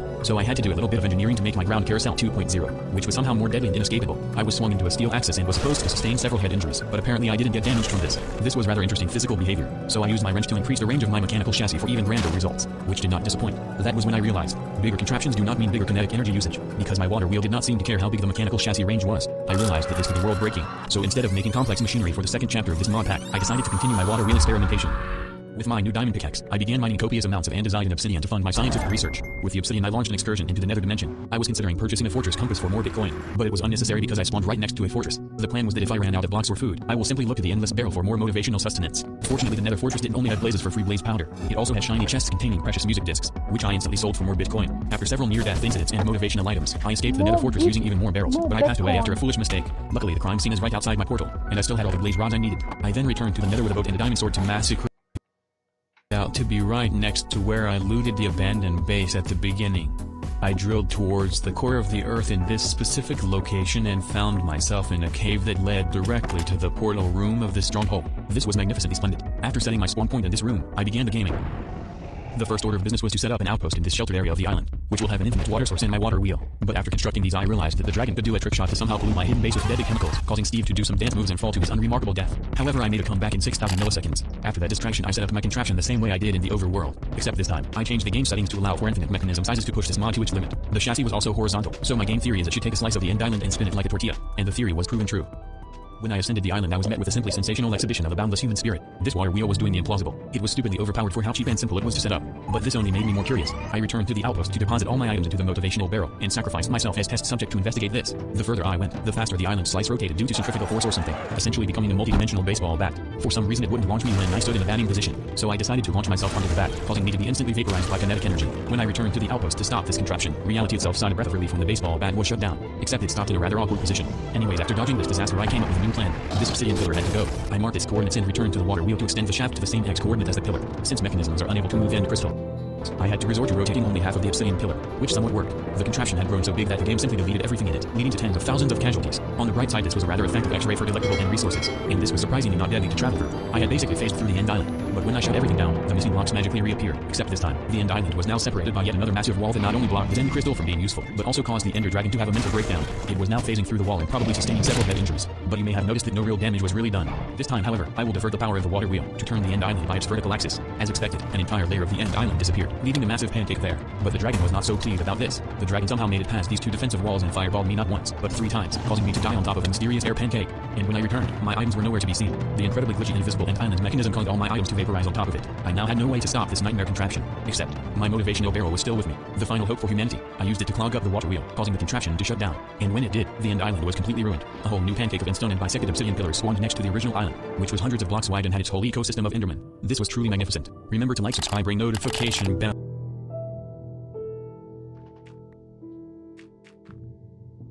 Rumors of my death have been greatly exaggerated. Hello there everyone, it's My1001 here. It's been a while, I know, I'm sorry. I have 6 amazing developers and they will be passing one Roblox game along, each adding their own updates without ever talking to each other. It's like Broken Telephone, but in Roblox Studio, starting with Luckman. I haven't told him anything. Let's see what happens. Hey, I'm Luckman, and Rodev won't feed me unless I start developing. So for this game, I was thinking about making a survival game like Minecraft. But for a game like Minecraft, you don't just need any old map. You need a procedurally generated map. But there's a problem. I don't want to do it.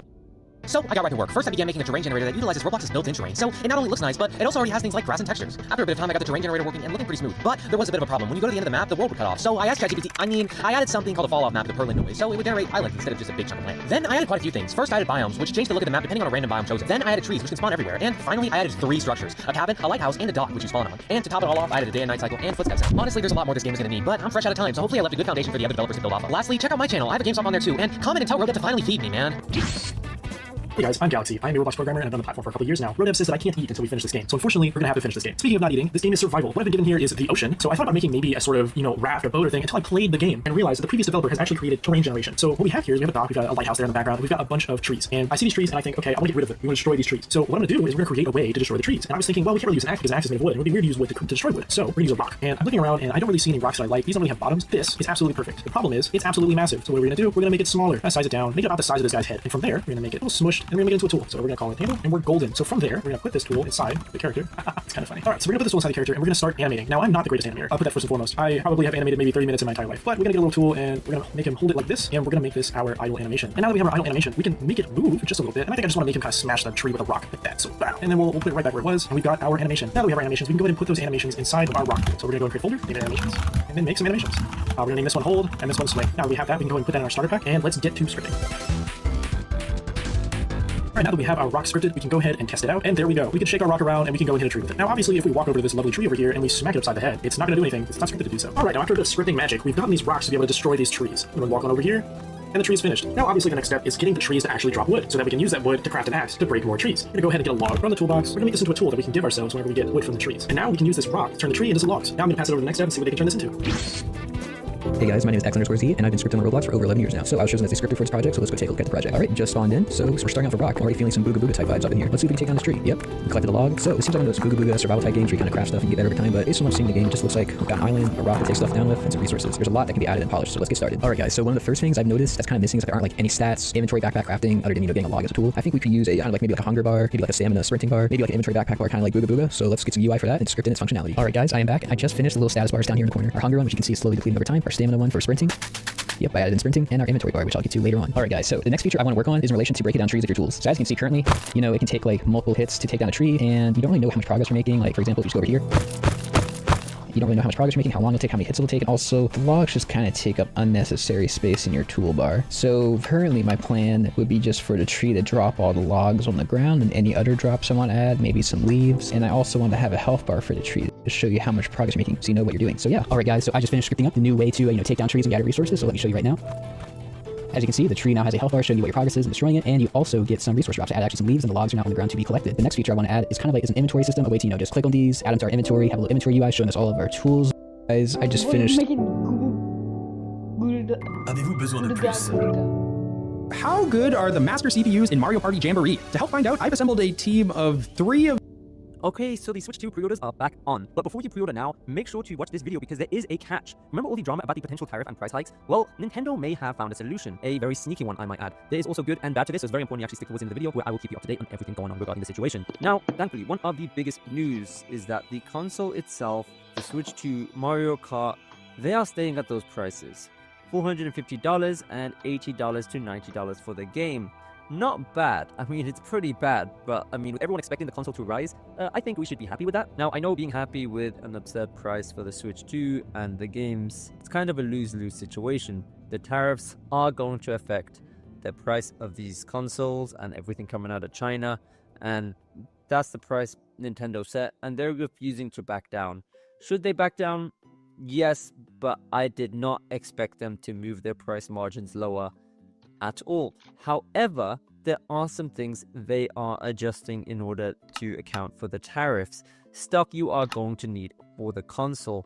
That's why I mean it's a bit sneaky, because they're not increasing the price of the console, but they are going to increase some of the things you are going to need to use the console, and we'll get into that in just a moment. So make sure to watch the whole video before you pre-order the Switch. Okay, so first things first, mark your calendars. Nintendo has officially confirmed the Switch 2 pre-orders will go live in the US on April 24th of 2025, only 5 days from the recording of this video. After all the initial confusion following the Switch 2's reveal and the sudden postponement of pre-orders due to, you-know-who, and everything, it's nice to have some clarity. But as you've already said, that clarity comes with a price tag. Now, for the news you actually want to hear about, the base price of the Switch is staying the same. Yes, for now. Nintendo's holding firm at the $450 for the console itself, and still $500 for the Mario Kart World Bundle. Look, I'm not gonna lie, $500 is a hefty price tag. But with the rumors about the price increasing to potentially $700 to $1,000 because of the tariff increase from China, because that 100% is happening, I will happily take the $500 from Nintendo.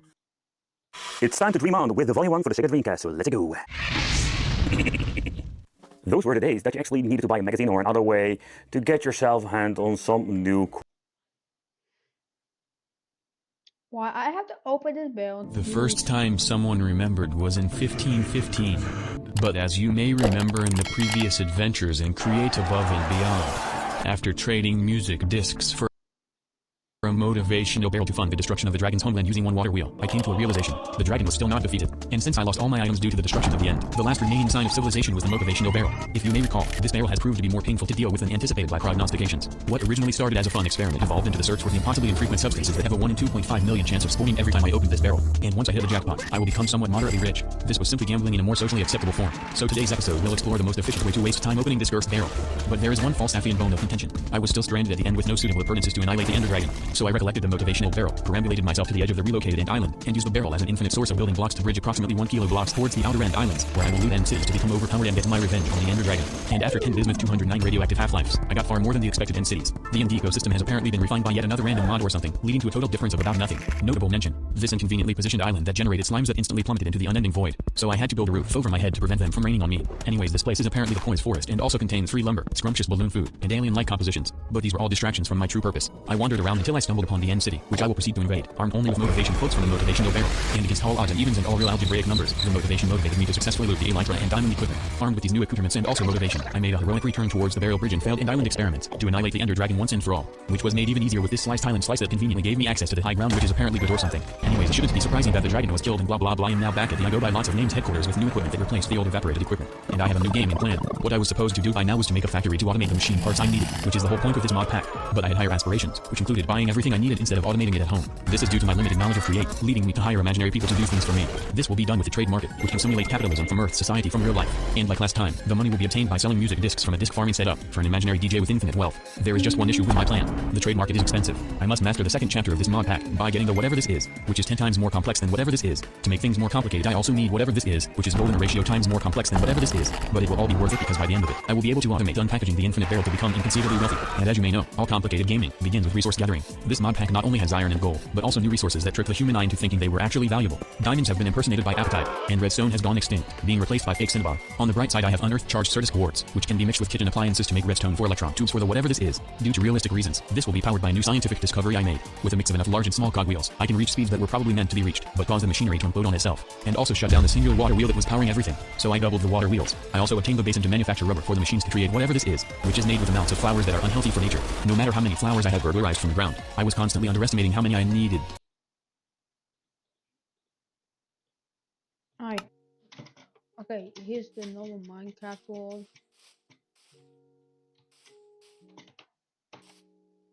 That's a village, right? I don't know. And we're gonna kill.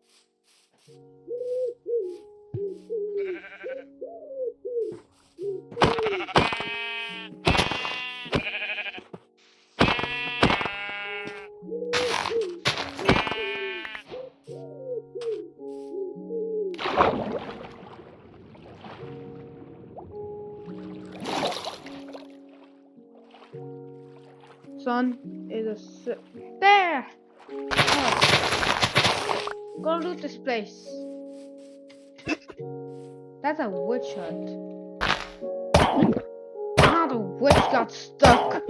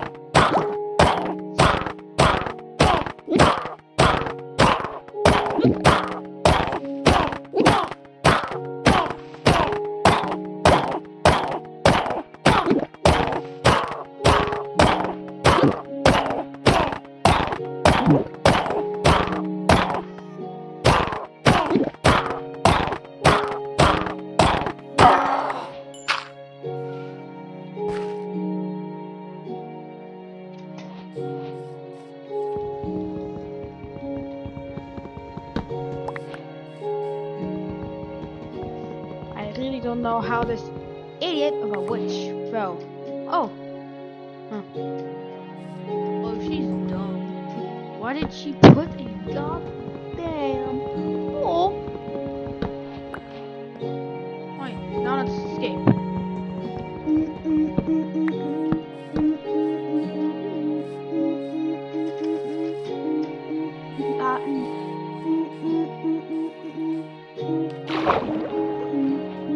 Bass.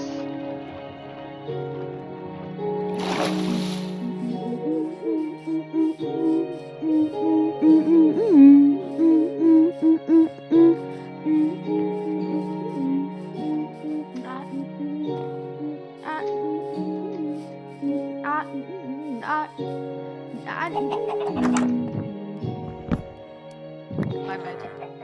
Yeah, you're unemployed also.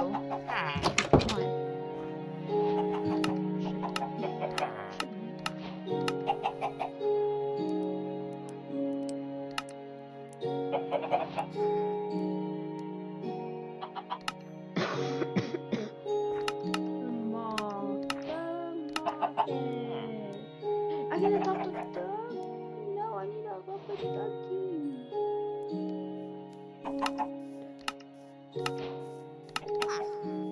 How can I make a rubber duck?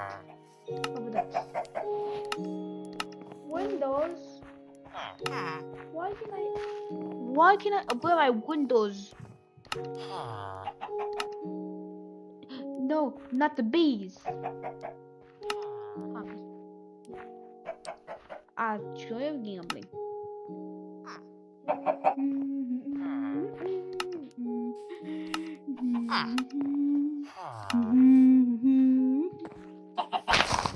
Oh, get a log. Let's show us one.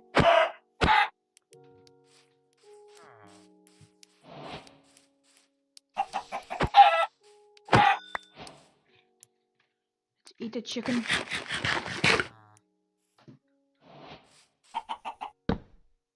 Let's craft something.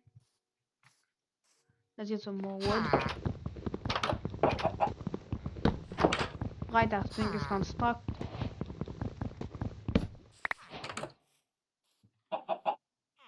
Wait, how do I use it?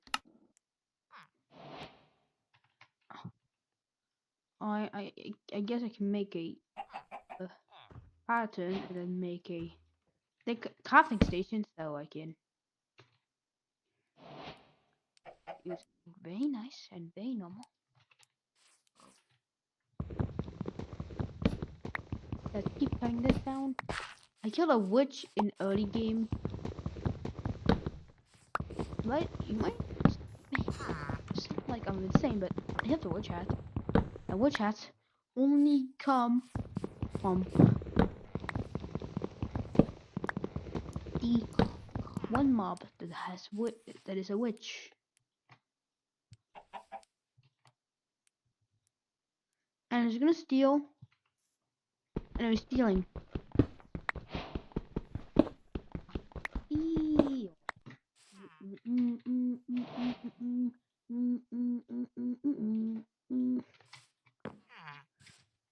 Hold up, I wanted to craft a like a stone pickaxe and then buy more two more cobblestone and then get a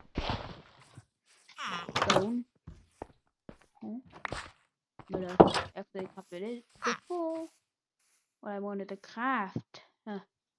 Let's make the strongest door. Getting it up like, and let's get an apple cider. Yeah, chapter 1.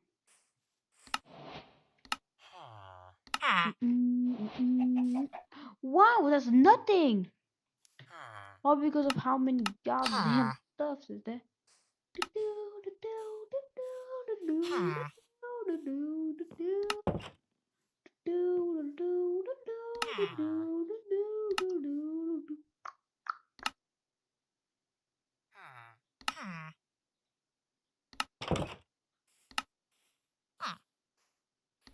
Munter.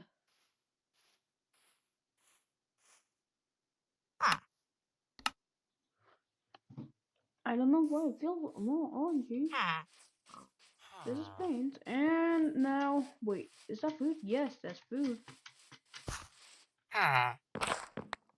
Give me a cat. So,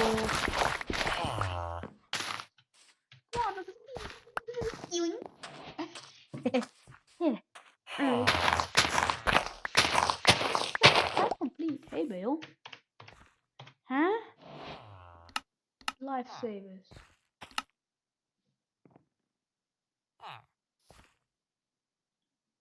Okay, take care. Nature is a compass.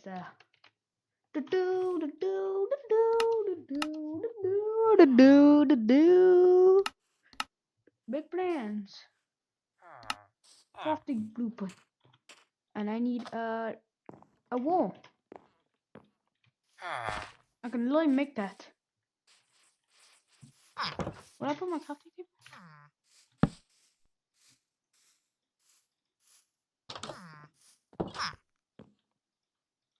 My painting.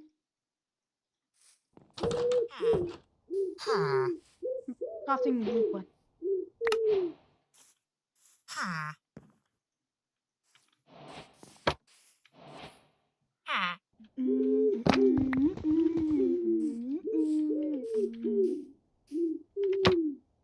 Oh, I can select one.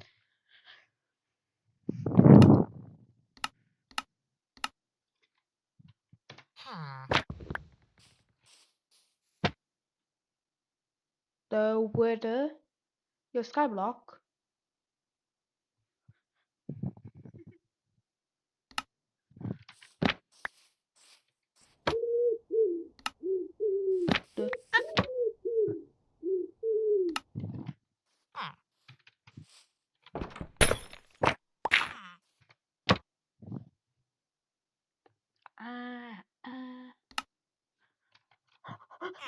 Danger zone.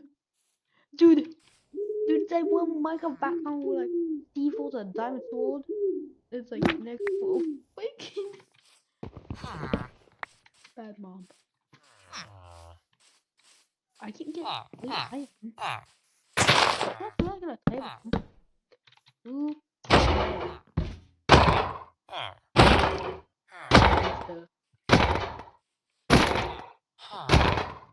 Okay, 10 damage.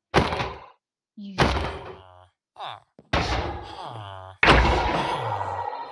GG easy.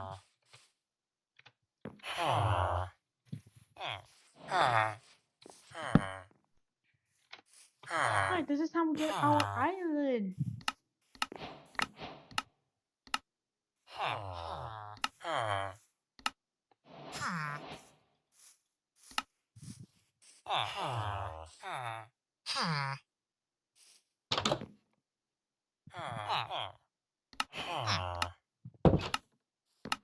Kelp.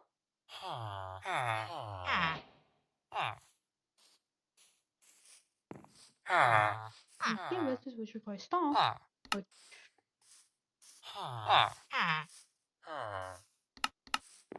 having a plan.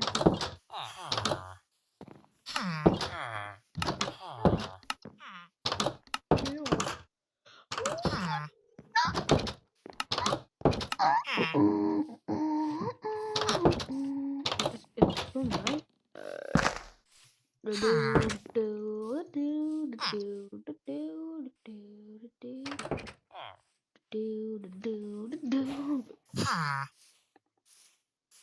Sleep. It's not your bed. No bed. Anyways, we need a lot of stuff, to be honest. Kelp stand, andesite.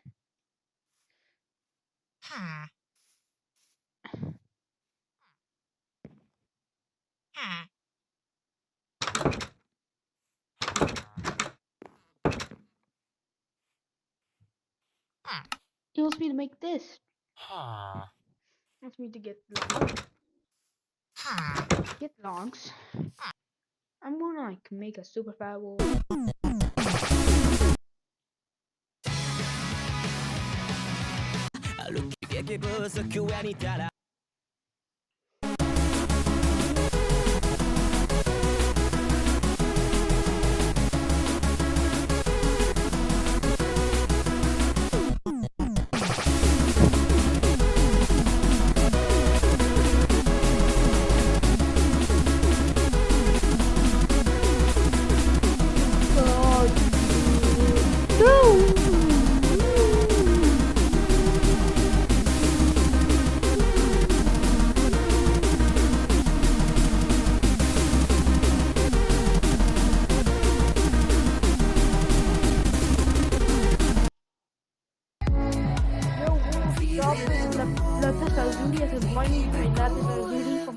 I'm going to turn this lapis lazuli into a very sharp knife. That is cut like a dream. Oh, that's so thin. Why use a material that's extremely hard to work with? Because I'm on a quest to find out which material makes the best knife. I've tried everything from obsidian to meteorite and had results ranging from awesome to awful.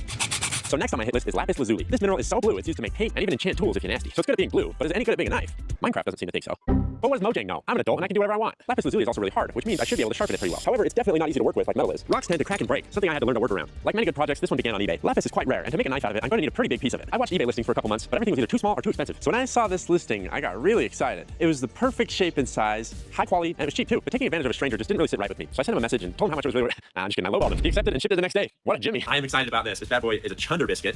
Whew, that is nice. This is a big piece. I'm told the little golden flakes in here are pyrite or fool's gold. So basically I'm rich. I played my fair share of Minecraft in my day and mined plenty of lapis lazuli, but I've actually never seen it in real life. When I told my friend about this project, he said he didn't even know it was a real thing. What an idiot. It got me curious. How many of you guys are idiots too? Let me know down in the comments. Just say I'm an idiot. Wait, don't say I'm an idiot. Say that you're an idiot. Okay, that was about as good of a cut as I could ask for. What I like so far about this is that it is just solid blue. Like even though this is paper thin, there's no light getting through it. So even when I sharpen this knife, it's gonna still be really dark blue, which is sick. I'm excited. Now, if I adjust the angle here, the water jet starts tilting there. Now, this is why you get the 5-axis water jet, ladies and gentlemen. Also, make sure to like and subscribe. We're trying to hit 20 million subs by the end of the month. Alright, I don't want to brag or anything, but I eyeballed the shiz out of that. Look how thin this is. Alright, I'm thinking this is our final shape here. You can see it's a nice Tonto shape. I don't know, something about these knife shapes I just enjoy. But also I think it matches the crystal gemstone vibe that we have here. I think that's a good shape.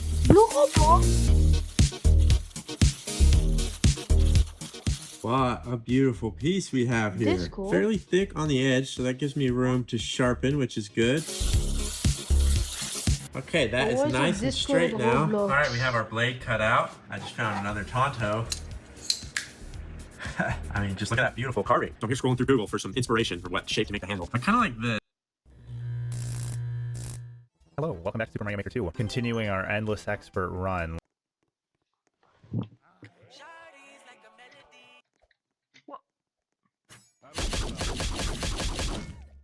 Dude, fuck you.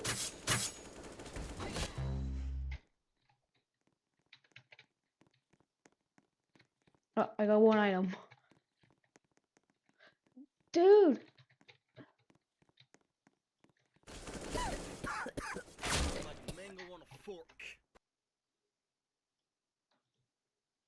Roblox, why did you put fucking Discord live stream? I'm getting like boom every time. Every time I do this, boom. Dude, it's annoying me. I'm playing a game which is high paced and not slow. And then why am I lagging? You eat the contra.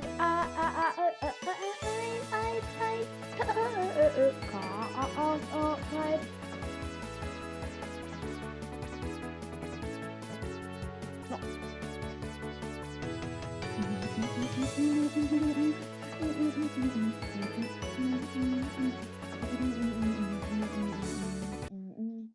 I hate Roblox. Over the past few years, Mojang has gradually been changing Minecraft Bedrock's UI. I actually really like the old UI they used for Bedrock Edition, but they've been rolling out a more modern look to it. However, this new UI, especially the recent changes to it, sucks. So in this video, I'll be talking about the new UI and my problems with it. Alright, let's talk about the elephant in the room. This new play screen sucks. They removed the Friends tab, gave realms its own section, and added a collapsed menu in the corner. This is terrible to anyone who wants to host worlds, since joinable worlds are hidden away in a collapsed menu that gives no information about the world, giving people no incentive to join. What really sucks is, unlike before, it gave you everything you needed. It gave you the world name, the person hosting the world, how many people are on the world, and even the version that the world is on. All of these things, especially the world name and the person hosting the world, are very important things that should just be taken away like that. Literally all you can see is someone on your friends list is in a world that you can join. Except that sometimes doesn't even appear when someone's on a world and you have to use game bar. Even if it does show up, sometimes they'll put you in a completely different world upon joining. This bug has existed in 2020, but they fixed it a year later, and I guess it's back now? Now, it nearly isn't as bad as it was before, but it's annoying that this is back. The friends list menu is also super messy. Your friends seem to be listed in a completely random order instead of being listed alphabetically. Additionally, searching for players suck. If you're just searching for someone's name, it works alright. But when you want to invite someone to your world, it loads absolutely every possible username, loading potentially hundreds of results at once, which takes roughly 30 seconds, which in the end only shows 5 results. This makes inviting people to my world, specifically Kit PvP, which I have to invite a lot of people for, incredibly annoying because I have to search for people's names to invite them. But that's not all. They replaced the friends menu with a whole tab for realms, which most people don't even have realms, so it's just a whole page promoting realms. Let me ask you a quick question. What was wrong with the old UI? The old UI showed both friends and realms, and it was perfect. It promoted realms, which Microsoft probably wants, and the friends menu was perfect. They did not need to move the friends list for this. Now the realms menu does look pretty sick, but that's all there is to the menu itself. Realm stories are pretty cool though, but the UI lags my game a lot when I try to open one. This has to be another case of the UI trying to load every story all at once. With the removal of the friends menu, land worlds are now in your worlds menu, which makes less sense than it being in friends. And there's a whole button to hide it or not. I don't know, they could have just added this to the friends menu? Now it's time for the world menu itself, which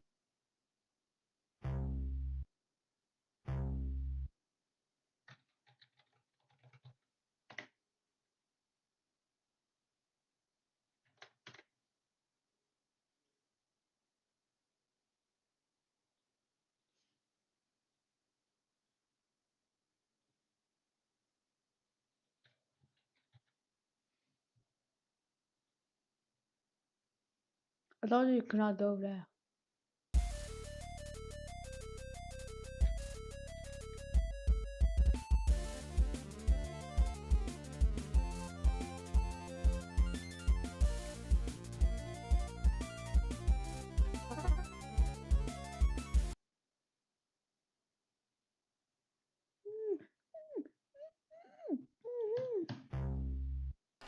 I have a chair, a Bible.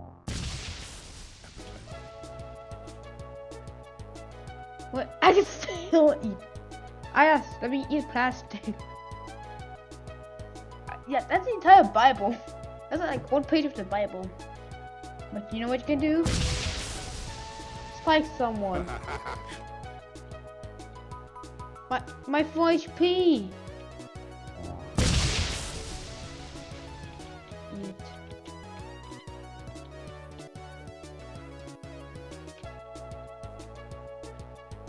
Super screenshot. Bah. Use the Bible. Womp. Which I think it's alright. It's just annoying to view your worlds if you have a lot of worlds because they added pages and they made it so you can't delete your worlds in storage settings anymore. But that isn't as bad as the new edit world screen. Editing a world is horrible now. Firstly, the new UI doesn't even provide descriptions to your packs, which the old UI did. This is super annoying because I have to go back and test each pack or go back and delete the other versions of the pack just to find the correct one. I bet this is super annoying for pack makers when you have multiple versions of your pack. But that isn't even the worst part. The most annoying thing is when you specifically type the letter E, it stops typing. How did this lie to existing in preview? The letter E is one of the most used letters ever and it works fine with the old UI. Now, I'm not sure if this happens for other people, but it's so annoying. It should also be clear when you're editing your world settings so you have unsafe changes and an actual place to save them. The only way to save them is to back out of the world, which I feel should have been more clear. All they need to do is literally add a notification asking if you want to save your changes at the action bar area and it'll be good. That's all they gotta do. The world name now is only relevant to you since other people can only see what world they're in after joining. And the new UI is also blanded things you can do to the world name. You can't color your world names anymore. For example, these symbols used to color your world names just doesn't work anymore. Also, with this new UI, it feels like you scroll way too fast compared to the old UI, which makes viewing your worlds annoying and inconsistent. But the worst thing about this UI is the fact that you cannot go to the old one, and it's slowly rolled out to people, which I find really annoying. In preview, there's an option to go back to the old UI, which I feel should have been added to the main game. Except in preview, this button just doesn't work anymore, and they deleted the page where you could give feedback on the new UI, so I guess this is final. It's also much more difficult to edit this UI with texture packs from what I know. They really making us suffer with this new friends page. Anyway, onto the new create world screen, which is worse now. The create new world button is smaller, and it's now a huge promotion for add-ons. Why add-ons? Why not at least worlds? You have to go all the way down to the bottom to actually view marketplace maps. Also, your own imported world templates are lumped in with your marketplace owned templates. And lastly, with this whole main menu page, we have the new servers UI, which I think is fine. They just made it so you can't see the number of your ping, which I don't care that much, but I'm still asking why. They made it so you can't see the number, but it also takes longer to calculate your ping, which I think is very ironic. Besides that, it's fine, but I prefer the old UI. I like the activity section they have now, but I will miss the screenshot section they had before. Also, like I said earlier, it feels like you scroll way too fast compared to the old UI, which makes viewing things annoying and inconsistent. Now it's time for the marketplace. The marketplace's UI is still mainly the old one, but they've been tweaking it a tad bit.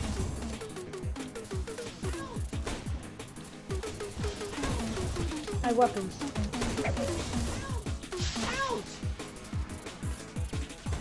Full sword. Oh no!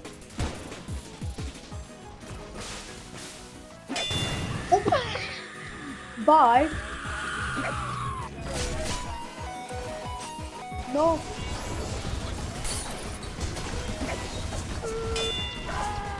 He died.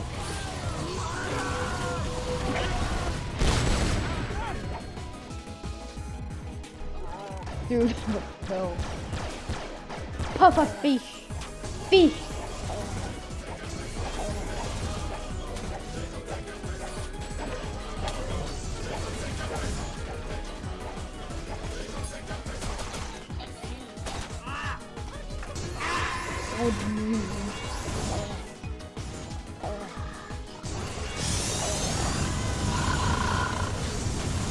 Yes. What does it have one leg?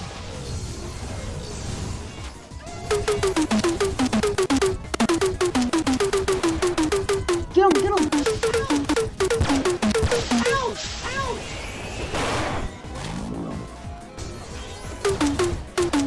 Oh yeah, this guy! Get him!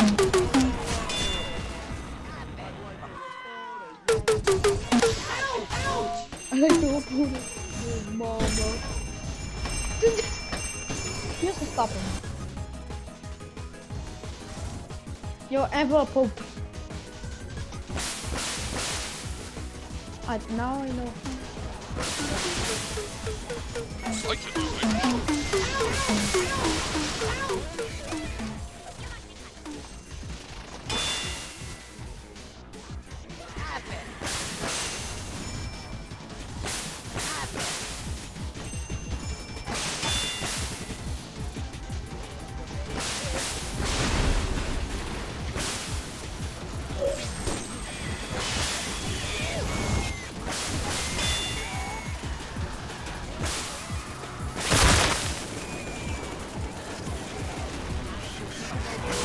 This guy has Michael P. Kill him, kill him. Oh, Envel Propane. Yes. Oh god, kill him. Thank you, Adidas. Get killed by monsters, cool.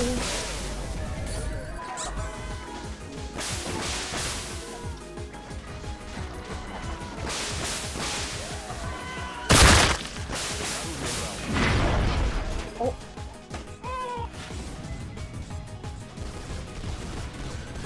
Alright, we have to get him.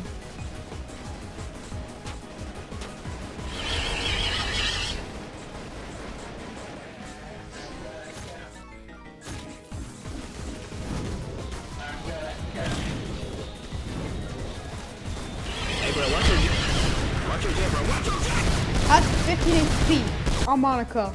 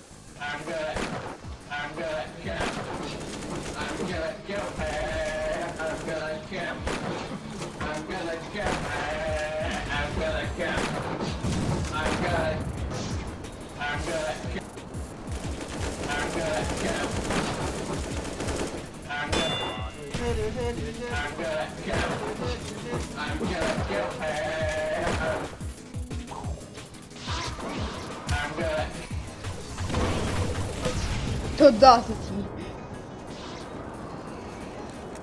This guy is just reloading. Get him! Quick!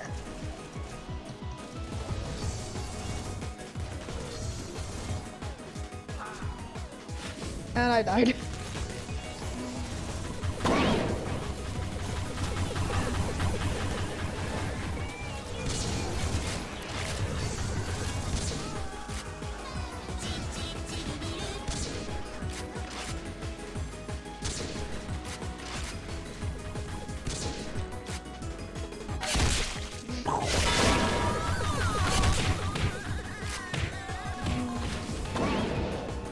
Fun.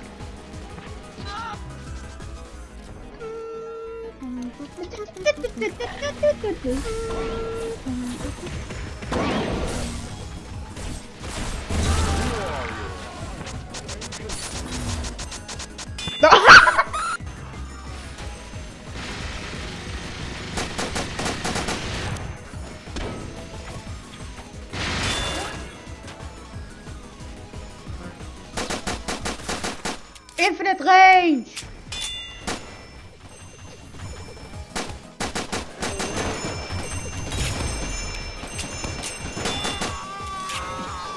Nice show.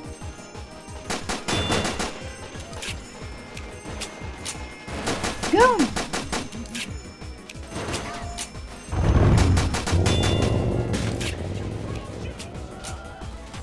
SCP, das SCP hat es gelöst.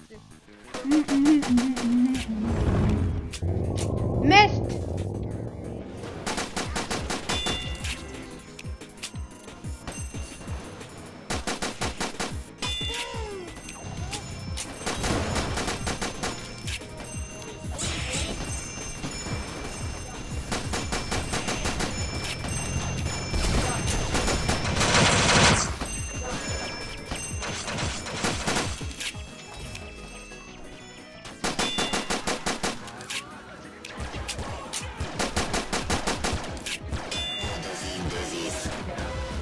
I survived because I got a kill. Blows up.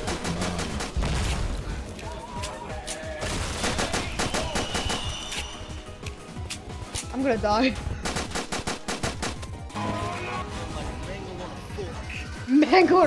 Mango on a fork. I immediately died. Dude, I immediately died as Zop.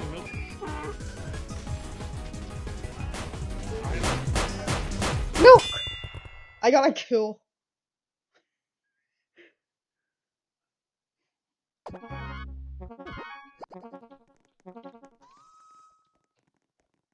Alright, do the parkour.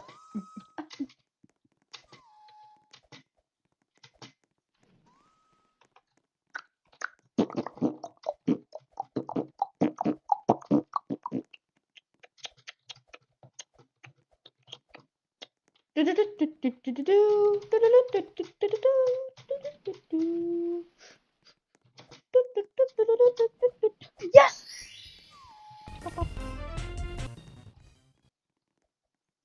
Go. Vote.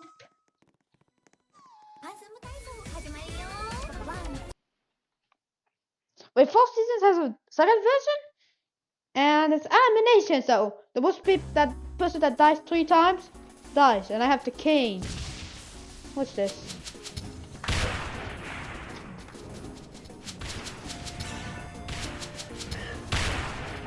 What has a Bible and myth?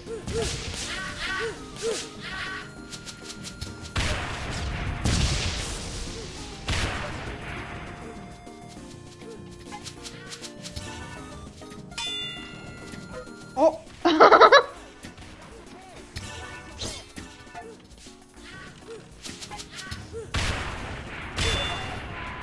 Take that.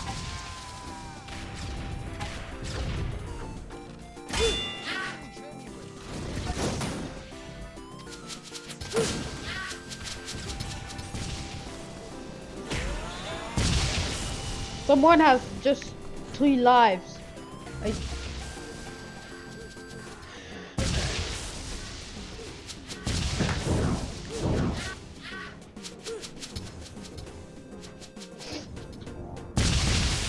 God. I have 1 weapon and Steve War.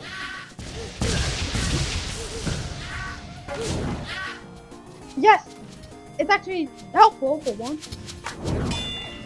Oh, get Bible. Yep, get Bible. I'm dying slowly because of the.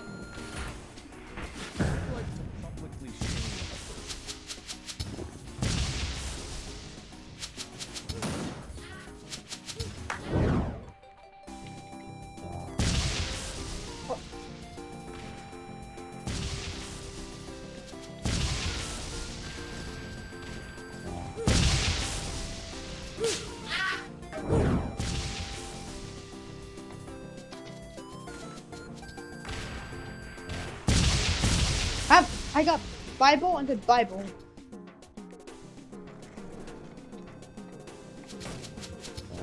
Get Bible! Bull took a lot of, he took a lot of damage. Lot of damage. Oh, I eliminated someone. A single person died. So that I can win.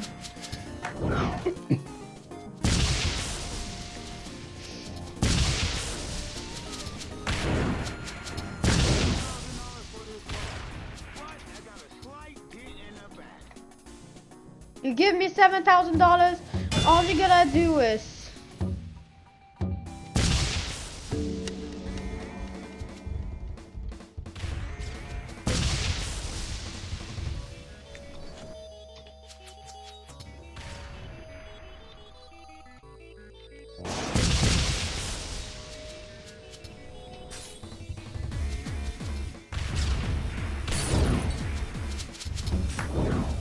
why is it only going from me?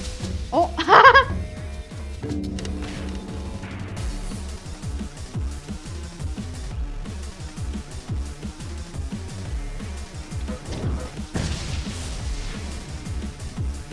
oh, how?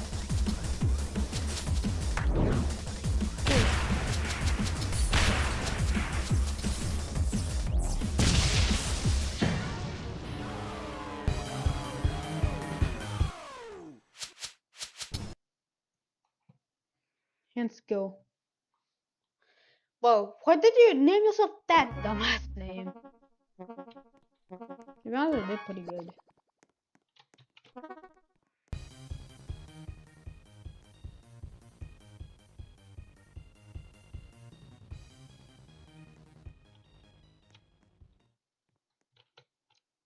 Game theory?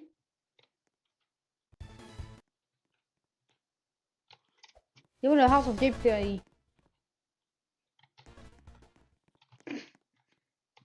Ah yes, the house of game theory.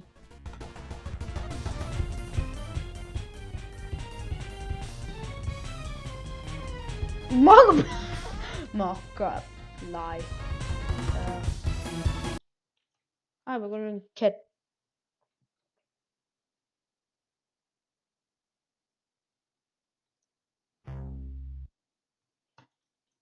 No more. No jump. I sacrifice my little jumping ability to be so much annoying.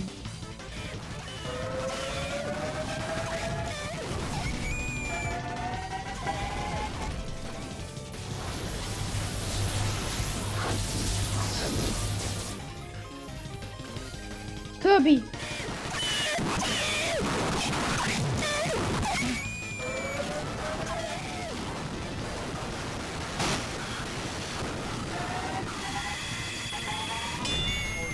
Died.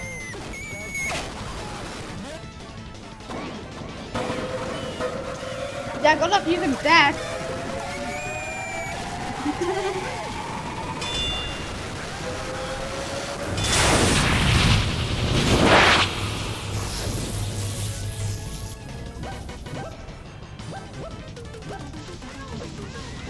I have a single weapon, but I can steal.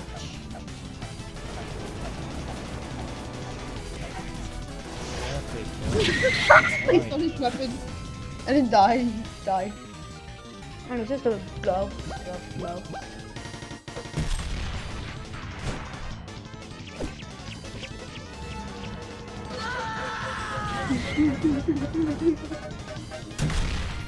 Oh, yeet! Eat us!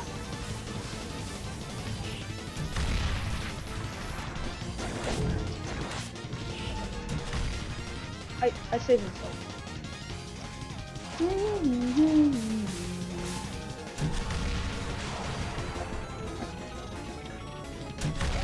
No. Audium.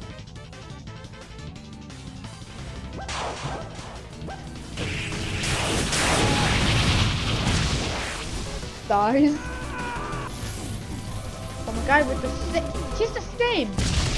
Oh, dies.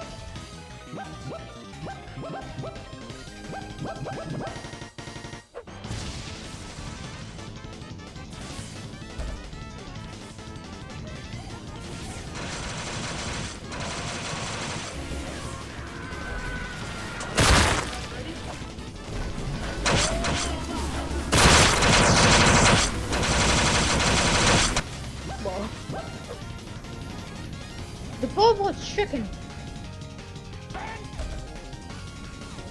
I'm gonna bounce someone.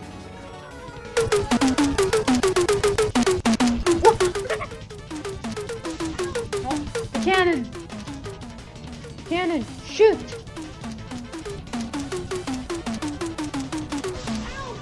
Chicken, go! Oh, bye, chicken!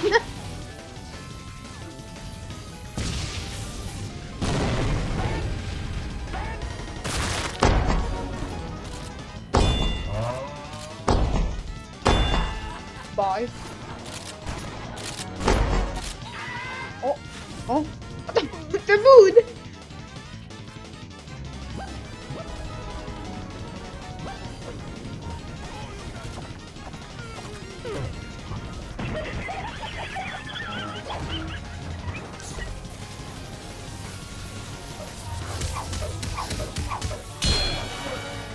He's starting to die. He flipped. What a ice cycle?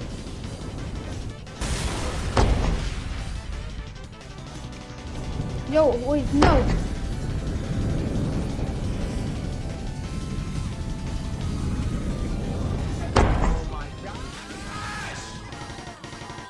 He's slow. Yo, French soldier. Let's soy.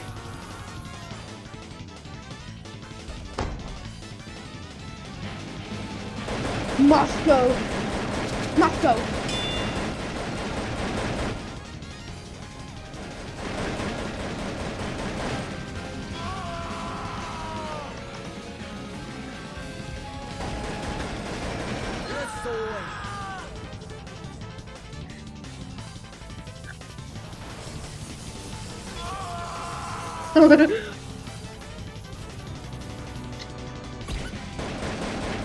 My name is Eminem and I like to rap.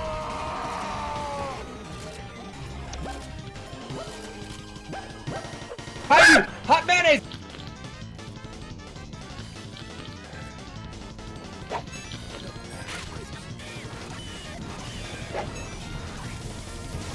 Knuckle sandwich. Knuckle sandwich. Knuckle sandwich. Knuckle sandwich. I got called by someone else and it died.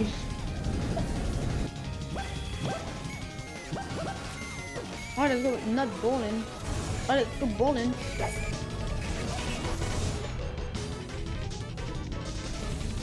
All I have is a nut. Nut. Oh, explode a nut.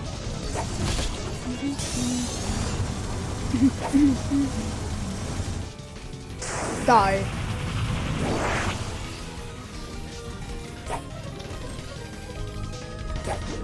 Johnny.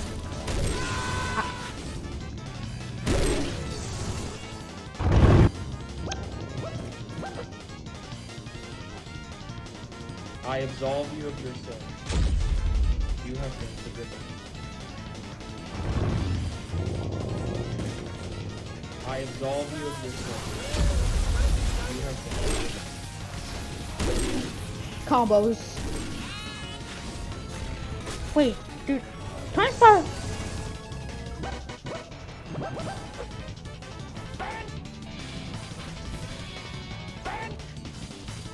I'm gonna ban him. Ban him, ban him.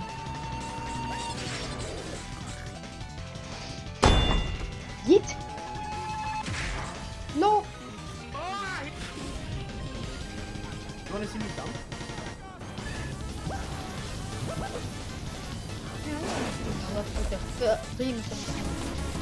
Fire, fire, fire, fire.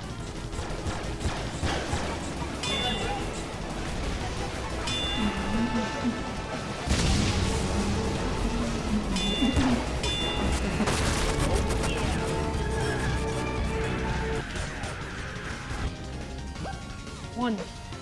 End. Oh.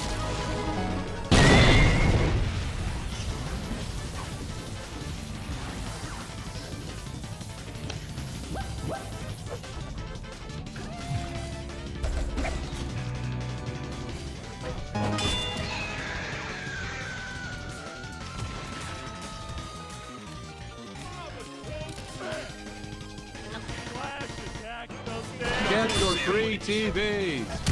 Get your free freaking TVs.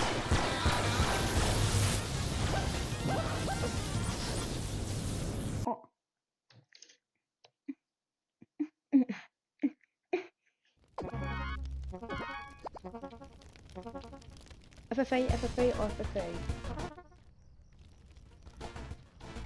I'm just is FFA. This bird stays.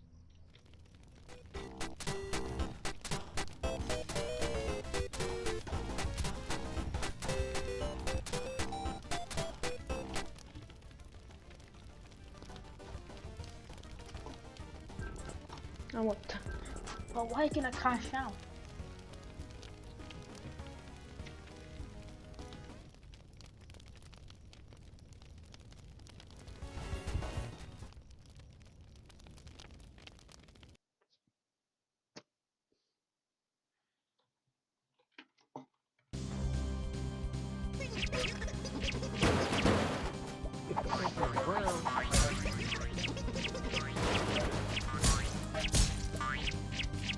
Come on.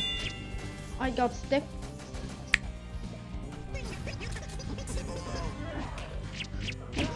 Oh. He has a gun. Right. throw grass whore in the ocean. You go fishing. You fish until you get tired, then you sink. You swim until you drown. You swim until you get hungry. Throw grass whore in the ocean. Grass whore. Did you book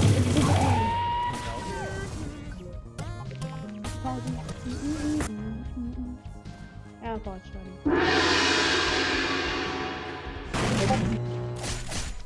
Oh. Yeah, more speed, but you lose a leg. Just yeet.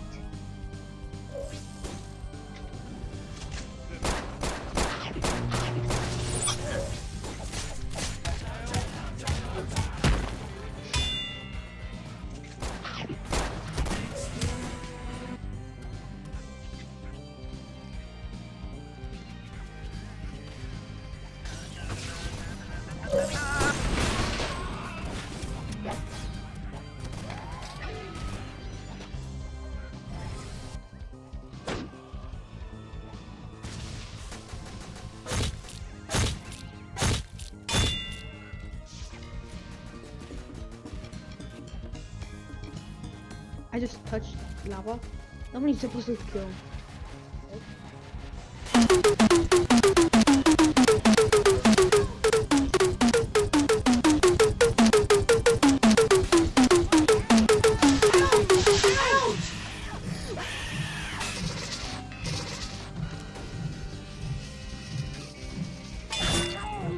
Weak.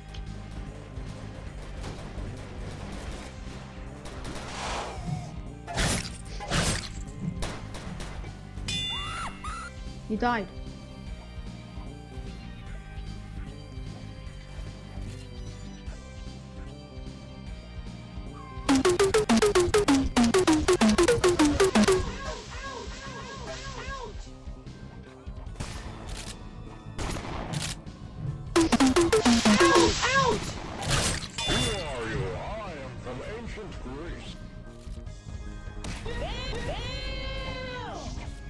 And then I died because of the ragdoll. Oh no.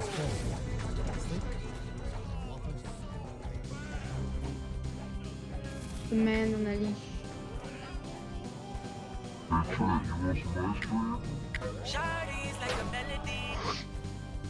Get iPods.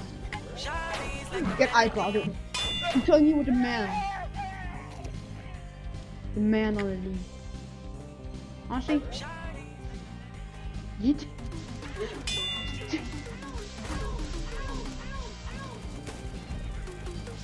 Just hide.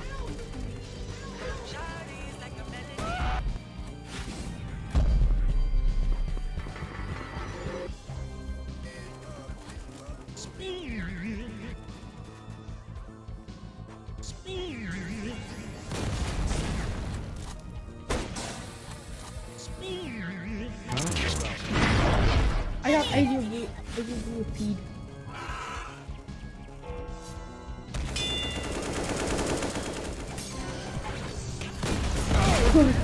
Kill him.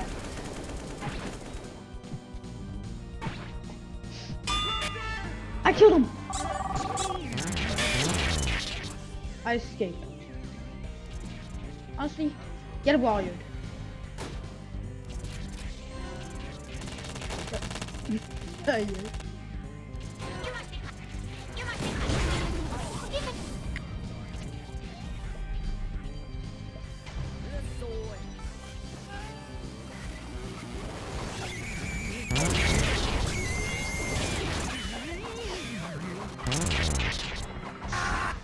Soy.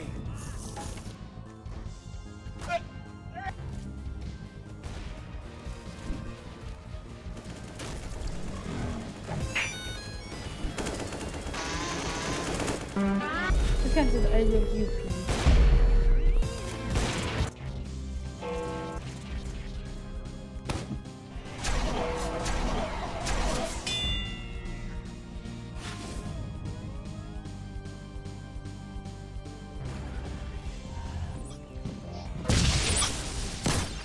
I have 2 guns.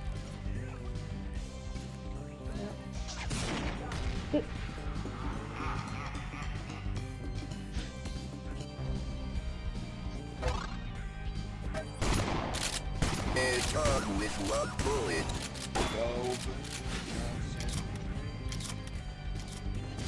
A gun. It had a gun. Yes! I killed his 32 steak.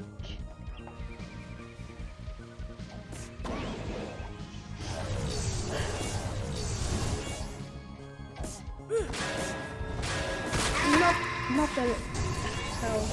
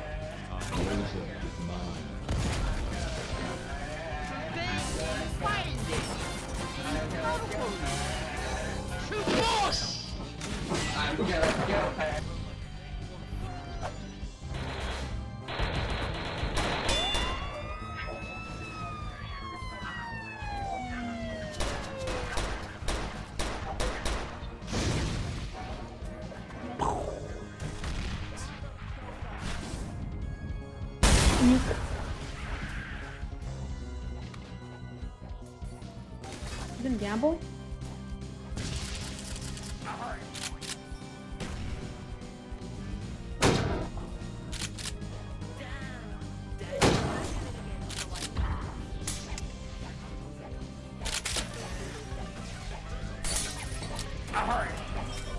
No.